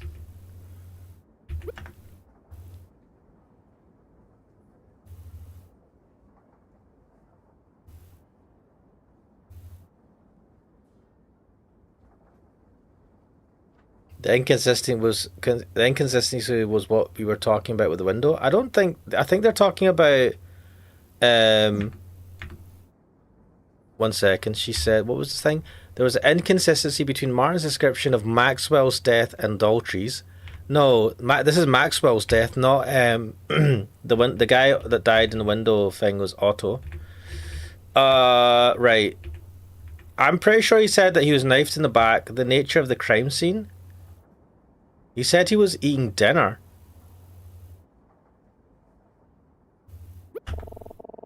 You think it had something to do with the crime scene, huh? Well, okay, what was it about with the crime scene? Where was it? Fuck. Oh, did they say this scene looked like a... No. Maxwell's dinner. Even now you can't... Oh, fuck. You're such a dope, Ashman. According to Daltrey, the scene of the crime was very clean. There was no sign of a struggle or any indication of a robbery. Yeah? But Martin specifically said the plan involved making the crime scene look like a robbery. Shit, he did say that. Otto could have made a mistake, but under the circumstances, I couldn't shake the feeling there was another explanation. That's when I realised the murder might have been committed by someone who knew only part of the plan. The part that involved killing Maxwell. That left only one person. Very perceptive as always. Fucking hell.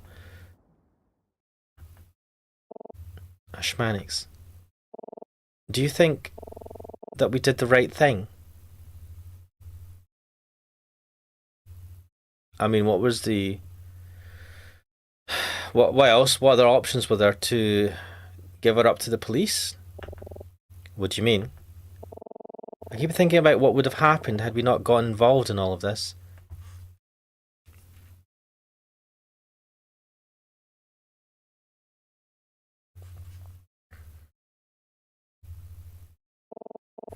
Right now, we'd just be thinking about how nice of a trip this was, and Martin would still be here. It's not that I wish we hadn't learned the truth, it's just maybe there could have been a better way. Did I fuck up if I'd done things differently, or if I just wasn't so obsessed with finding Alma? Was there not a point in the game where we could have just went to the detective and not continued the investigation? Evangelii, I don't think Emma has survivor's guilt. But she also instigated. It was her fault. Or it's her actions that led to the scenario where Martin decided to kill himself. If we didn't search for this Alma character, if we just chilled for 3 days, we got to London, Martin would still be here.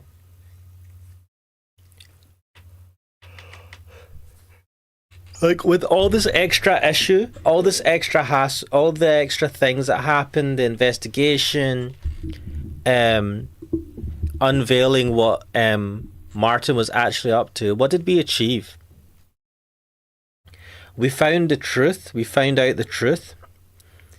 We found out that Alma, at this point, was the one that killed Maxwell. Maxwell seemed to be a complete scumbag. Senator Gordon seems to be like Senator Gordon got. So who's the bad guy here, right? So Maxwell was a bad guy, but he was a victim in this, and Senator Gordon, what seems to be a bad guy in this, but like seemingly hiding things under the guise of helping Gambrinans. But is he? Is he? What is he actually doing? But who survived all of this? Gordon. Senator Gordon, right? Martin was made to do the dirty work. For what reason? And because he was worried about so Senator Gordon. So this is the other thing that I'm thinking of. Senator Gordon had said to Martin that Maxwell had somehow found out about what Gordon and Martin had done with Mayor, and I'm like, how in the hell did he actually find that out? Did he actually find that out, or was it that Maxwell was just spying on Gordon, and Gordon was actually up to no good because he was doing other stuff that was really dodge? Maxwell found out about this and was going to use it against Gordon, and that's why all of this happened. It wasn't because he found out about their secret, whatever, you know, the fact they killed their friend. This is what I'm thinking. But if Emma hadn't had this conversation with Alma and like insisted in trying to find her, Martin would still be here. I mean, that's a fact, right? I don't know. I mean, so I can see why she's like, was this the right thing to do? Like, we found the truth, but we're not changing anything. Like, we've not changed anything for the better. Alma might feel a bit better because, you know, we kind of talked through this with her about what she's gone through. But Martin has killed himself. And the actual bad guys, Maxwell's dead. He was a shithead. But did he deserve to die? Don't know. I wouldn't go just assume that he deserved to die, just because he was doing some shady shit, because you don't know how shady it was. And then Gordon, who seems to be the real mastermind behind this whole stuff, this whole thing. It looks like he's going to get away scot-free. So, because Fisher, what did Fisher spot? Fisher was being asked by Maxwell to spy on Gordon, and he didn't. And then Fisher didn't say that Gordon was up to anything seriously dodge. So, what is the point of Fisher going back to admit that he was being forced to give secrets? Basically, a whole load of horrible shit happened, and when I think about it, nothing really good happened from this. It would have been better potentially for Emma to have not discovered this, or to have discovered it in a way that Martin didn't have a gun and he put to his head. She was all alone. Nobody else looking for her. Nobody else seemed to care about her at all. That's a lie, because, nobody else seemed to be caring about her. That's true in your eyes. But they were actually trying to smuggle her to London to help her escape. So the whole thing was that she was being helped to escape. I couldn't do nothing. If nobody else was going to fight for her, then it had to be me. Yeah, but it turns out other people were already fighting for her. At least that's what I thought. Now I'm not so sure. Should I have just minded my own business and left it alone? In hindsight, yes. But hindsight is 2020. I'm sorry, I don't even know what I'm saying. Dude, this sucks. Hey, Emma, can you tell me something? Why did you want me to come on this trip? Wait, why are we asking this? Why'd you ask? It's just, when you first told me about this whole thing, I wasn't too sure about it. But you were really insistent. You kept telling me how good it'd be for my writing, how it'd be a good chance to show Martin what I could do. I know you really meant all that, but was that the only reason? What was he? No, of course it wasn't. I was nervous about travelling overseas for the first time, and I didn't want to... I knew I'd be safe with Professor Martin, but I didn't want to go alone. But So going with me is not going alone, but going with Martin is going alone? I wanted someone else to share this experience with, and I wanted it to be you. Now, this is the big, flag. And now look at this mess I got you into. You must think I sound pretty pathetic. Emma, before we met, I really felt kind of lost. These past few years, I thought I figured something out, or at least, for the first time, I thought I had a goal. I wanted to prove myself to Martin, just like you did. Sometimes in class you'd answer him so enthusiastically, and he'd give you that sly smile of approval. I just want to roll my eyes. But, honestly, I was jealous. I was jealous that Martin thought so highly of you. I just knew I couldn't compare. I wanted what you had, someone who really believed in me and the talent to deserve it. I don't know if it was just because I was jealous or what, but it just seems dumb now. Emma, you saved someone's life. Did she? You saved her life just by being who you are and by doing what you thought was the right thing to do. Ah, that's true. Alma did say that she was going to commit suicide. And, okay. There was a benefit. Shit, I forgot that. Alma was contemplating jumping off the train. Eva Jeddo, it's like she saved one life and caused the death of others. Well, no, she saved one life and caused the death of one other, right? As it should be. What the fuck? What the fuck? Oh god, this reminds me of Jujutsu Kaisen. I watched the movies out in the UK. Jujutsu Kaisen, what's it called? I don't know. It's the movie that's covering the end of second season, and then the beginning few episodes of the first season. Keep on checking. Don't say equivalent exchange. What's this fucking Full Metal Alchemist fucking bullshit? Right. And on top of that, it's all because of you that the real truth behind multiple horrible crimes finally came to light. I never had any reason to be jealous, because from the day I met you, I already had someone to look up to. I think you did the right thing, and I'm glad I was here to help you do it. Mate, I don't know, man. I mean, yeah, you did the right thing, but man, Martin's dead. Martin's dead, man. And both Alma and Martin were right about you. You really are a remarkable person, Irma. I'm glad to have you as a tutor and a friend. Did we just friend zone? Oh shit, we made her cry. Thank you, Ashmanix. And Ashmanix, don't think that just because of all of this, you can skip writing that term paper. What the fuck? The professor's dead! Martin isn't here anymore, so it's my responsibility to make sure we finish this study program. And I won't take no for an answer. I want this to be the best essay you've ever written, okay? Bloody hell. Don't worry. It will be. Good. I can't wait to read it.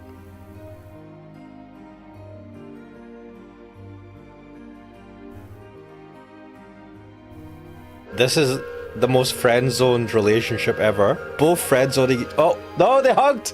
Okay, I take it back. Because I was like, they're not even going to hug?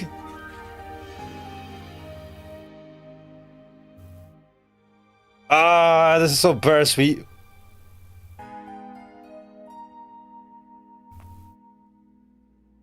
I'm glad they hugged though. This was good. Friend hug says he fetch it.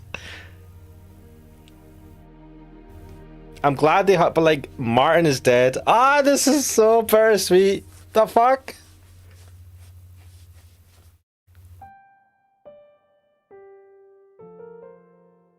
Record 4.5 hour stream, boss. It's been a while since I did something this long. Written and directed by Joey Lopez. Wait, is this a Western game? System programmer Eric Go. Why did I think this was a Japanese game? Art direction Harry Panorogius Prism Picto. Illustrator Jetto. I don't know why I got the impression that this was like, or was it a Japanese distributor or something? No, this is definitely not Japanese. I'd call it a bittersweet symphony. Bro, they had like just musicians doing the actual right, there's a Japanese localization, that's why I thought that. Damn. If I did to think the reason you thought that is because the art style was anime inspired. So the art style was anime inspired, but it had a Western look to it.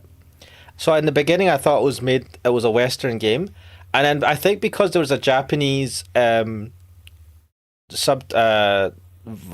of the game, or it has like Japanese subtitles or whatever, I was like, oh, is this a Japanese game? I like gaslighted myself or convinced myself that this must be Japanese then.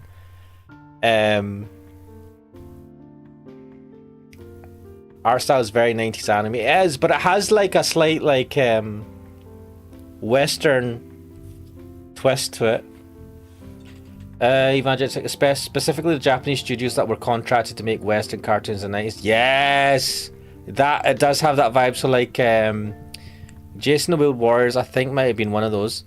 Was Ulysses one of them as well? What settings do we have? Oh.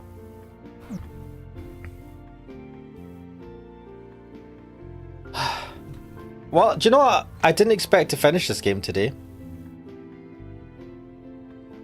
I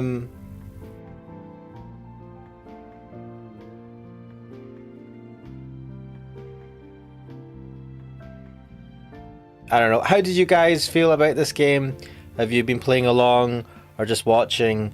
Well, I mean, I'm reading what's in the chat, but for anyone watching this after the fact, do leave a comment. How did you find this story? I did not expect it to go where it went. I feel like there's a lot.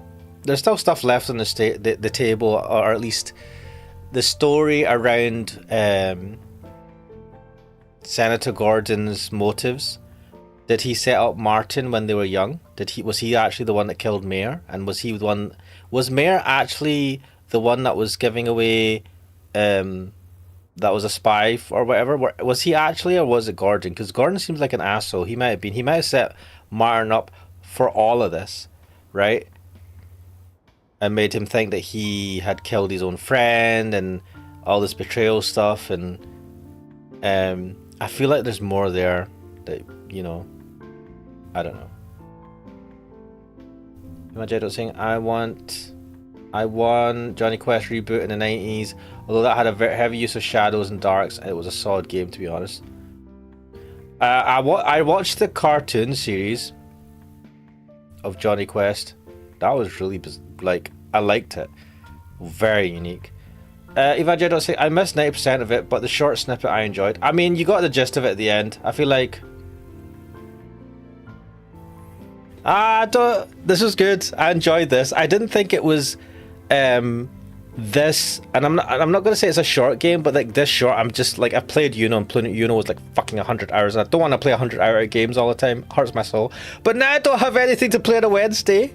Like I've not been sure of what to do on a Sunday, so I've not been doing anything the last couple of Sundays, and now I've got nothing to play on a Wednesday. I am fucked. Eva Jed.6. I mean, the art style in this game has that vibe of the Johnny Quest reboot show. I've not seen the reboot show. I like this art style. I love that 90s vibe. I mean, I love the 90s vibe in anything that's 2D animated and is a game. Barbie. But yeah, I hope you enjoyed this. It is pretty late, man. I need to go to sleep. Imagine you've said that a few times, and I have looked at it, but I've said to myself, man, whenever I look it up, like it's another eroge, right? And I think it has more eroge on it than Uno had. And I'm like, oh, bruh. Like if I could play a stream safe version of it. You know, I missed, like, what was it that it was Tsukihime did. Tsukihime kind of like, well, the web version, it would give you a warning when the mature scenes would pop up. Oh man, I wish we had that. Eva Jedo says it's pretty light on eroge. Is it pretty light compared to, you know? I feel like you're just saying that.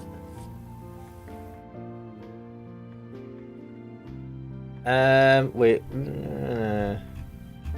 But anyway, yeah, that's maybe something I'll need to... Is it abandonware, or can you get it from... It says Just USA is publishing it. Just... Wait, is Nocturnal Illusion also an Assenheim game? Like it's up in Assenheim?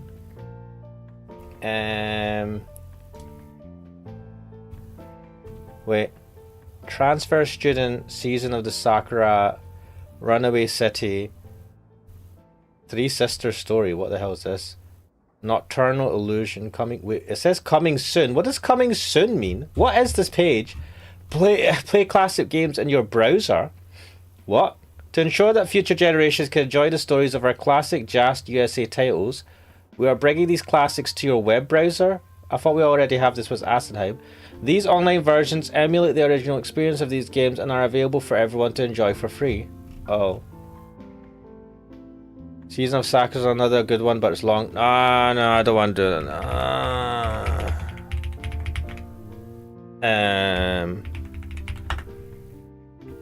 Nocturnal.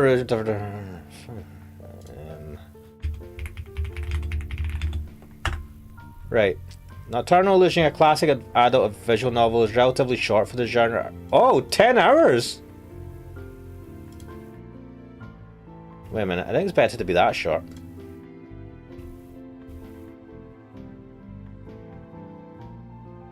Evangelic saying the web browser thing is the Asenheim thing, just partner with them. Well, that's an option. Anyway, I'm going to leave it there. I need to go to bed or something. But I'll hopefully see you guys next time. Hopefully I would have thought of what to do. What to play. But yeah, thank you for joining me. Thank you for being on this ride. Hopefully you enjoyed this. And if you've only seen a bit of it, maybe buy the game and give it a go. But yeah, I'll see ya.